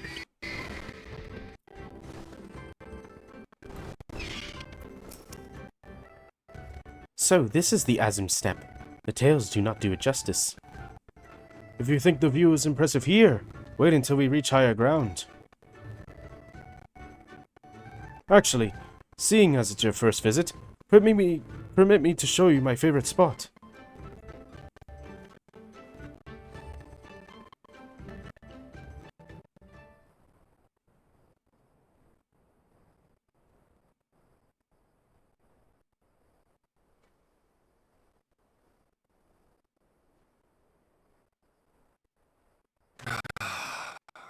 I will never tire of this vista.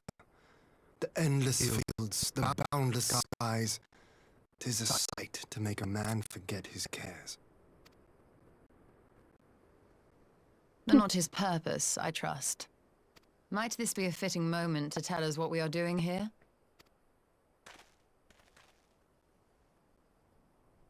Of course. During my time with the mole, I learned some few myths of this land. One goes thus.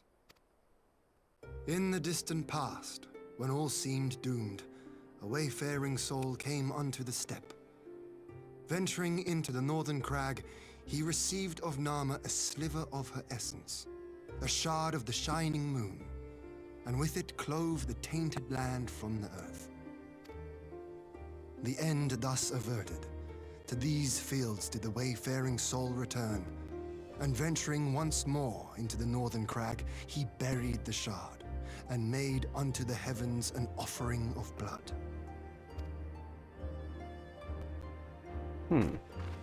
A tainted land cloven from the earth and an offering of blood to the heavens. Azizlar and Dalamud. That was my thinking, yes.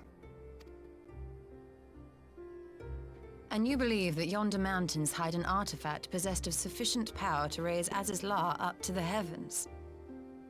I suppose that might suffice.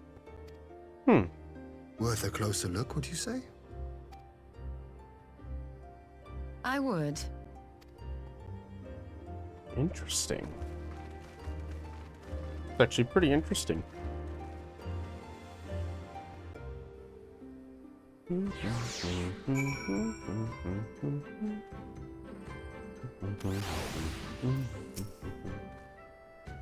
From here, we shall travel to Mol Illo. There we may ask Serena about the particulars of the myth and raise the matter of an alliance with the rulers of the steppe.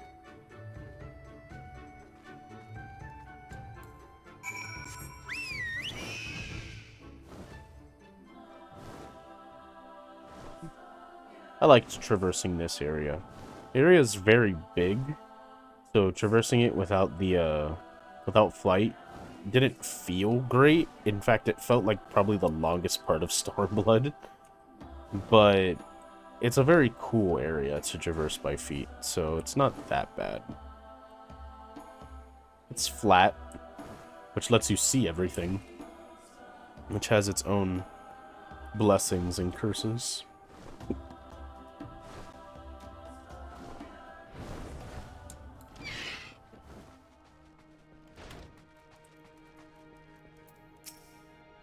Serena!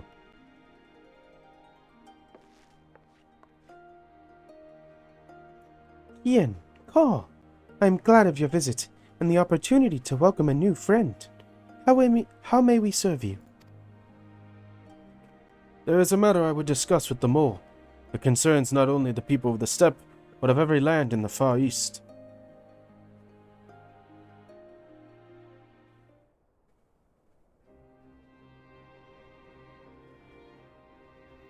A shard of the shining moon left behind a wayfaring soul. And you need this to protect our lands? I do. My friends and I wish to find the shard and ascertain the extent of its power. Will you tell me more of the place where it lies buried? This northern crag? If that is your wish, in the mountains to the north there is a cavern called the House of the Crooked Coin. Inside this cavern are pillars of stone that legends hold to be the source of Nam-Ma's powers. There, I believe you will find what you seek. Ah, yes, I know the place. 'Tis a brisk walk from here. And what are your thoughts of the Alliance? Should the Empire return, our lands will be engulfed in a storm of conflict, whether we will it or no. If we do not stand together, we will fall apart. This I believe with all my heart. However,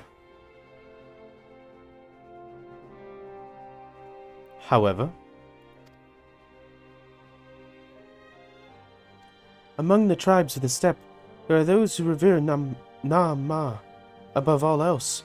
To them, the pillars are sacred and not to be disturbed. Should you proceed as you propose, such tribes are like to spurn an alliance, prompting others to follow their example.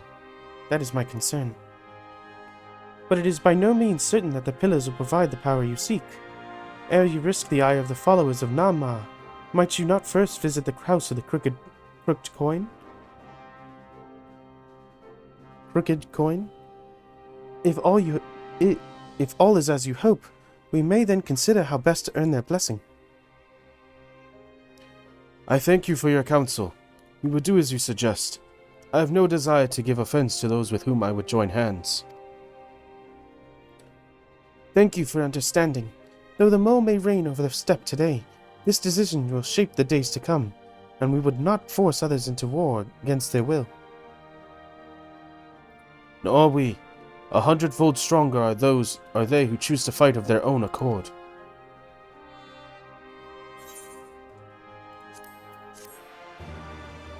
Okay.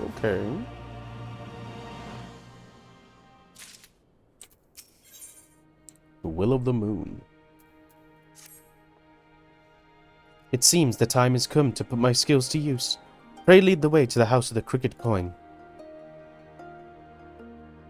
Where is the House of the Crooked Coin? Well, where's she going? What am I doing?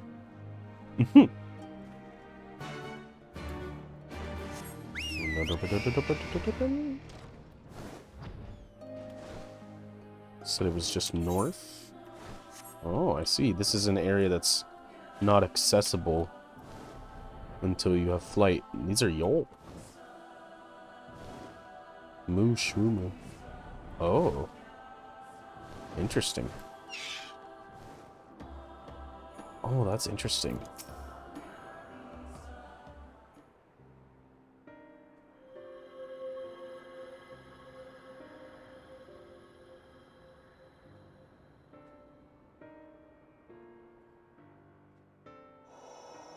Such an abundance of ether. Are we in luck? We are. This is an elegant artifact, most likely built to regulate the flow of ether. I strongly suspect the ancients used it to stem the flow from here to the burn. That would explain how they were able to untether what became Azys La from its surroundings. Wow. But were we to throw open the floodgates, the resultant deluge would surely be sufficient to raise our wall. And in restoring the flow, we may also restore life to the wasteland. Oh.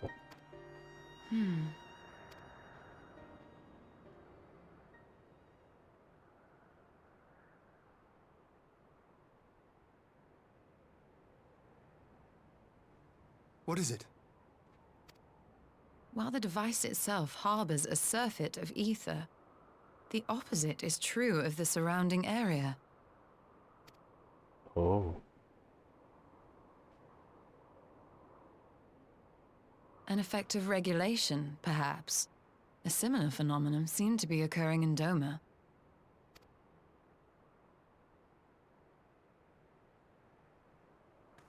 Whatever the explanation, the answer will not reveal itself here. We have seen what we needed to see. Let us return to Mol Ilo.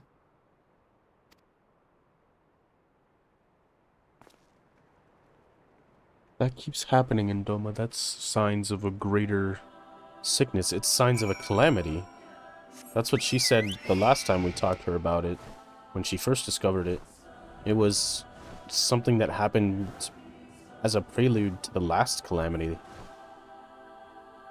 That's not good.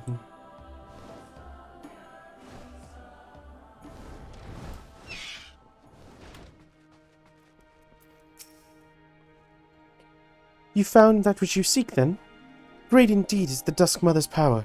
If not less, will suffice to protect our lands. The blessing of other tribes must now be sought. Of course.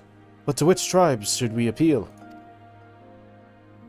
There are many who worship Nama, but none are so fervent in their faith as the Dothara. Their consent shall be the key. Their consent shall be the key. The Dothar.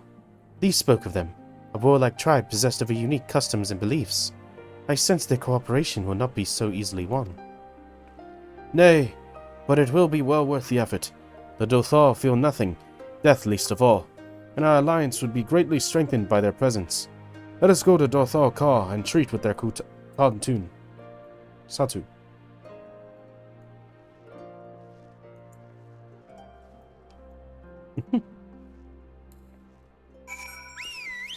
Burb.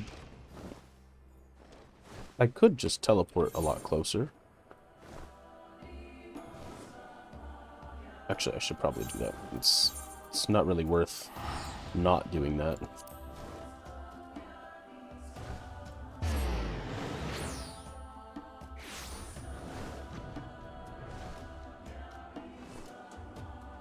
They're over here. Oh, I didn't realize. So I want to look at the world map. Right. This is the burn. But Garabania is over here. Oh, but I see land technically stretches northward from Garabania.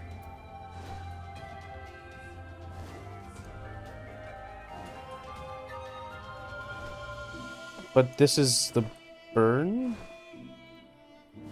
Here in this center section?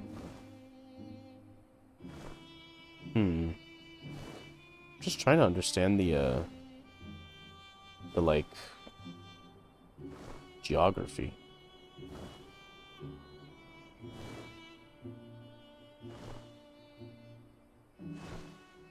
This would be the Azim Steppe up here. But then what would this section be here? This is the southwest, so the southwest would be the burn. So that must be the burn that way. This must be the start of the burn.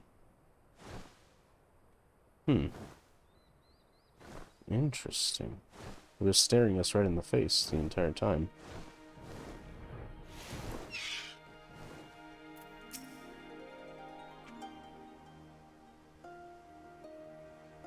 You again?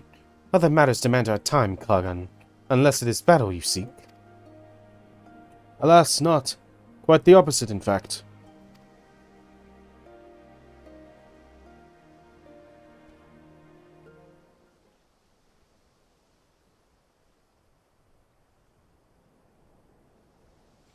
Talking. Always talking. You say the pillars hold great power? Of course they do. They are the source of Naama's strength. To the Dothar, no place is more sacred, and we will make ash of any who would defile it, though I see this is not your wish. You see the wisdom in our proposition, then? You will join hands with us? I said nothing of joining hands. You wish to wield Naama's power to defend these lands, and this I will allow. But for leaving the step to fight the men in iron, I would have something in return. Namely, battle with you, Kagan. Me? The Nadam ended ere it began. I would face you again, alone, without distraction. Defeat me, prove yourself the stronger, and you shall have the Dothar as your allies. Surely these are agreeable terms. Well, this is a not unwholly unexpected turn of events, though I had assumed I would be the one required to fight. Alas, the cartoon has made a choice.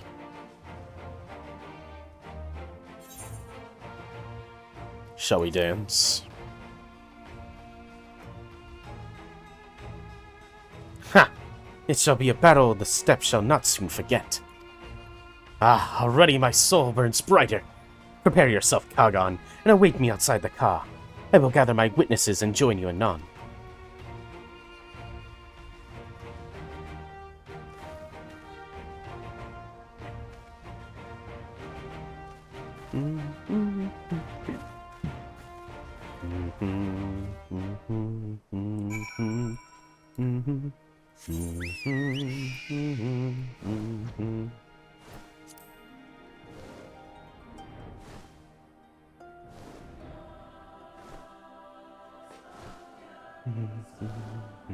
Alright, instance.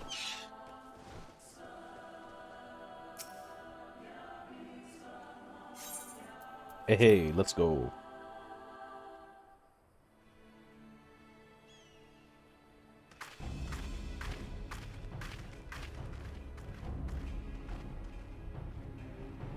A one-on-one.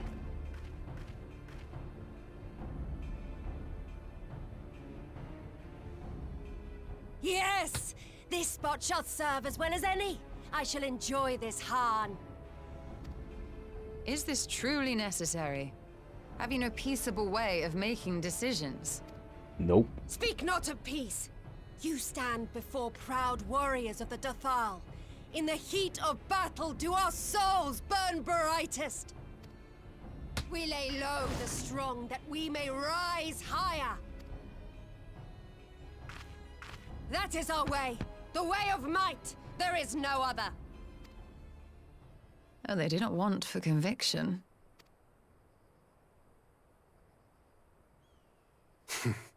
Indeed. It's what makes them such dangerous enemies. And such useful allies. Enough talk! It is time to fight! Let's get to it. Let's go. Let's see how intense this one-on-one is. Normally when they make a one-on-one, it's kind of intense.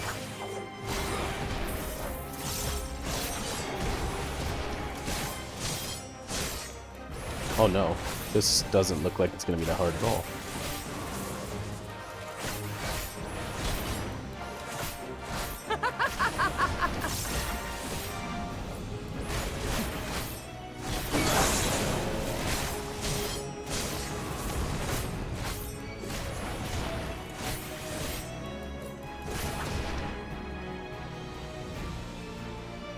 That's it? Okay. I was gonna say.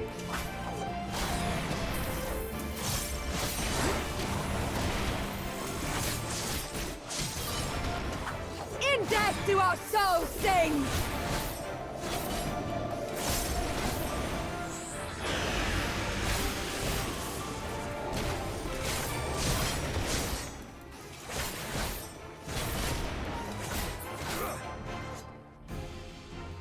Are you done? No? Okay. Real powerful then.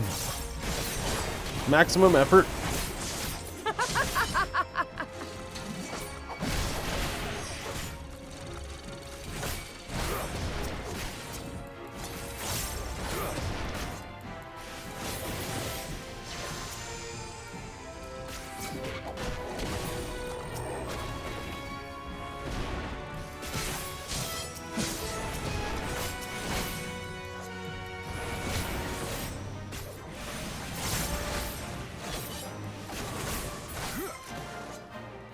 Alright.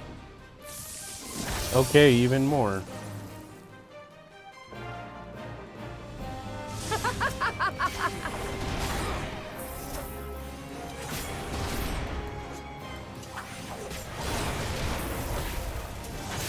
In death do our souls sing!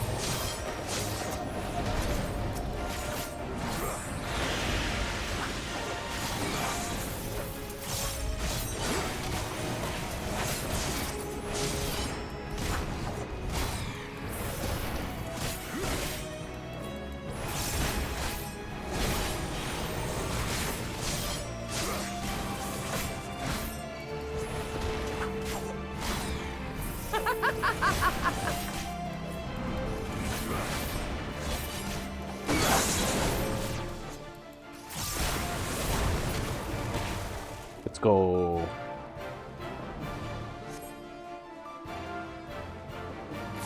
Even more. How it burns!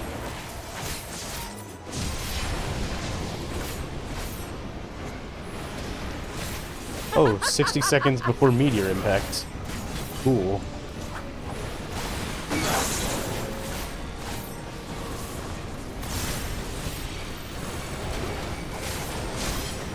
In death do our souls sing!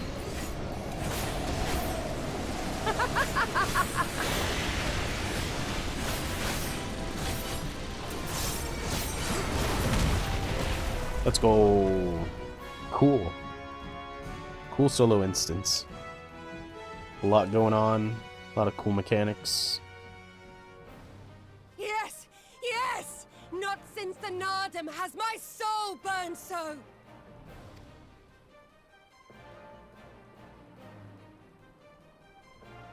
Come! We have only just begun. How many times? Enough! You were not granted leave to set the steppe ablaze. Well, well, the sun has come out to play. Be gone, Moonstruck Oranir! I am busy! Fool of a Dothal!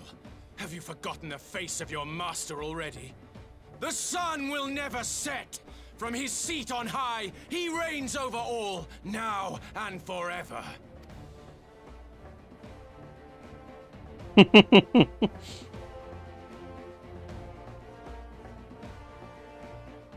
Yet what should he find here but a battle to determine the fate of the steppe? A battle waged without his blessing. This will not stand. You, Doman! You who come to petition the warriors of this land, forget that all Nama's children are wards of the Oranir.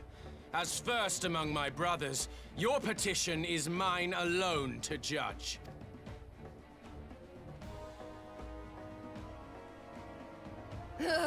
These words are as wind from a horse's backside. Plentiful, but your axe sings more sweetly. Let her speak for you.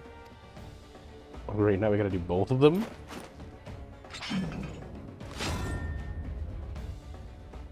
Insolent child. You will learn your place! Why was that so much lower? He's like he whisper yelled. Come on.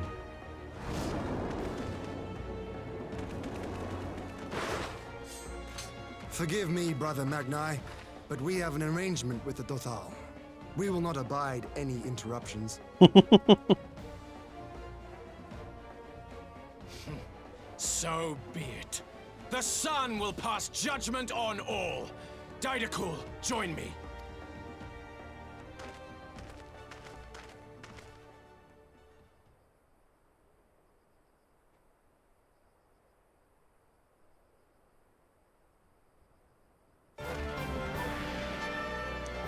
Okay.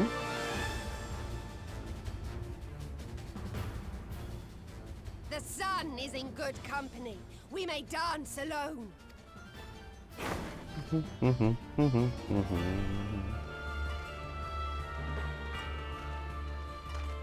Beg not for mercy, for you will have none. Bear witness to the power and the glory of Azim!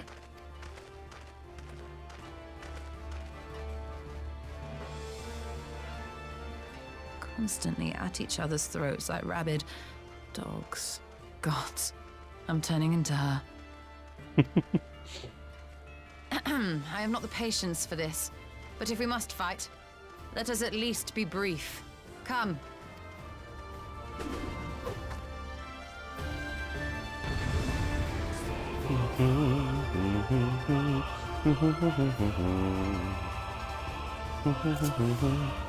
Defeat Magni. Wait, what?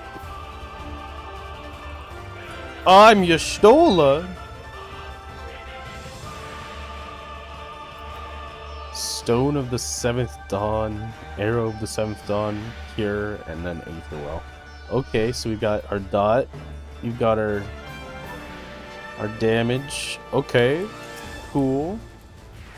Our dot is...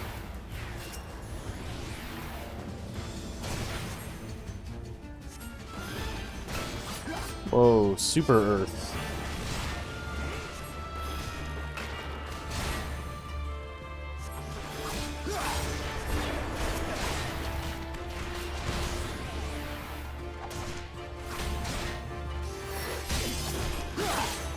Kneel or die!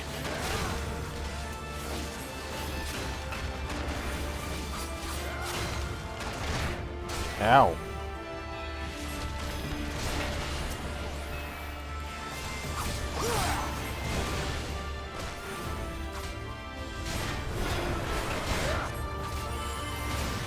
Cool, we get to play as Y'shtola.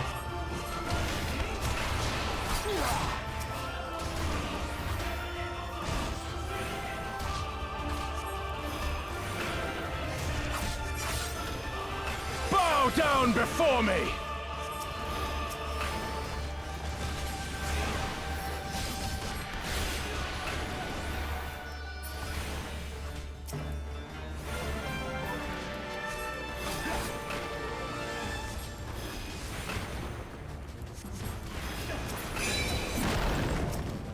Kneel or die!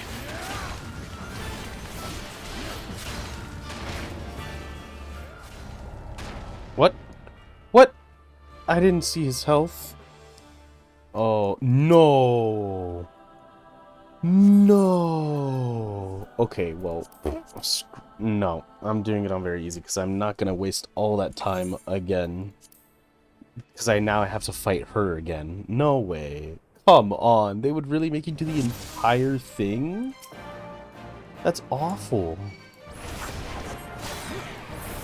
No, just make it super easy.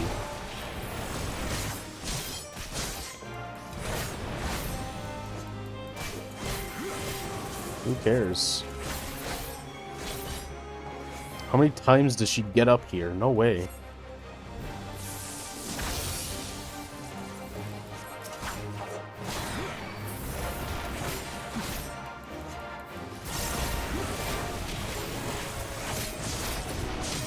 In death do our souls sing!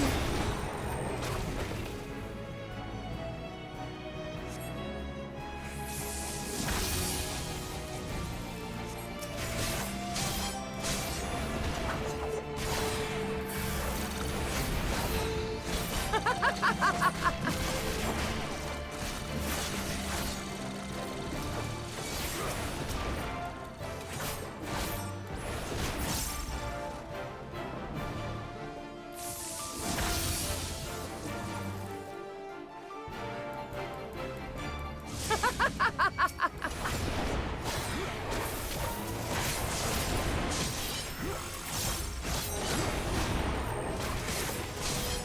death do our souls sing! Oops, I didn't realize I need to actually kill these things.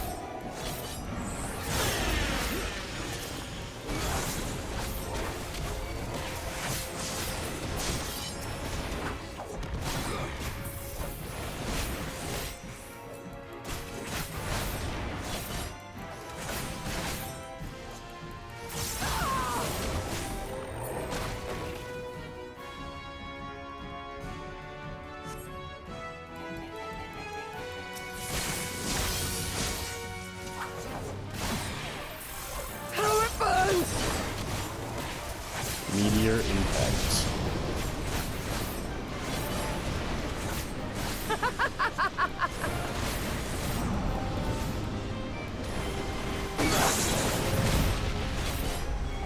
Too easy. Well, I did set it to very easy, so that's just what's gonna happen.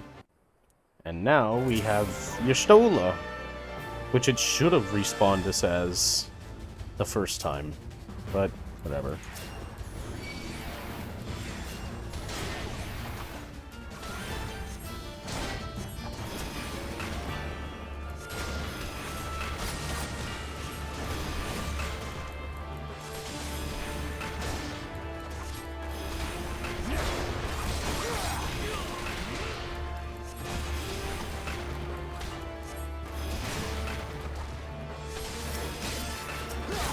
Bow down before me!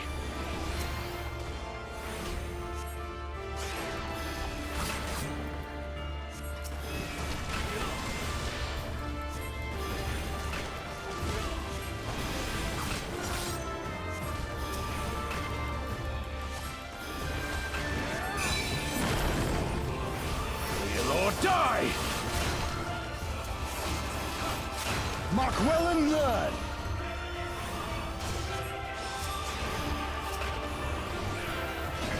Concentrate!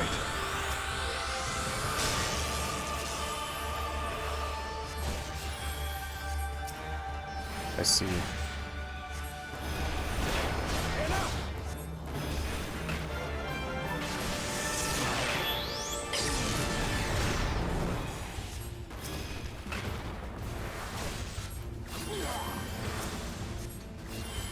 Bow down before me! Hello? Why isn't it going? Mark well and learn! Hello? Oh, no mana.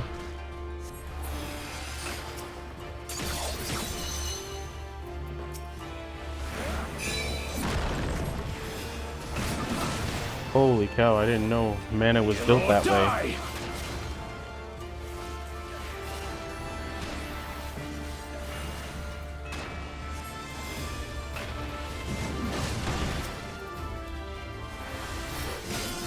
Bow down before me!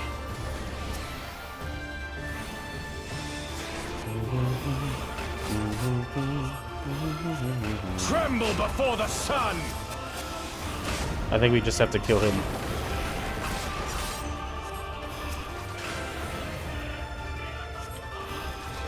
Yeah, I think we have to kill him.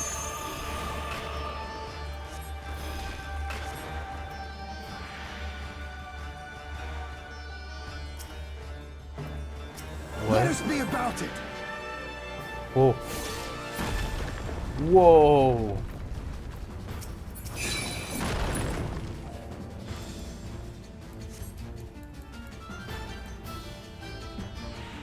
Oh. Every step you take, every move you make. Well, the sun sees all, now fall. Active time maneuver. Ready? Oh. Yeah. Ether, to me.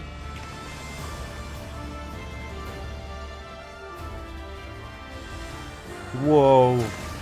You stole a limit break. You. Omega Holy.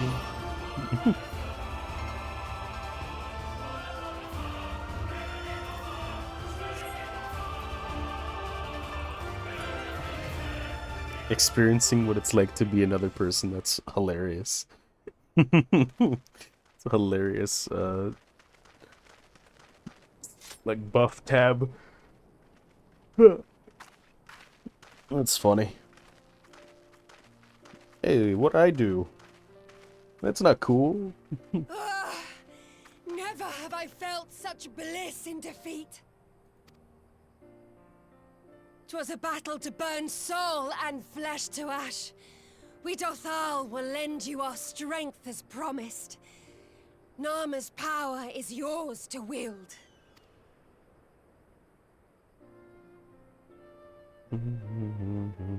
What does the sun say to that?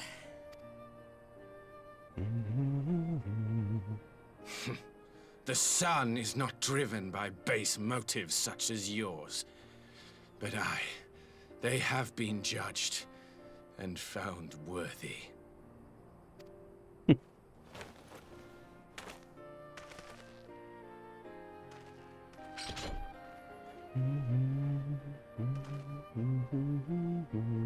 It is the way of the Oranir to accord recognition and respect to the strong. You have made sufficient proof of your strength. The sun shall answer your call. Let's go. You have our thanks. We are glad to call you allies. That was fun. You? By what are you called? Not this again. You stole her. Why?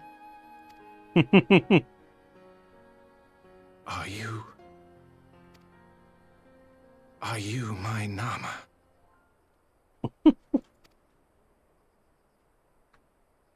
Every single time.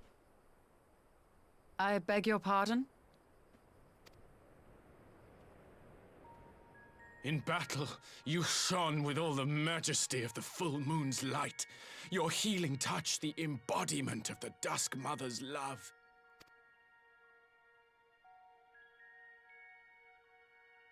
Long had I wondered if my Nama might not be a woman of the steppe. Beholding you, I am all but certain. This freaking guy.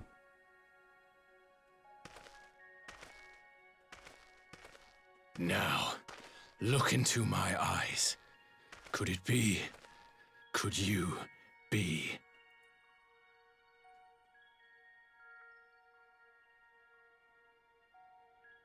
I am. Not interested, little son. Try again when you've become a man. Little? Little?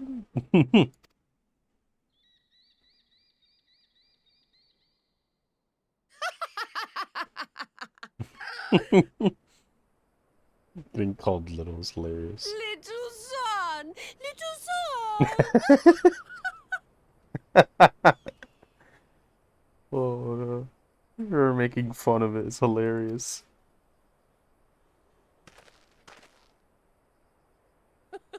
Does it pain you, little son? Crave you salve to soothe the ache? Fire to sear the wound in your heart?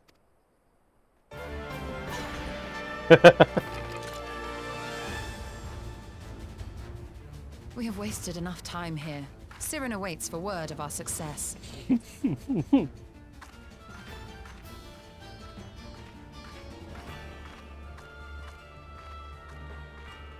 That's so funny.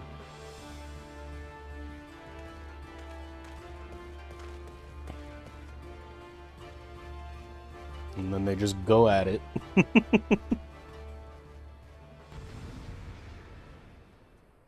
And their combat started. That's fun. You had not only to contend with Saru, but Magna too? Such a fierce battle that must have been. Yet here you stand, triumphant. Having passed such a test, they could not well deny you their allegiance. The mole will make no such demands. Weak though we are, we will gladly stand with you. The steppe is our home, and we will defend it with all our being. You have my heartfelt thanks. Of all the tribes in the steppe, there is none I would rather have at my side. God's willing, many more will rally to our cause.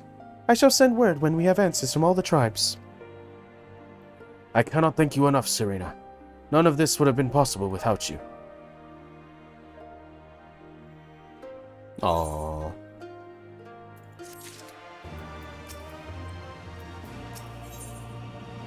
Ender. Grr. We have the requisite consent. 'Tis time to put Nama's power to use. If the Aether flows as planned, all that remains is to have the Ironworks engineers do their work at the ruins. Come, let us return to the House of the Crooked Coin.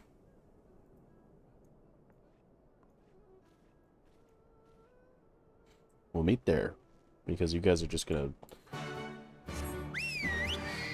dissipate to the location, whereas I have to fly.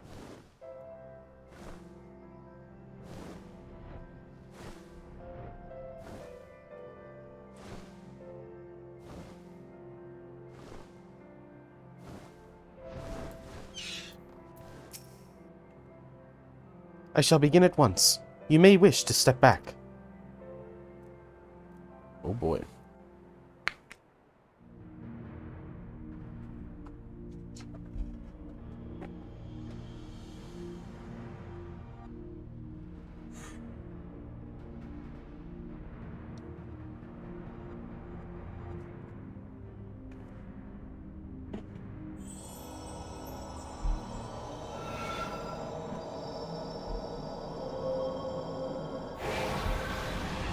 Oh.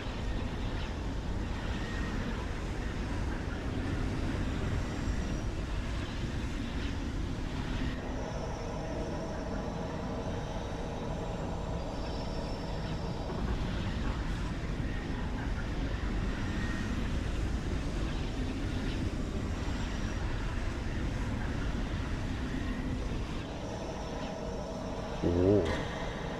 Oh.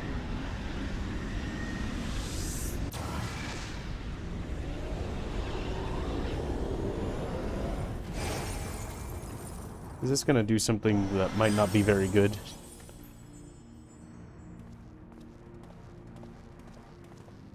I feel like we're not being cautious enough. I don't know. Did it work?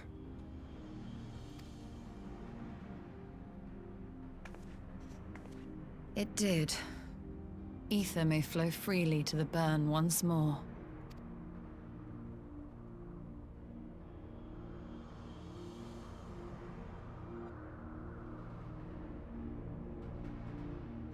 So, is it likely that the burn was actually the place of Allegan, like,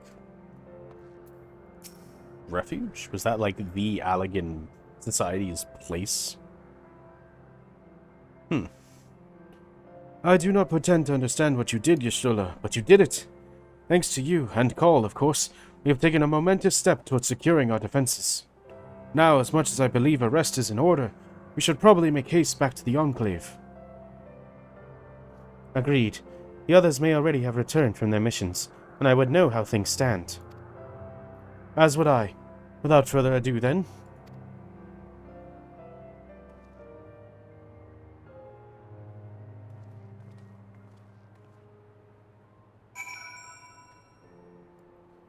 We are approaching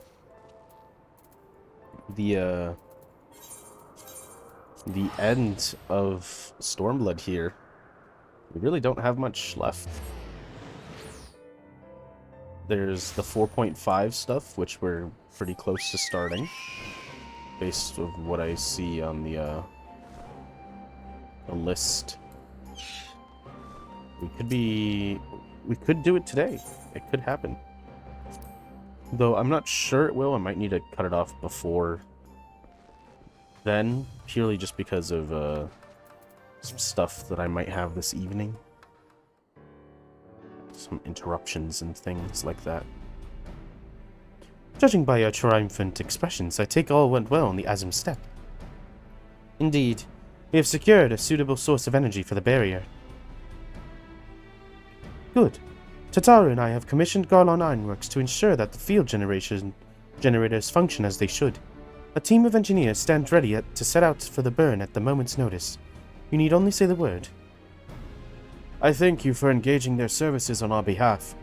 The minutiae of the arrangement you may leave to me. Which just leaves the small matter of our alliance. So, Yugiri and Hakuro, how fared you with our neighbors? My lord, all of the factions we approached are in agreement that the Empire poses a threat, and many responded positively to the talk of an alliance. From Hingashi and Sui no Sato, however, we received outright rejections. The former will not break its treaty with the Empire, and the latter will not involve itself in conflict. Just as expected, then. Well, there is naught to be done about it. We must focus on the rest. To each of the nations that were amenable to an alliance, I will personally send a missive. And once I have attended to that, I believe we will have done everything we can to fortify Doma's defenses, for the time being at least. All of which means I may leave for the meeting in Alamigo with a lighter heart. Yugiri, Hakuro, if you could be so kind as to hold the fort in my absence. My friends, we could not have achieved so much in so little time without your help. For that, I give you my heartfelt thanks. Till the meeting, then. I took the liberty of asking Thancred to attend as well. He should have arrived in Alamigan Quarter by now. Then let us not keep him waiting, shall we?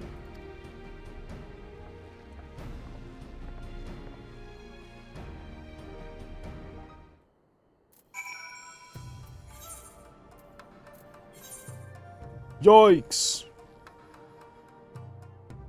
Wow, it's expensive. I think this is why we did this last time. 700 gil? That's insane.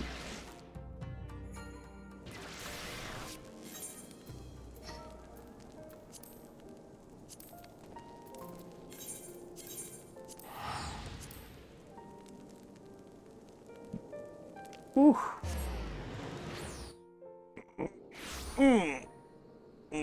Stretching. Is that dude flying on a piece of jam toast? Is that a red carpet? Is it toast? No, it's a red. It's like a red slab. It's not even a carpet. It looked like toast with some like jelly on it. Ooh, that makes me want toast with jelly. Oh man, that really makes me want toast with some butter and some jelly on it. Oh, that sounds like a great dessert. Y'shtola has told me all, and I duly told Urianger and Cryo. Cryo in particular was concerned about Alphino, but I assured her that everything that can be done is being done. She agreed to continue with her own task for the time being on the condition that I contact her the moment there is any development. That was a run-on sentence that I accidentally didn't break. So, that leaves 4 of us to attend the council. Arnvald is here to assist with security. Incidentally, though the poor lad seems altogether too distracted for the task. Another one missing Alphino, I expect. Ah, but it's almost time. As soon as you're ready, present yourself to the guardsmen at the palace entrance. I shan't be far behind. Ah, the signs of the 7th dawn. Welcome to Alamigo. The Alliance leaders have already arrived. May I show you to the meeting chamber? Several cutscenes will play in sequence. Let's go. Several cutscenes will play in sequence. Everybody's here. Mistress Lys, Commander Aldin, it gives me great pleasure to formally welcome the city-state of Alamigo to the Eorzean Alliance. The pleasure is ours, Your Grace. I know I speak for all Alamegans when I say that we are glad of this chance to stand with our comrades of the Alliance. And we, for our part, are glad indeed to be able to welcome friends both old and new. Lord Hien of Doma, at your service. Pray, accept my heartfelt thanks for your generous invitation. Nay, 'tis we who must thank you for journeying so far. And 'twould be remiss of me not to acknowledge the part the Scions of the Seventh Dawn have played in bringing all of us together. Emmerich, speak up, please. It's so rare we get to hear you. In times of great unrest, you and yours have been our constant companions, without whom we would not be here. With apologies to Lord Hien and Mistress Alize, it occurs to me that we have not gathered in this way since that fateful day in Uldar. The day I lost my arm and my freedom. As I lay in my cell, never did I dream that I would one day be given the chance to represent my homeland at this council. I would not even be alive had you not plucked me from the jaws of death. You, Yugiri, and Alphino. Would that the lad could be with us.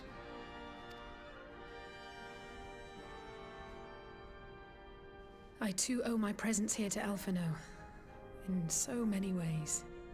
Until such time as he returns, I mean to carry on his good work as best I can.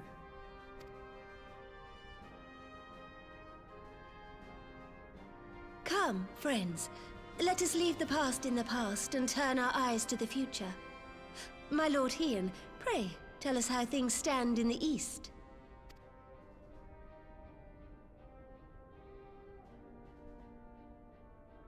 Well, you see.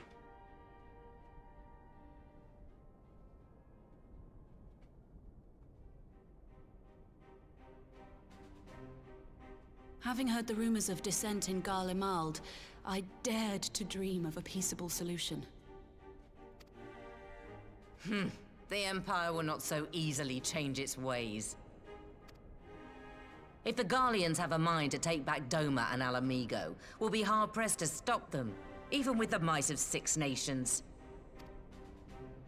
But while we lack the strength to fight the tide, a course may yet present itself, if we read the winds aright.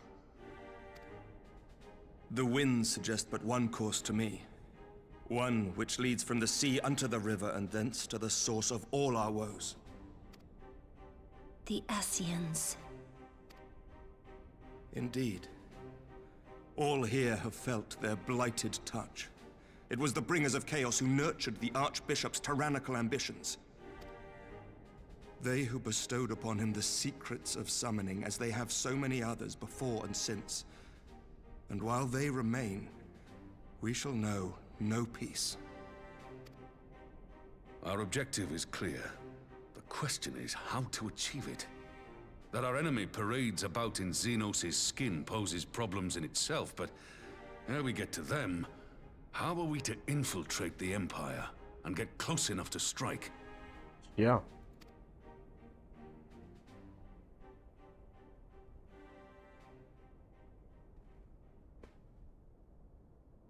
While I see the wisdom in targeting the Ascians, an assassination attempt on Garlean soil would do little to aid our cause, even were it to succeed. It's time we used our enemy's preferred tactic: subterfuge. You have an idea? Speak your mind, Master Thancred. None here know the enemy better than the Scions, and you mayhap best of all. Whatever it is you propose, we will give it fair hearing. On that you have my word. Very well, Admiral. My proposal is thus. We dispatch the shinobi to Imperial territory. There, they sow the rumor that the Crown Prince perished in the battle for Alamigo, and that the man parading around is in fact a corpse inhabited by a servant of darkness.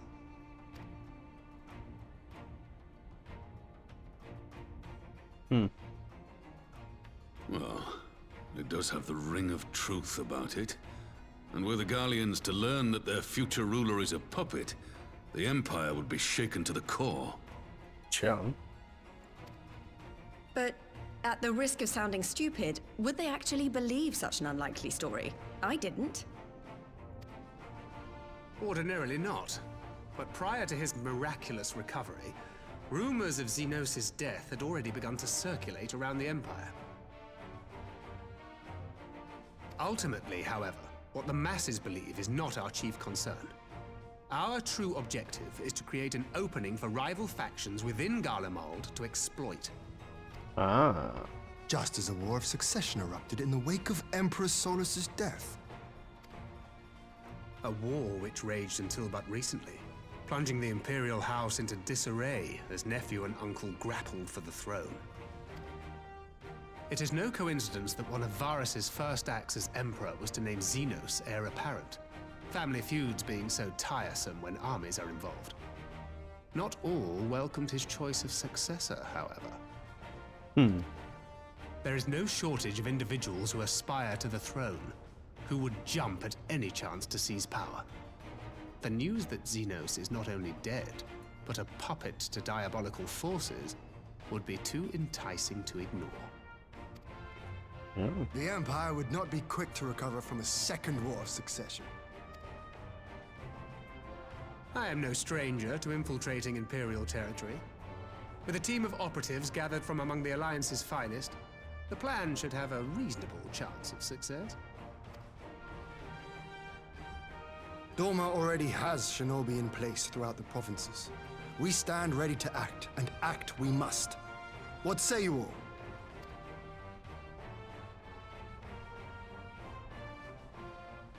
I'm for Master Thancred's proposal.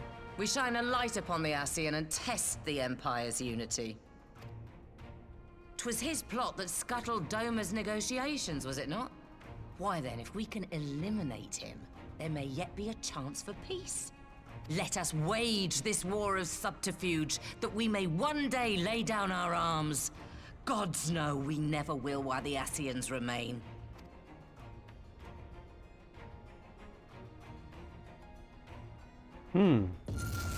Whoa. Huh? That way. Sorrow. Huh?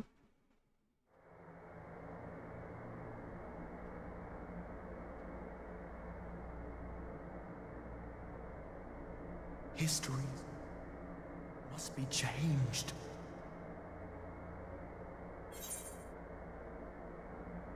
Who is this? Is this... Ahead looms a calamity.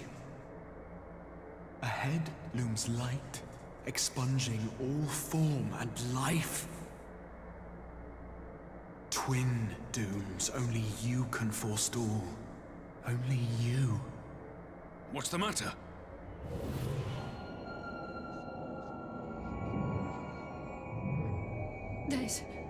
There's a voice. Spies in our midst?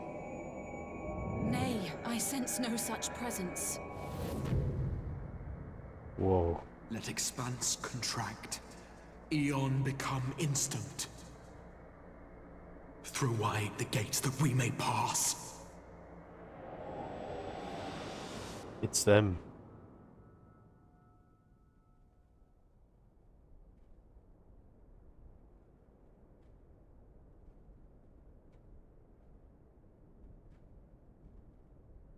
Is it over? Thancred. Master Thancred!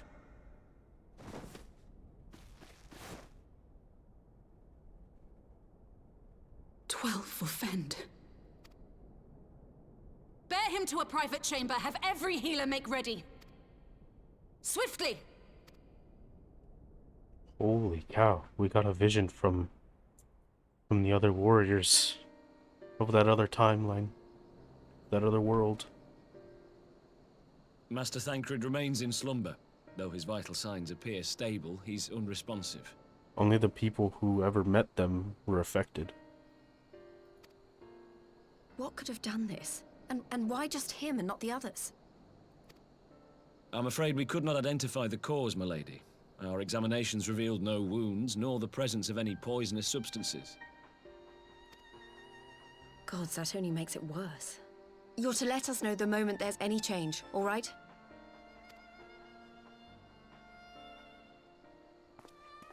The entirety of this world is... Thank you for coming. Knowing Thancred, he would apologize for being otherwise engaged at so crucial a juncture. All of the countries, all of the people joining the Alliance, they're all realizing the common enemy, the Ascians, and they're all about to commit to waging war against them. A war that would eliminate them. And that is what the Warriors of Darkness were warning against. But then how do we solve these issues? In gifting us a course of action, Thancred sowed the seed of all that is to follow. We have but to nurture it as best we can. To him, I would say, rest easy, that he may wake to enjoy the fruits of our labors. I gotta say, that surprised me. Seeing that just, like, randomly happen. It was very surprising. Now, the matter of the mysterious voice must not be forgotten. Will you tell me exactly what happened? Alize and I heard a voice in the moments before Thancred collapsed. It was accompanied by a severe headache, as if something were clutching at our minds. Did you experience the same thing? Yeah. So, in between the voice and the pain, you felt as if you were somewhere else entirely.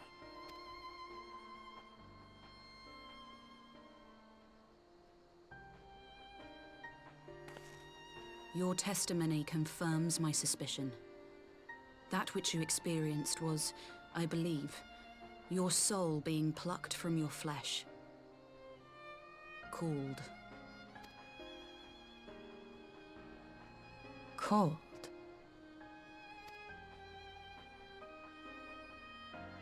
I myself examined Thancred.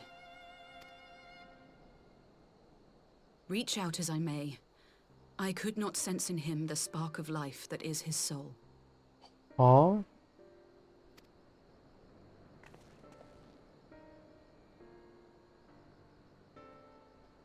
That Thancred alone was stricken so is likely due to his heightened sensitivity to the effects of ether.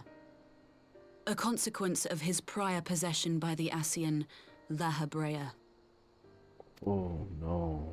The owner of the voice, whoever it may be, reached out to you, called your souls, and in so doing, caused you and yours such pain.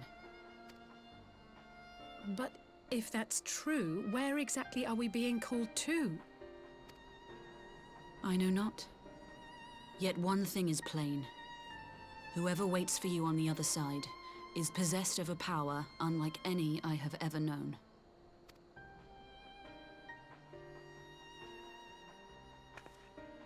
Forgive us, Lys, but may we leave Thancred in your care for a time? As if you had to ask. I may not be a scion anymore, but I'm no less a friend. Don't worry. I'll see to it that Thancred's well looked after. Just focus on solving this mystery, all right? Thank you, Lys.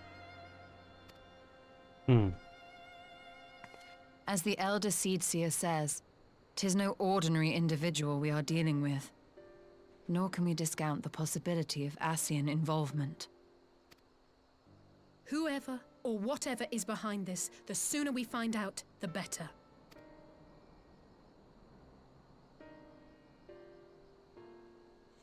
Forgot the guy's name, the primary warrior of darkness, but I think it was him. That sounded like his voice. The canonical warrior of light, you could say.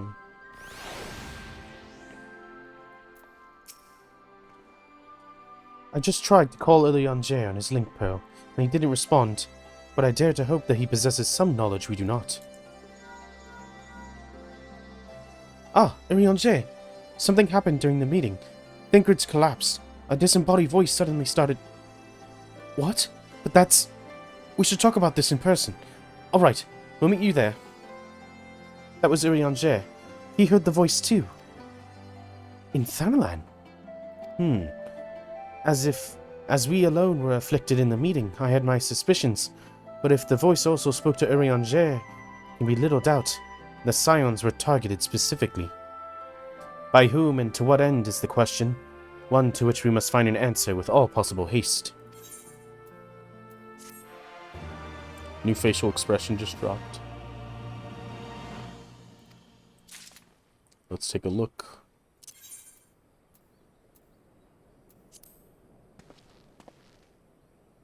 Interesting. Okay, I'm going to take a small break to get some water and do a couple of things. I'll be right back.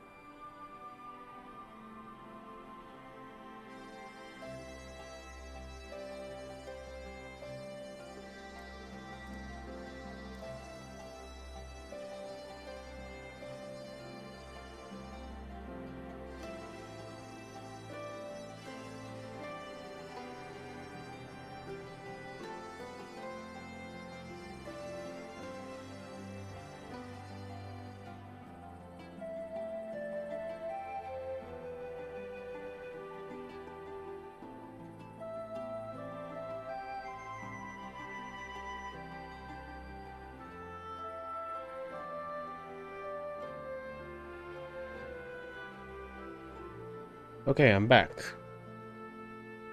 That wasn't too long. Let me just adjust these. Get them going properly. Right. That's... Okay. I think my goal for today is, because there isn't much left in the way of Stormblood here, we're going to get right to the last mission of Stormblood, and then we're going to call it there. I think that's good for time. I think it's good for everything, and there's a chance that I end it before then, because this is taking a little bit, and I don't want to rush through it. So if I end stream a little earlier, I'll let you know right before I end stream. And if you have enjoyed it thus far, hit that like and subscribe button. Follow me on Twitch and Twitter. It all helps out, and you can stay notified of when I stream, so you can come by and see me live.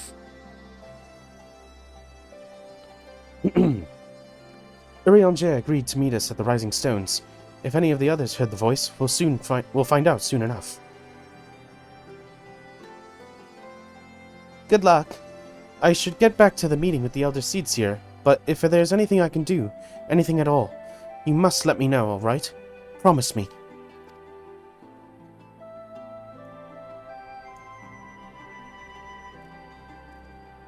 Right.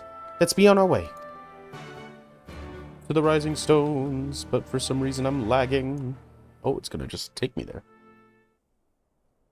Okay.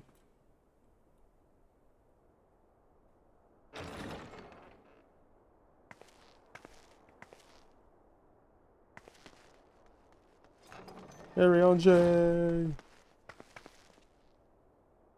What's up with the lag? Urianger! God, it's good to see you.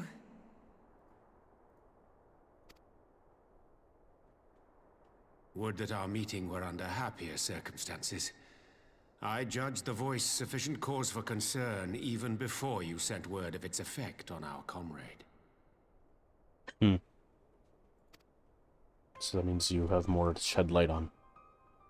You heard it too, then?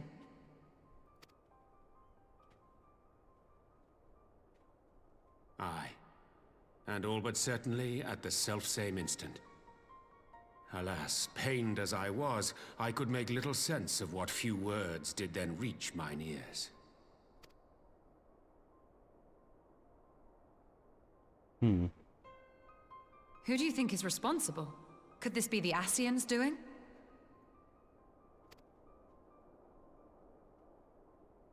That I cannot say. Not when so little is known. Ere I indulge in speculation, I would examine Thancred with mine own eyes. To Alamigo, then, without further delay. One other thing. During my visit to the Far East, I observed a strange phenomenon. Thou referrest, I presume, to the localized reduction in etheric density. Now, of course he just knows. Well, that spares me the trouble of an explanation. Yes, I noted precisely that at two apparently unconnected locations. I take it the phenomenon is not limited to the Far East. Indeed not. Of late, our agents charged with surveilling the beast tribes have spoken of little else. In every corner of the realm, they tell of places in which the ether hath grown thin.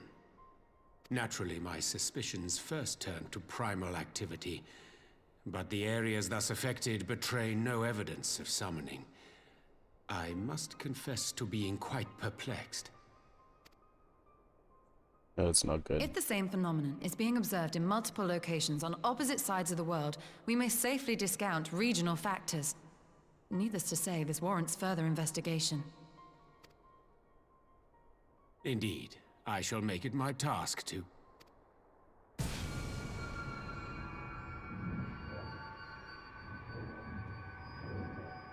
The voice. It calleth to me once more.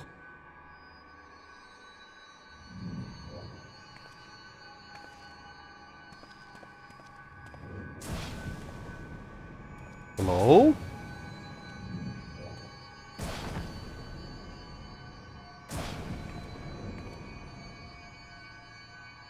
I hear it too.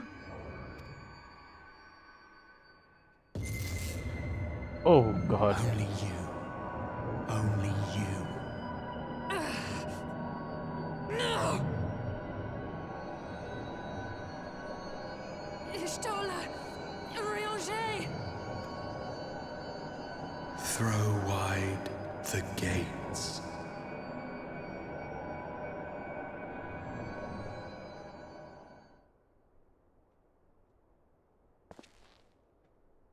No! No, this can't be happening!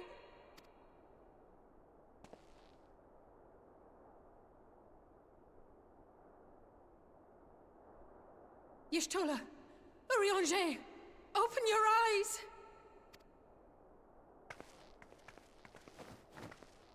Open your eyes, I beg you! Say something! Anything! Not again. Please, not again. What is happening?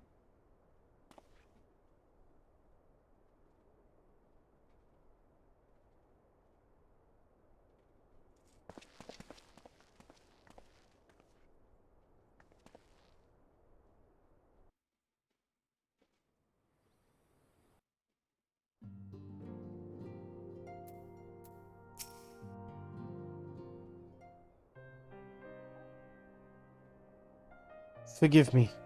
That was an unseemly display. It happened before your eyes, my lady. None here would have behaved any differently. We have borne the two of them to a private chamber. But tell me, is it true that Master Thancred languishes in a like state in Alamigo? I'm afraid so. Though, given the circumstances, it would seem best to observe them together. I would send word to Lys that he should be brought here. Take heart, my lady. The world is full of scholars and knowledgeable folk of every persuasion. Someone out there is bound to know what ails our comrades, and how it may be cured. Thus, we will rouse them, no matter what. That we will, Ori. That we will. But first things first, our comrades will have questions. May I ask that you explain the situation to them? I must attend to a private matter.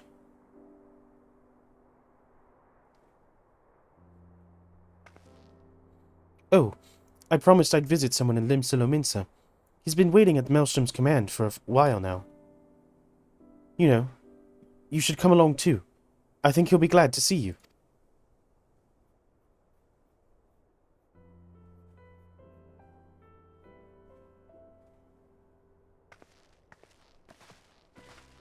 Who did she call the Limsa?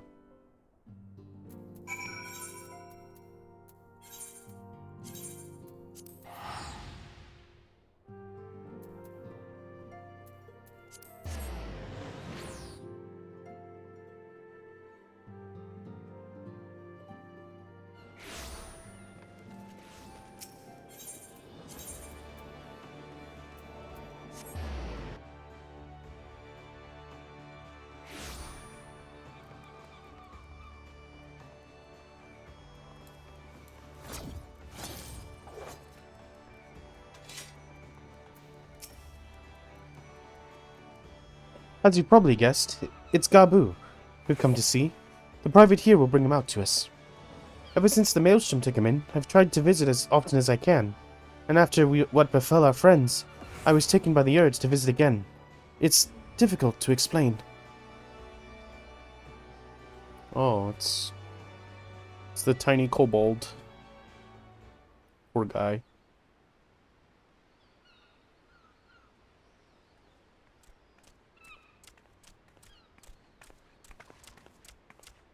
Here he is, my lady.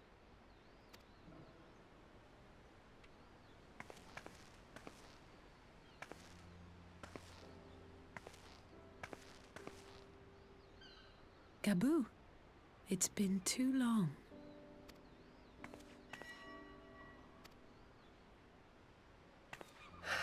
I'm afraid there's been no change.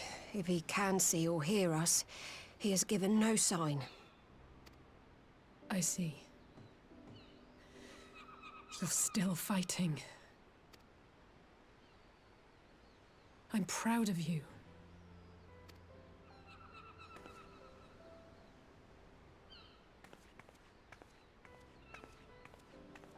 We promised that we would come and visit you together, didn't we? Alphino and I. I'm sorry that we haven't managed that yet.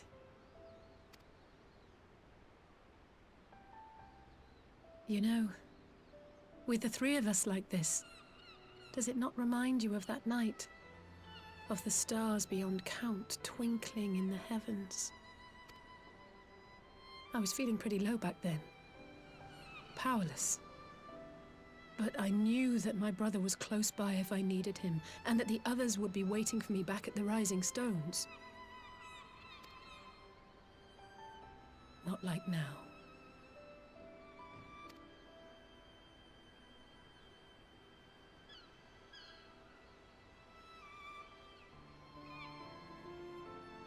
I've seen my share of trouble since coming to Eorzea. Been reminded again and again of my limitations, of how little I can change about this world. And I've come to know the sorrow of parting all too well.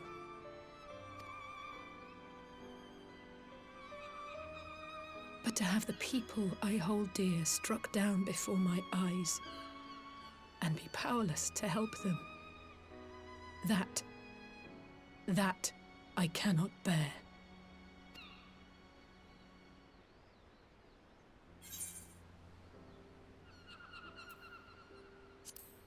You don't have to bear this burden alone.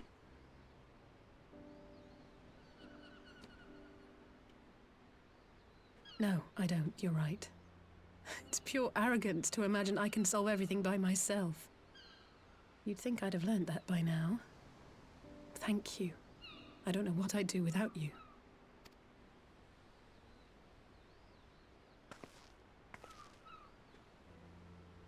Well, that's more than enough brooding for one day. Come on. We have friends to save.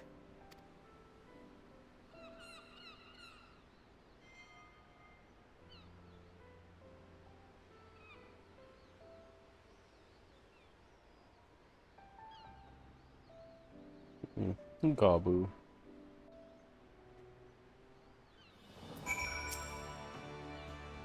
Let's return to the Rising Stones and take it from there. Thanks again for agreeing to come. It meant a lot to me.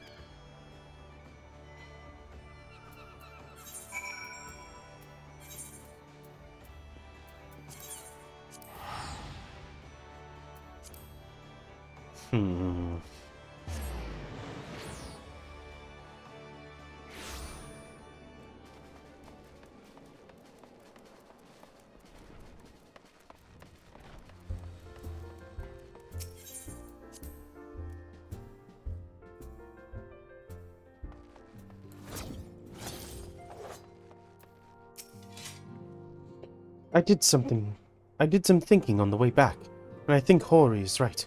We need to seek outside help.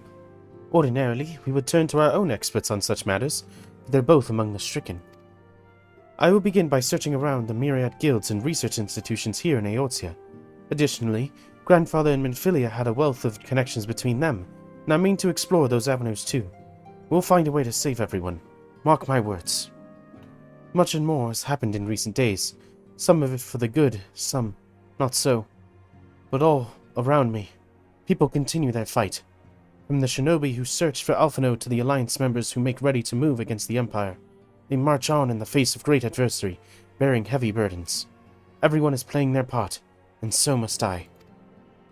You have your own part to play, I know, and it's bigger than most, so I won't keep you. Just promise that you'll visit from time to time, and I promise I'll have good tidings to share with you when you do.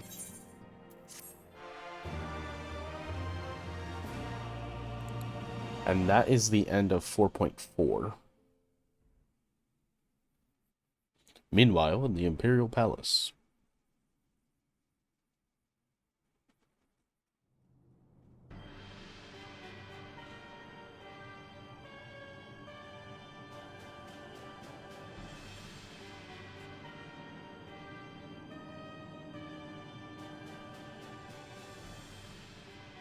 The Populares no longer present an obstacle. Now is the time to bring the Empire's might to bear. A word from your Radiance is all it takes. But one word, and the Imperial army will fall upon Alamigo as a pack of bloodthirsty wolves and tear that feeble nation apart.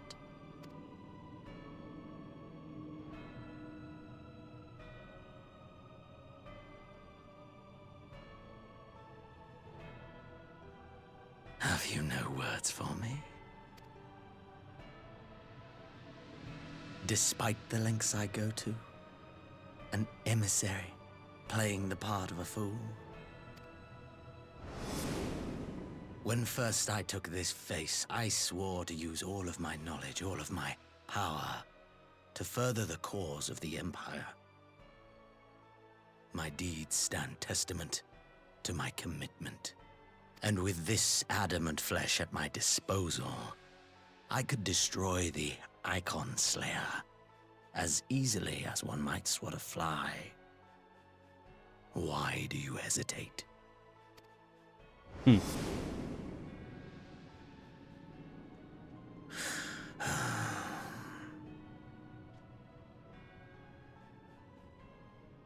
Our enemy is resourceful. Though victory is certain now, it will not remain so indefinitely. Deliberate if you must, but be quick about it. We'll speak again when you have unburdened yourself of doubt. Until then, I take my leave, Father.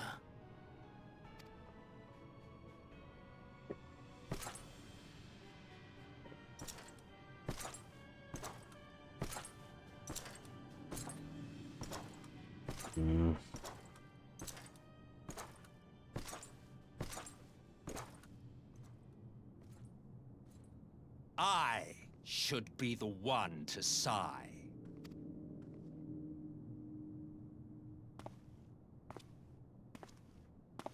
I played my part to perfection.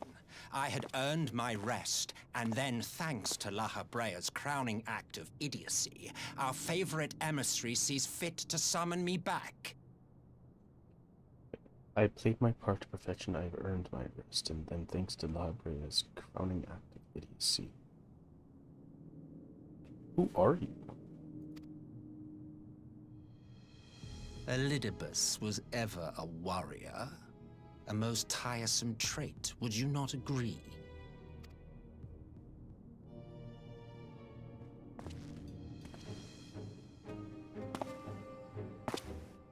What? Have you no words for me either? No matter. I've long grown weary of this mummery. Now, my dearest grandson, let me remind you of your place in the simplest of terms.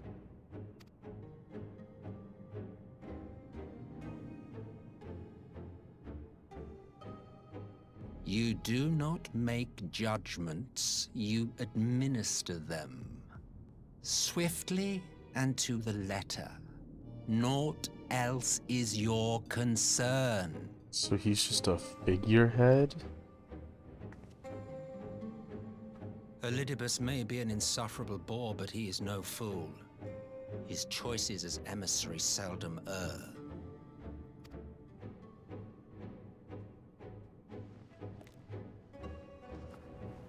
If aught threatens the balance twixt light and dark, it falls to you to remove it. Be it by your own hands or by your armies, you have ample means at your disposal.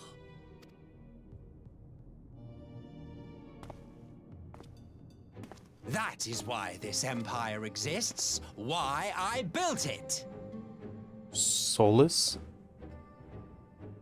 is still alive? Oh dear. Have I touched a nerve? You always were an easy one to read. I pity you, I do. As they say, ignorance is bliss. And I know how much happier you would be not knowing the things you know. The founding father was an Ascian, and he created the Empire solely for the purpose of sowing the seeds of chaos. Oh. Don't take it personally. I merely do my duty. To bring about a calamity requires no small amount of power. And there is no surer way to obtain such power than by collecting powerful pawns. To that end, I have labored long and hard, and I must say I am quite pleased with my handiwork, paltry though it seems in comparison to Alag.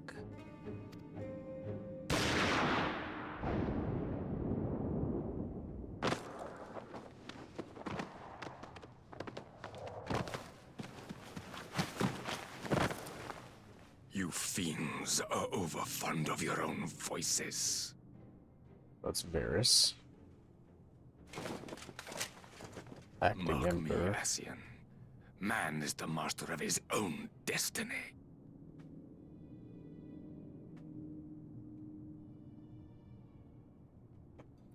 So Solus was always an Ascian? Such a waste of time and energy. Both yours and mine.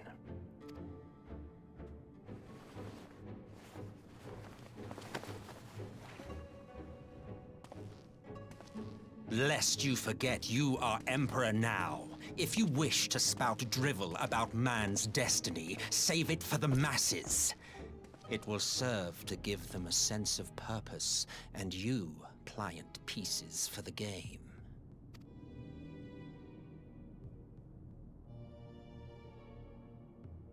Oh, do stop sulking, boy. You, of all people, should understand. Ours is a struggle to restore both mankind and the world to their rightful state. Viewed thus, our goals are one and the same.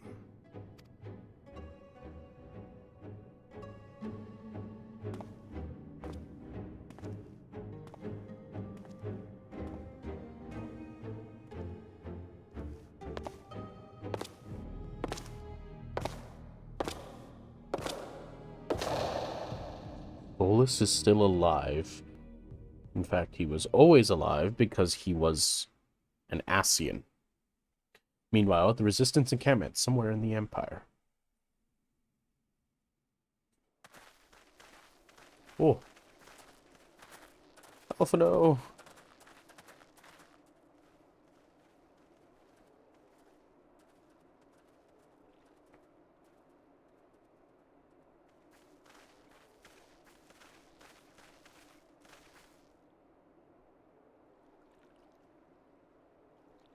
What in the world?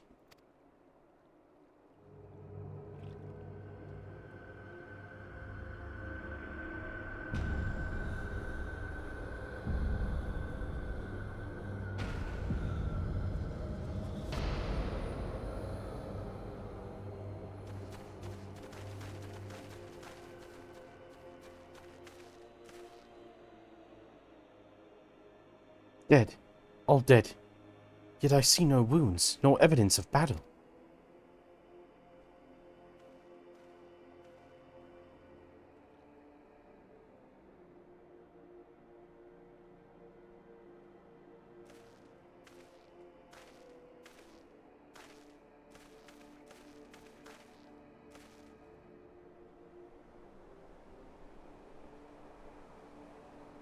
Damn them. They finally used it.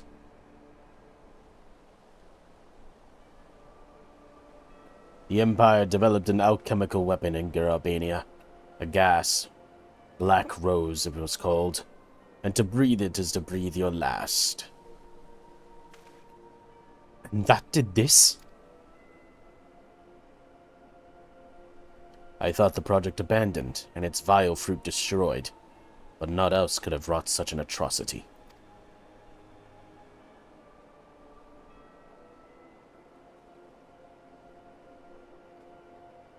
Fools. What do they hope to gain with this butchery? Can they not see that the rule won through terror will not endure? How many more provinces must they lose?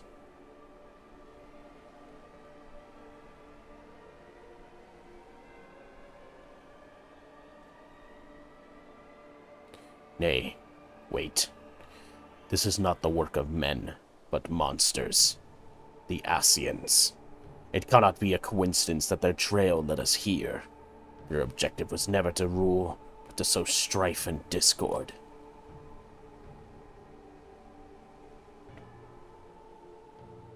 Such a crime does indeed bear the mark of the bringers of chaos. Black Rose cannot be allowed to kill again. We must find the Ascians and put an end to their plot.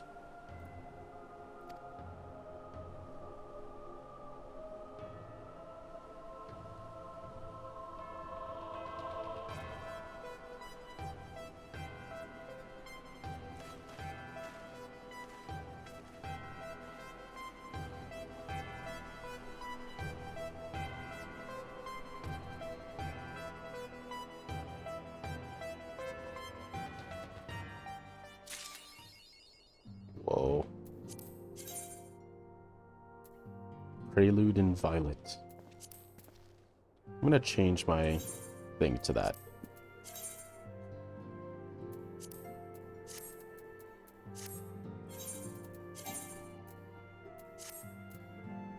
Okay. Let us continue. Soul searching.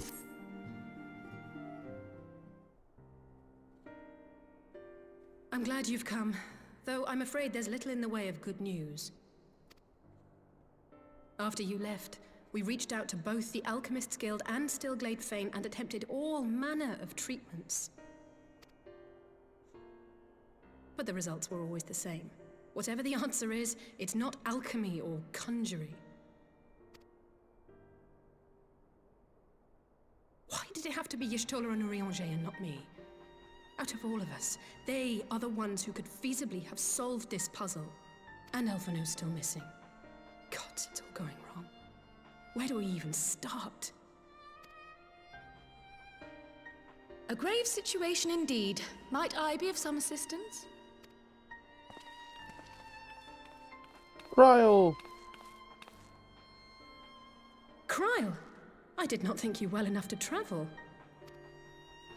When word reached me of the plight of our friends, I could not well stay away. As a fellow scion, not to mention your erstwhile mentor, this is one of those times you should feel free to call on me, regardless of my personal circumstances. Yes, I should have thought of that.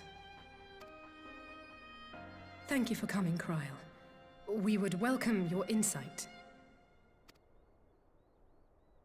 And I should be happy to provide it. Now, what's this I hear about Alphino heading into Imperial territory? That boy always did have some funny ideas. Do you remember the speech he gave when he was accepted to the Studium?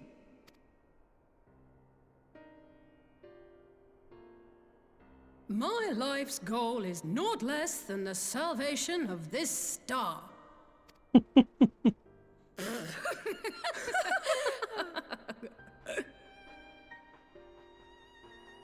That particular grand pronouncement has been a source of great embarrassment to him, as you know.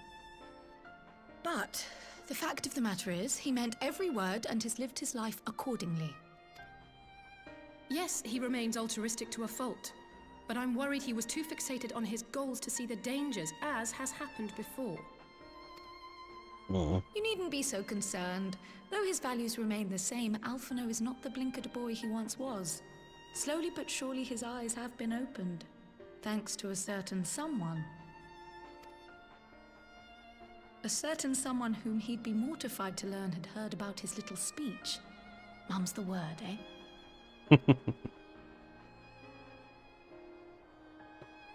Right, I'd better have a look at our patients. They're in the infirmary, I assume.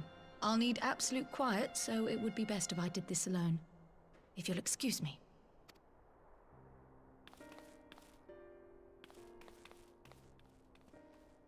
Why wouldn't they go to Matoya as well? I guess you'd have to bring them to Matoya, and that's not very feasible. Yeah.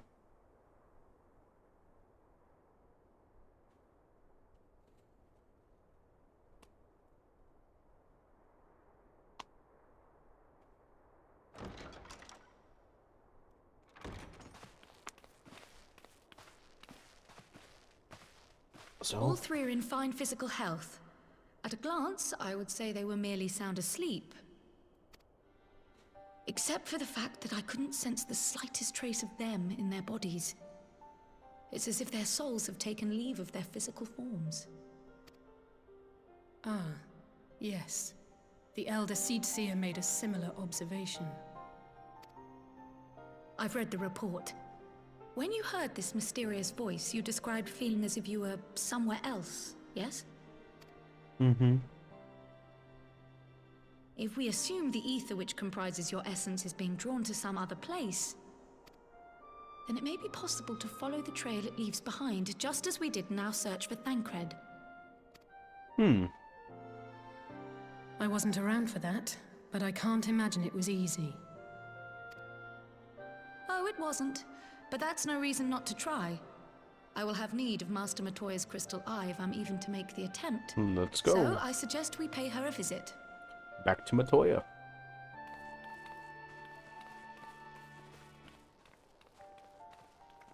After I had just mentioned her, it just seemed like the right kind of place that we needed to go. That's the only other ally that we knew about Aether. Save Minfilia, but I mean, you know, that's not an option. I just realized the Dravanian hinterlands don't have an aetheryte. There is not a single place in the Dravanian hinterlands that have one. That's awful. How is this the first time I'm noticing? But it's very noticeable. You have to go to Idleshire if you want to fly. If you want to get there, I mean.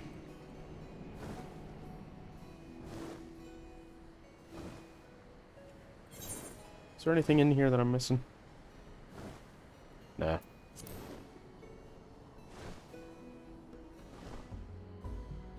Hey, Alexander's standing up all right. That's what we get for doing the Alexander quest.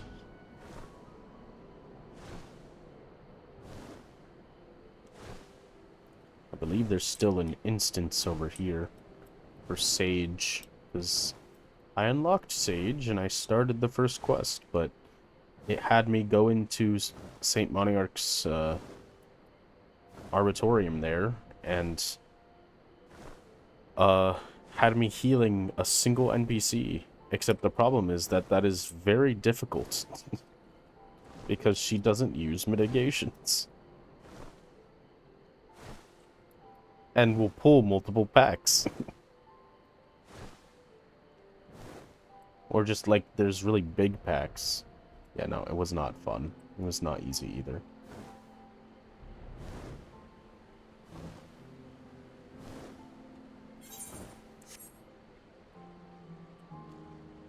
I still haven't finished it. I need to learn how to play a healer at that level in order to feel like I can finish it.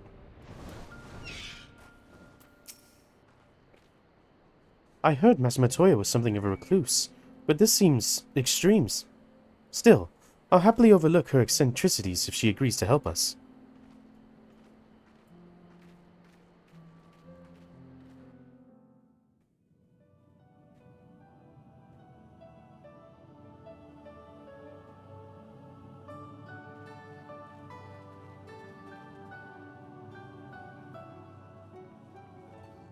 Come to disturb my peace again, have you?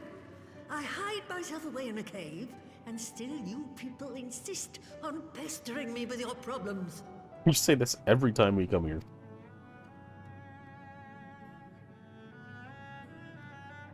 Oh, I mistook you for young what's-his-name, but I see now you're the sister. Weren't you supposed to be the lively one? I've seen happier faces at a rain-sodden burial. Well, I'm sorry to dash your expectations, but the situation isn't exactly conducive to gaiety. Ha! That's more like it. Stoller used to spit and hiss like a wildcat too. Better for a young thing like you to be filled with fire and leave the doom and gloom to your elders. Now, what exactly does this tragic situation of yours have to do with me? If I may, Master Matoya, we have need of your crystal eye once more. So you see, their souls have been whisked away, and we don't know to where. And Stoller is one of the afflicted, is she? Very well. She may be an ungrateful stray, but she's my ungrateful stray, and I'll not see her buried before I am. Aw.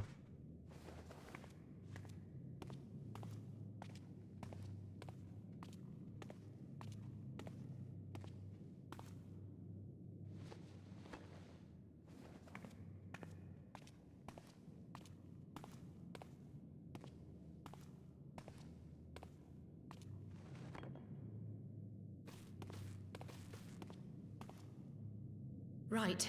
Let us see what we can see. I'll begin from where our friends first fell, and cast my senses out from there.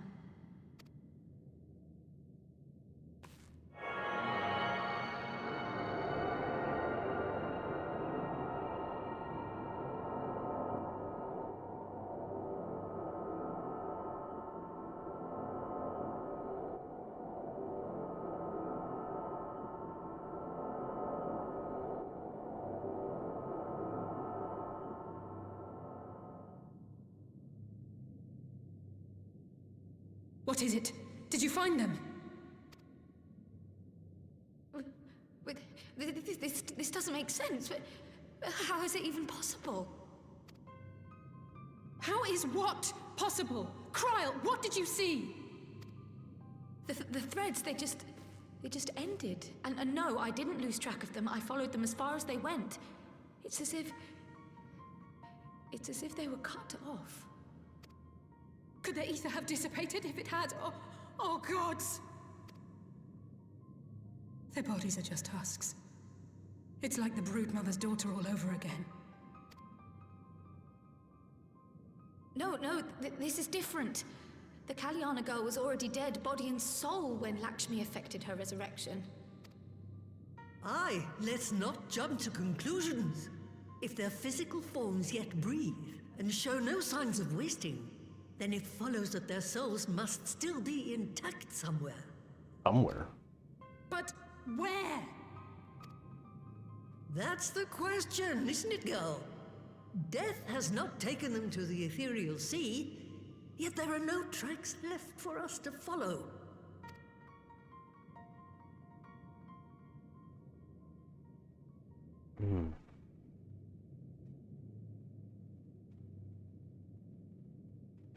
We're no closer to an answer than when we started.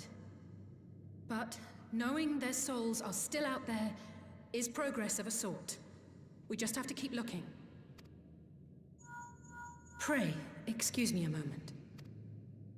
Yes? I remember, but... What, to Alamigo? We're on our way. That was Lee's. Apparently, a group of Populares have defected to Alamigo, and Maxima, the envoy Alphino left with, is one of them. I'm sorry. I realize we've barely begun here, but... Go, child, go! You've made up your mind, and life's too short for dithering. I'll do some digging in the meantime and see if there isn't some other method we could use to continue the search. Let's be off then.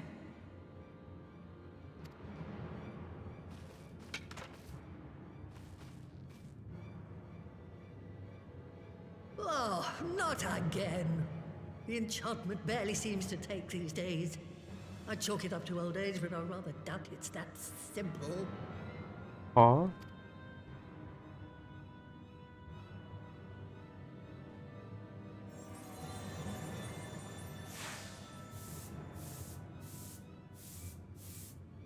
Before they took ill, Y'shtola and Urianger were sharing notes on a thinning of the ether. It seems to be happening all over.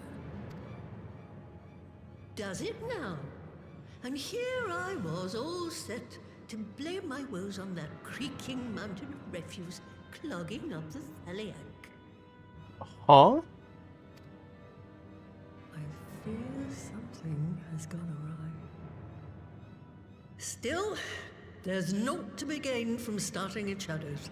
You can only do what can be done, and that but one thing at a time.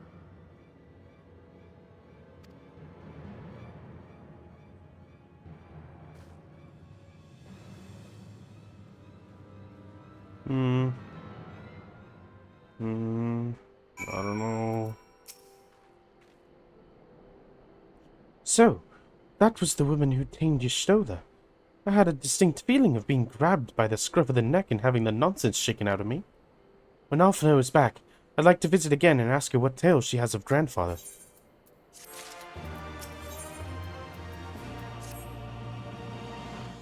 I almost can't bear to hear what Maxima has to tell us. But it can't be bad news, can it? Lise would have said.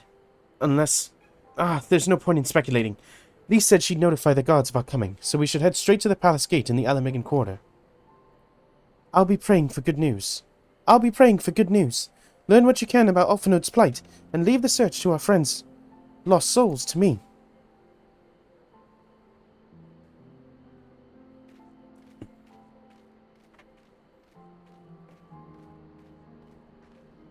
Yikes.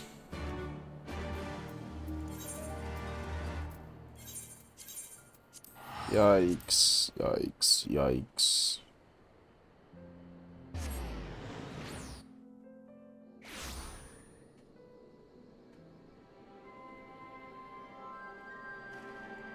Ah, jeez. I just don't know what to think. What is happening?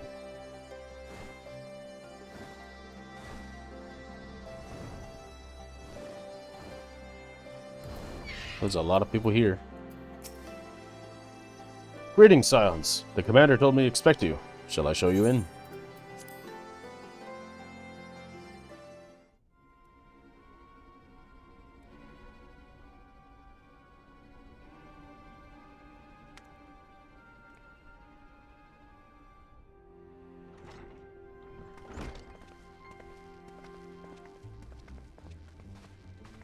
I'm sorry to drag you halfway across the realm, but when Maxima mentioned Alphino, I thought you'd want to hear the news in person.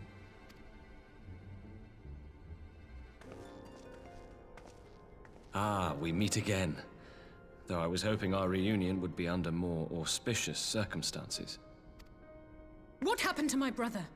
Where is Alphino? Never fear, my lady. Your brother was in fine health when I took my leave of him, and I have no reason to assume that has changed. You assume? If you will allow me, I shall endeavor to explain events.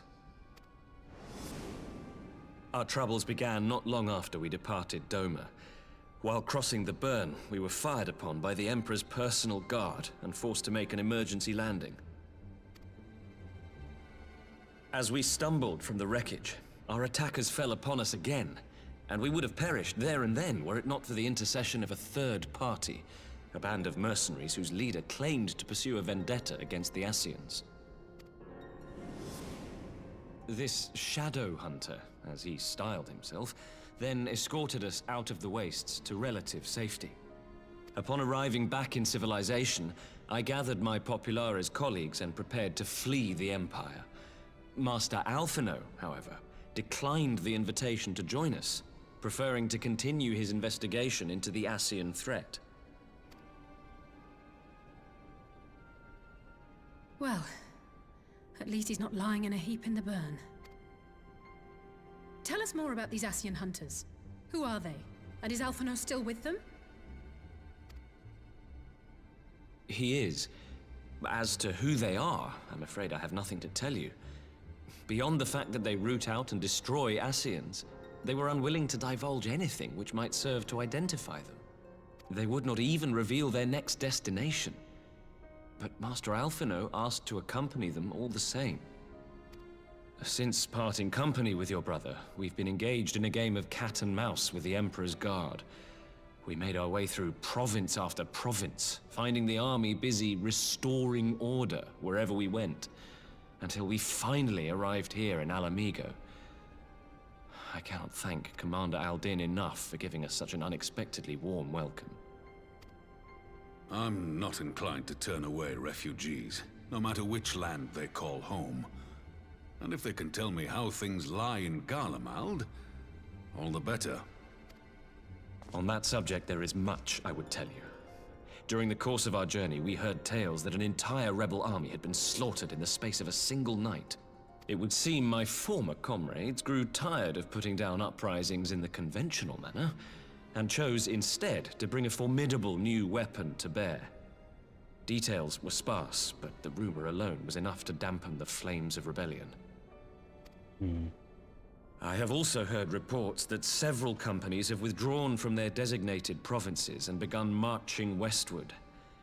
It is my assessment that the Empire's forces are mobilizing for a large-scale military engagement. Westward?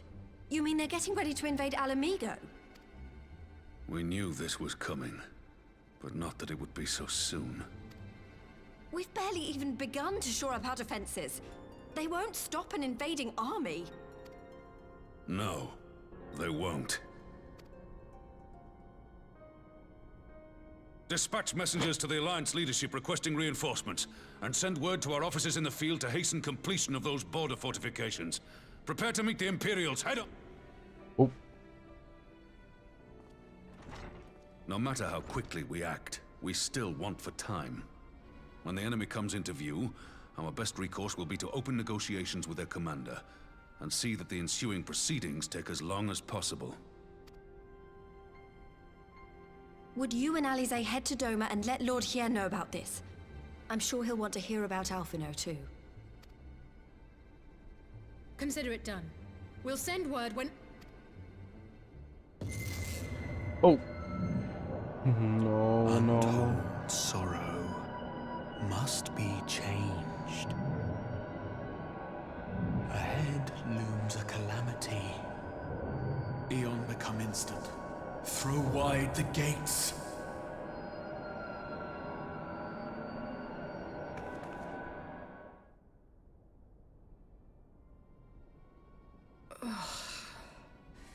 You heard it too.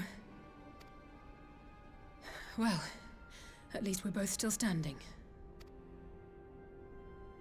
Oh, thank the gods. I thought we'd lost you for a moment there. Why does this keep happening? I wish I knew. Nothing we've tried has brought us any closer to an answer. We'll keep working on it.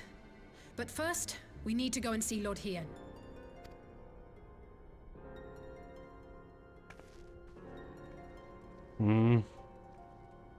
Oh gosh, I feel like it's only a matter of time before it takes us.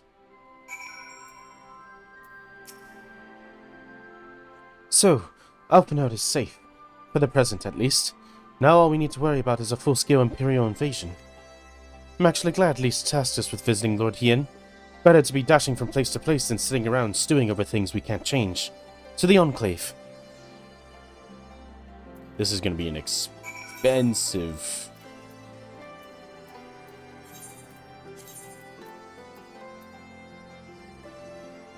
Yeah. I want to get to 200,000 if I can.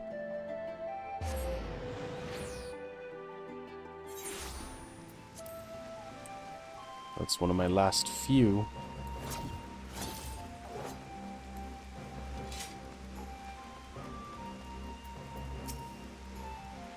I see you have tidings for Lord Hien. May I show you in?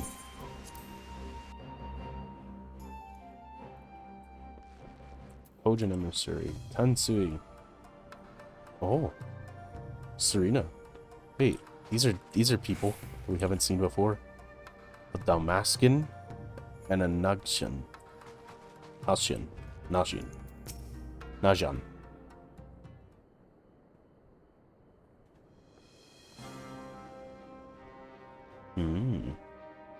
Greetings, my friends.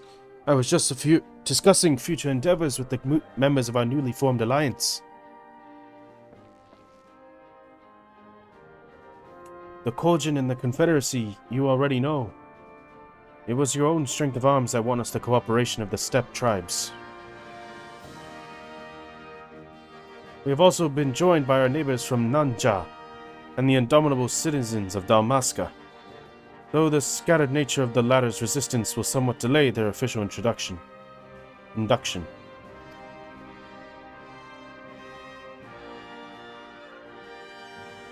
These proud peoples have united under a single purpose, to stand against the tyranny of the Garlean Empire. I am glad to see your alliance is coming together so swiftly. As things stand, we fear we shall have need of your aid. We fear we shall soon have need of your strength.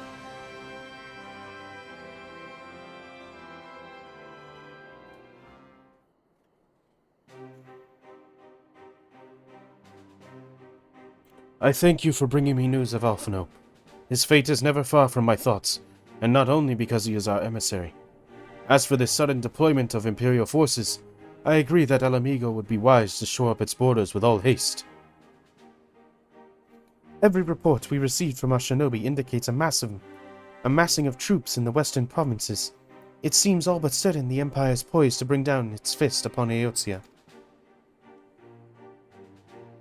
And I would help deflect that blow, but I cannot risk sending reinforcements just yet.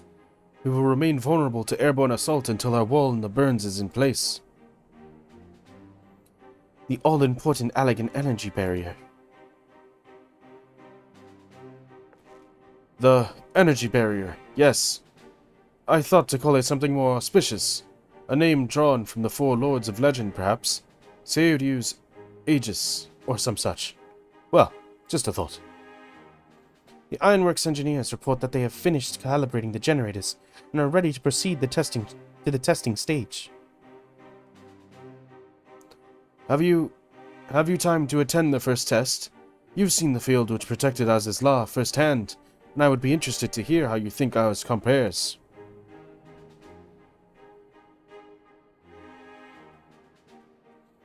I will come too, if you don't mind. Though I am no Y'shtola, I may be able to offer some insight. Of course. Time being of the essence, it would be best if we made directly for the burn. Yugiri, I leave you and Hakuro to bring the war council to a close. Understood. Your mounts are saddled and ready, my lord. Wear the storms.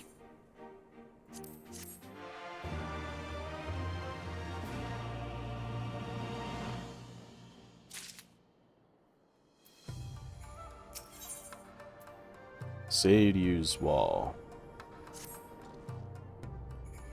We will cross the burn by Yol and Falcon, as before.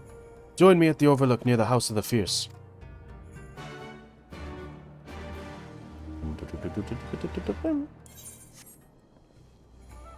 I wanted to check something. There we go. That's all the best level 70 stuff.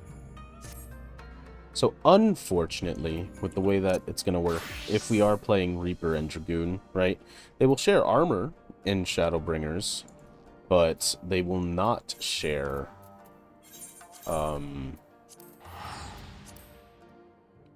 weapons, which means we will need to find and buy the best weapons for them as we go.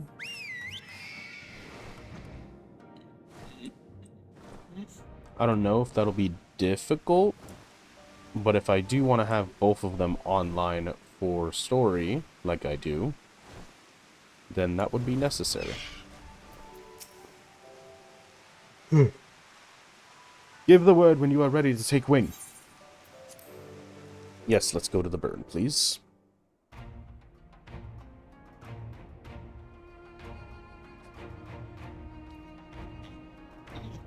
Will we see Sid? It's a good question. I wonder if we will see Sid.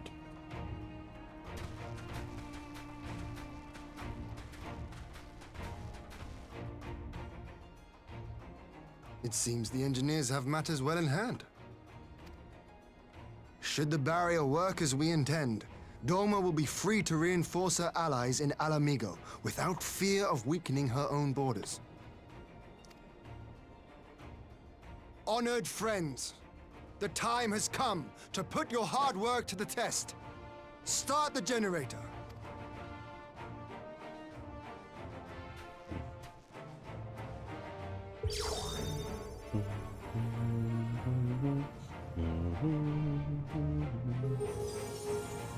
Please work. And don't cause some strange thing to happen.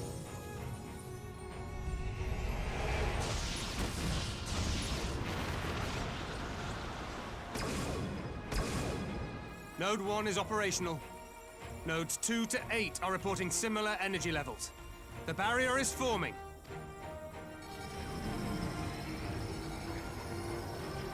Whoa. 1,000 yards. 2,000. 3,000. Expansion remains smooth. No fluctuations detected. So they're going for a straight wall of it, not a like big dome. How far is that gonna go? 4,000. 5,000. Target altitude reached. The barrier is holding steady at 5,000 yards. We've done it.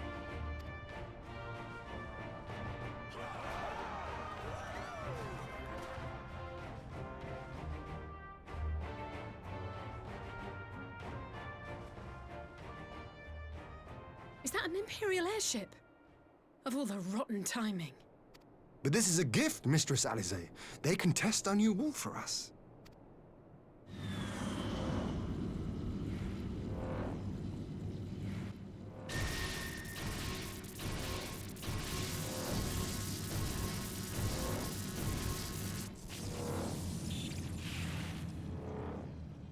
Seems solid enough, though I was hoping for a fireball. But who is there? Is there somebody of note inside? Like I fear there might be. Oh, it looks like there is.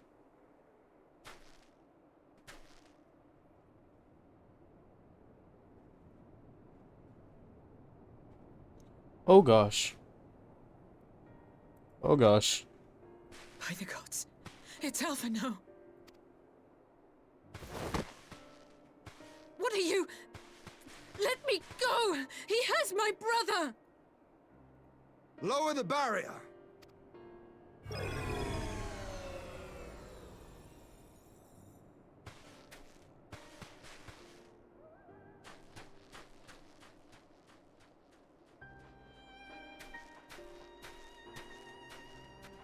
Are we finally gonna hear this guy's voice?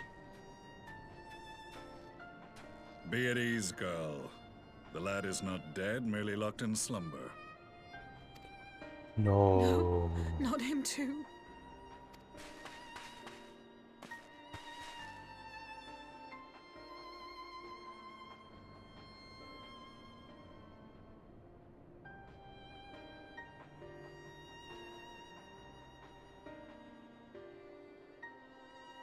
We could identify no cause and found no remedy.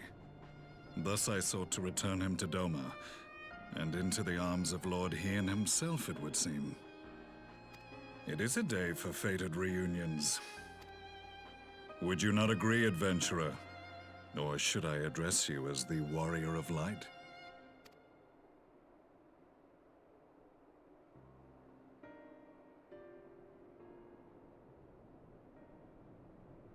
Yeah, it is him. Gaius van Belsar. Aye, Gaius van Belsar, the Black Wolf. That was the title I was given, one I have long since relinquished.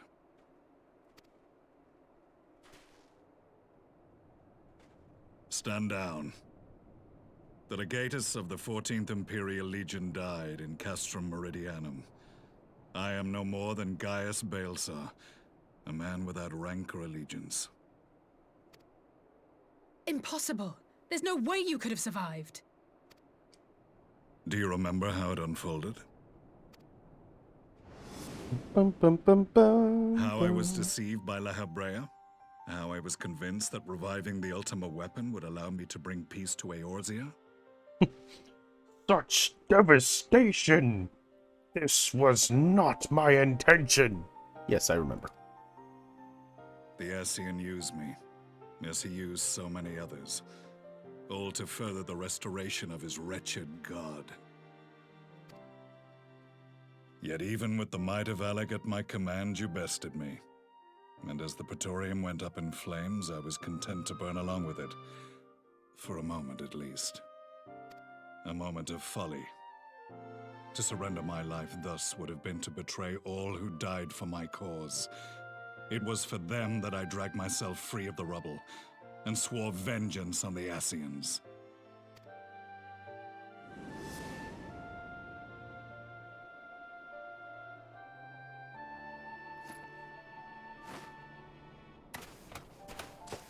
The Black Wolf has shed his pelt, never to return to Garlemald or her legions.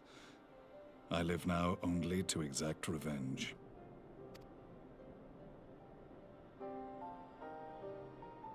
My principal quarry was to be La Habrea, whom I gather you have since ushered onto oblivion. But so many more remain. Long as their kind lurked in the shadows, laboring to sow chaos throughout our world, I would see each and every one dragged into the light and put to the sword. Are the Scions not of like mind? In this single respect, perhaps. Then I shall continue the partnership the boy began, and share what intelligence I have acquired. Among the Ascians, the Black-Masked Ilk are subordinate to those who wear red. This you already know. Yet among the Red there exists a hierarchy, Those set adrift with the shards clearly stand below those still joined to the source. Nabriales, who once dared to intrude upon the rising stones, belonged to the former group, and while he was indeed a dangerous foe, his powers were inconsequential next to the paragons of the source. The first was La Hebrea, who plagues us no more. There is also the white-robed Elidibus, and the elusive Emmet Selk, about whom little is known. Oh. We have files on La Hebrea and Elidibus, but I believe this Emmet Selk is new to us? As I assume my brother told you, we have evidence to suggest that an Ascian now walks in the body of the Crown Prince. Have you identified this interloper? Elidibus seems the most likely culprit. As emissary, it is his role to maintain the equilibrium between darkness and light. Your many deeds in Hydaelyn's name have upset the balance, and I believe he seeks to restore it by throwing his considerable power behind the Empire. As a leader of the Ascians, he is one of our primary targets. It was on the trail of this very prey that the boy and I came across the scene of a failed uprising. In the absence of a single Garlean casualty, we inspected the bodies of the rebels, and the lack of any external injury drew my immediate attention. They had been slain by Black Rose, an alchemical invention of the Imperial Army. When I yet served as legatus, I ordered its production halted, and all stockpiles destroyed. Toxic gas is not a tool of conquest, but of extermination. Toxic gas? This must be the new weapon Maxima warned us about. Something deadly enough to sweep away all resistance in a matter of hours. Gods. You don't think they're planning to use this in Alamigo, do you? Put your fears to rest. We infiltrated the production facility and destroyed all existing stores of the chemical along with the plant itself. Even should they rebuild the operation, they will not soon manufacture another batch. Wow. That's great. Regardless, I would draw your attention to a directive we discovered in the plant's records. The document was marked with a recent date and authorized with the signature of one Zeno Ciegalvus.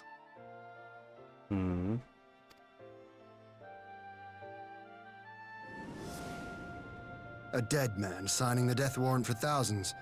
'Tis bad comedy.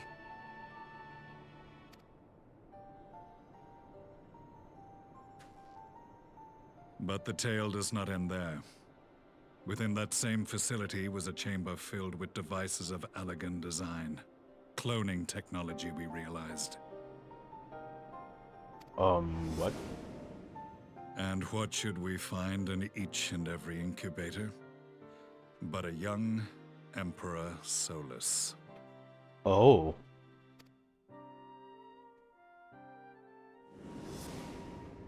That's how it was the same body. All of which prompts the question, were the Ascians responsible for these abominations, or was it the will of the Emperor? I must know which hand guides the Empire. Though I have given up my rank, I am yet a son of Garlemald, and I will fight for the future of my homeland.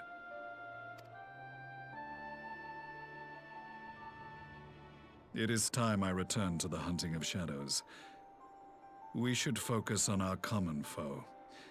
To reopen old quarrels now would serve no purpose. You saved my brother's life, so I'm willing to let sleeping dogs lie.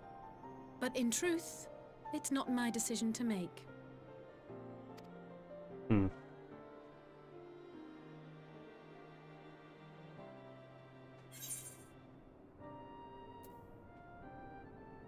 You're right. There are more important matters at hand.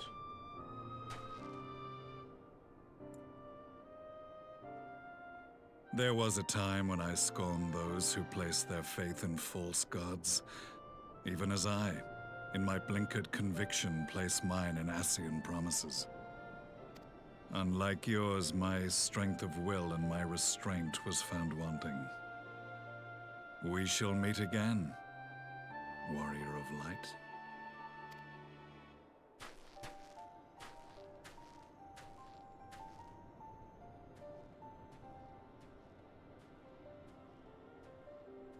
So that was the infamous Black Wolf. An unexpected ally, to say the least.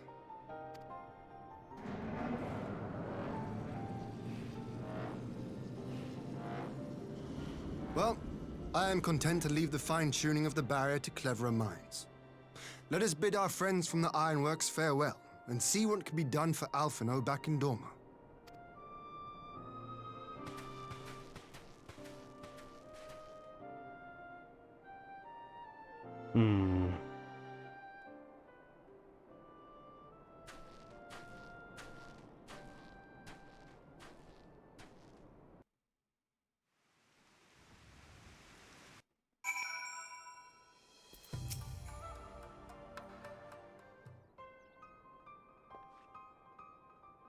Alphinaud is safely ensconced in a private chamber.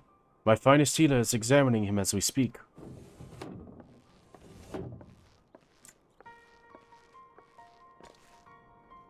I've spoken with the physician, and there are no outward signs of illness. Alphinaud is lost in a sleep from which he cannot be awoken, just like the others. It seems that even the lands of the Empire were not far enough away to escape that cursed voice. I share your frustration, Alize, I do. But Alphinaud is returned to us alive, and otherwise unharmed. All that remains is to find the means to wake him. Until then, you can but fulfill your duties as a scion. Yours and your brothers both. You're right, of course. There are arrangements to be made, and little time to make them. To business then, my lord. Now that we know Seiryu's war works as intended, can we expect reinforcements for Alamigo? You most certainly can. As promised, we will send troops to bolster our allies in Eorzea without delay. Pray be aware, however, that they will not arrive without delay. Save for some few who boast teleportation magics, the bulk of our forces must be transported by sea, a lengthy voyage for which the smaller vessels favored by the Confederacy are ill-equipped. Accordingly, I mean to enlist the assistance of the East Alenard Trading Company in finding suitable ships. As for navigating the distance in question, we are in the happy position to be able to call upon those who plotted the course for my people's exodus to Eorzea. Beyond the procurement of ships, I think it unlikely that our East Alenard friends will consent to any involvement in military operations, but I am certain they will afford Alphinaud a berth aboard one of their vessels. I shall have a charge and accompany him every elm of the way to the Rising Stones. You have my thanks, Lord Hien.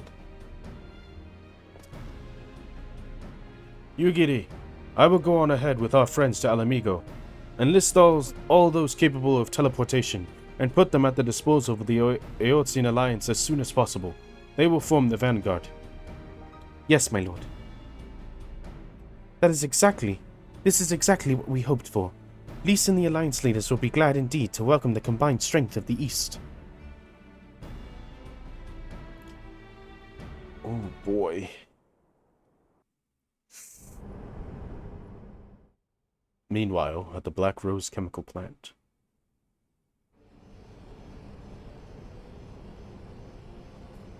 Oh boy.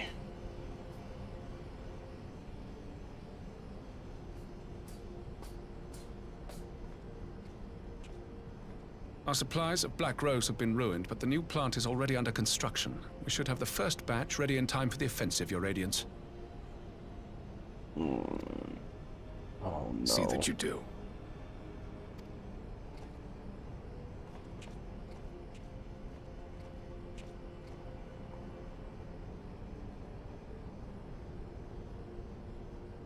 Ah, yes, the infamous Black Rose. If I recall correctly, Gaius did not much care for the invention.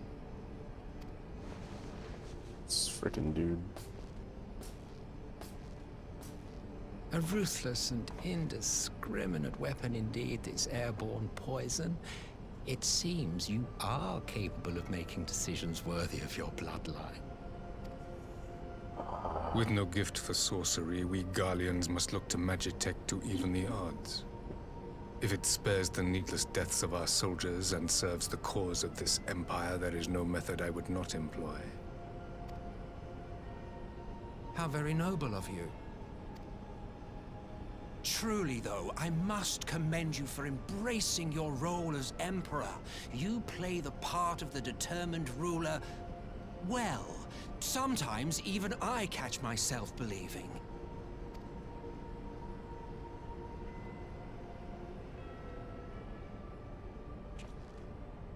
A silent agent of death. Now that I think on it, Black Rose may well possess the perfect aspect. Oh? Slowly but surely, the deluge of light has worked upon the ether here in the source, and the gas should be most susceptible to its influence. Well, I shall leave you to your own devices. Go forth and bloody the land with your grand and glorious war.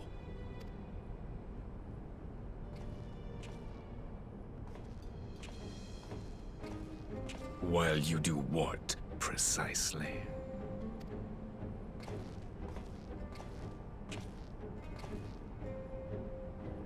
Need you ask? I will be doing what all Ascians do. I am well aware that your kind exists only to usher in the next calamity. But you seem oblivious to the harm your singular agenda causes to the Empire. You cannot have forgotten the events which followed your mortal demise.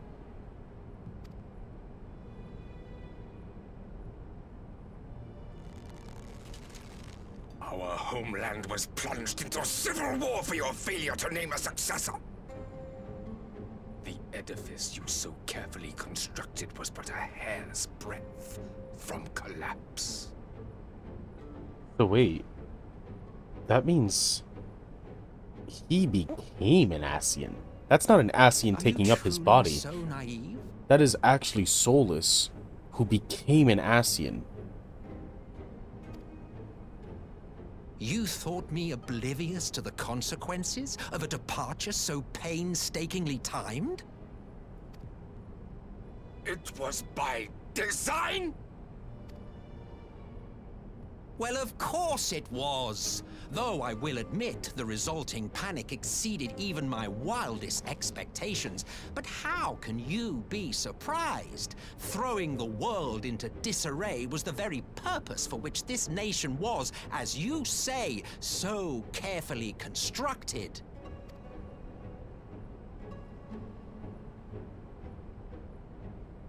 Now, if you have no further questions, I must be on my way.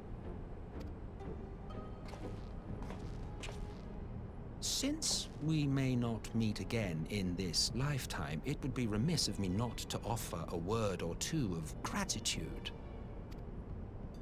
I really must thank you for this surplus of vessels. I can mold any host into my own image, but having bodies tailor-made for me in this fashion is so much less tiresome. You dabbled in Allagan cloning techniques, yes? It certainly is a compelling, not to mention entertaining, field of research. And of all the options available, you chose the founding father on whom to experiment. You have a twisted streak to you, Varus. Like grandsire, like grandson, hey? Oh no, so it's not Solus. If events play out as planned, this will become something of a family enterprise.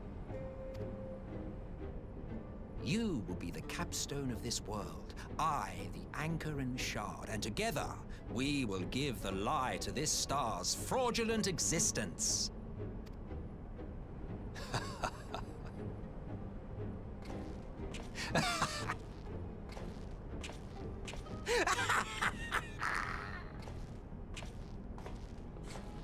So maybe he's that other Ascian, one of the top 3 one.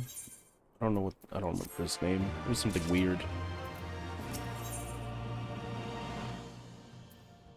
parley on the front lines.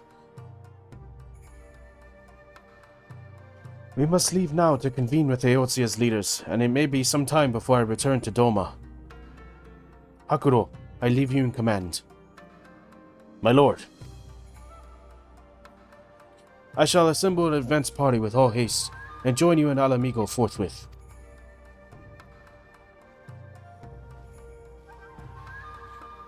I've just received word from Lys.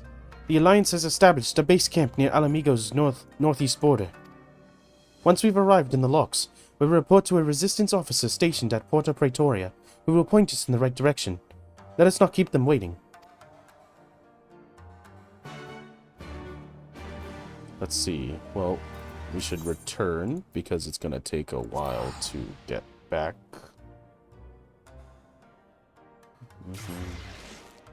Because it'll cost a lot if we don't do it this way.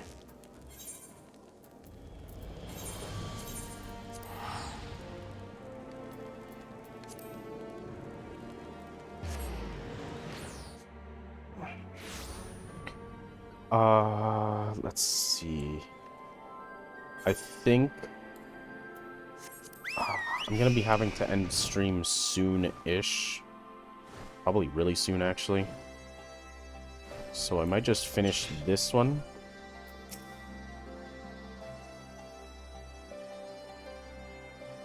Ah, you must be the Scion party I was told to look out for. If you follow me, I'll take you in the direction to Alliance headquarters.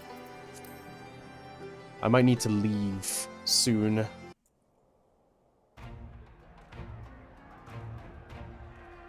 And then the next time we stream, we'll be wrapping this up, as well as probably grinding Samurai to level 70 or something.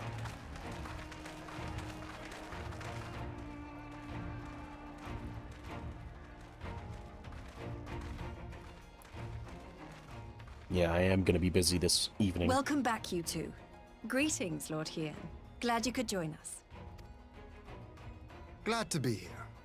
I would have come sooner, where our own defense is not in question, but I am pleased to report that our soldiers are assembling for deployment to Alamigo as we speak.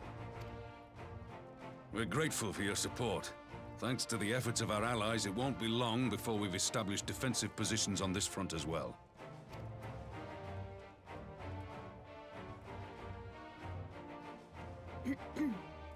We have some good news too. Alphino has come back to us. As for the bad news... He's exactly as the rest of them.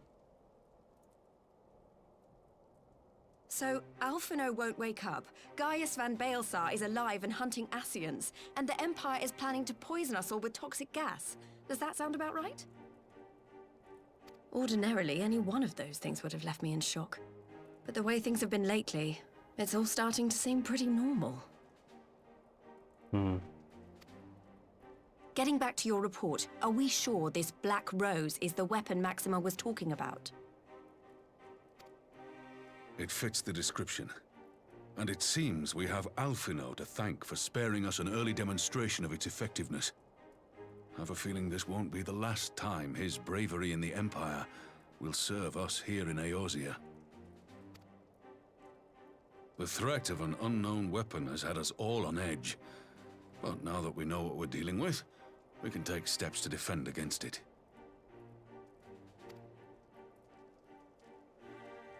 As for Gaius, I'm not sure what to think. Am I happy he's alive? Not in the slightest. Am I happy he's hunting Ascians? Aye, I'd have to say I am. Oh, speaking of Garleans you didn't expect to see, we have a tale of our own, as it happens. When we sent envoys to the Imperial Army to request talks, they returned with the message that Varys Zos Galvus would be attending. The Emperor. The Emperor himself. Well, Varys did sanction the Popularis peace mission. But knowing that an Ascian walks in his son's skin, I do not see how we can trust him or anyone from that nest of vipers. The Alliance would proceed with negotiations regardless, if only to give ourselves more time to prepare. We do, however, require your cooperation. Right. Yes. So, as a condition for the talks to go forward, the Empire has requested that a member of the Scions be present. There'll be a representative from each Alliance nation, of course, but I'm afraid we have to ask that you come along too.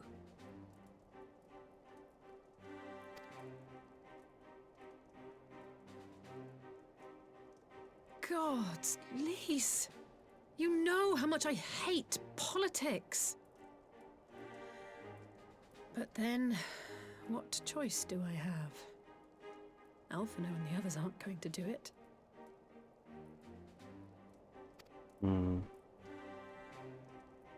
Very well. I shall attend as the Scion's representative.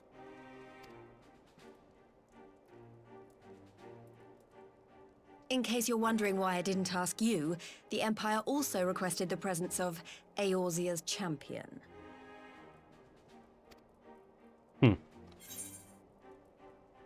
I'll be there. That's settled then. We don't know what Varys means to bring to the table, or why he wants you there, but having you close at hand will make all the difference.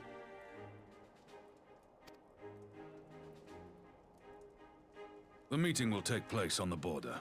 Anticipating an early assault, we mean to position the bulk of our forces nearby. The Alliance leaders should already be on their way. Once you're ready, we can head out and join them.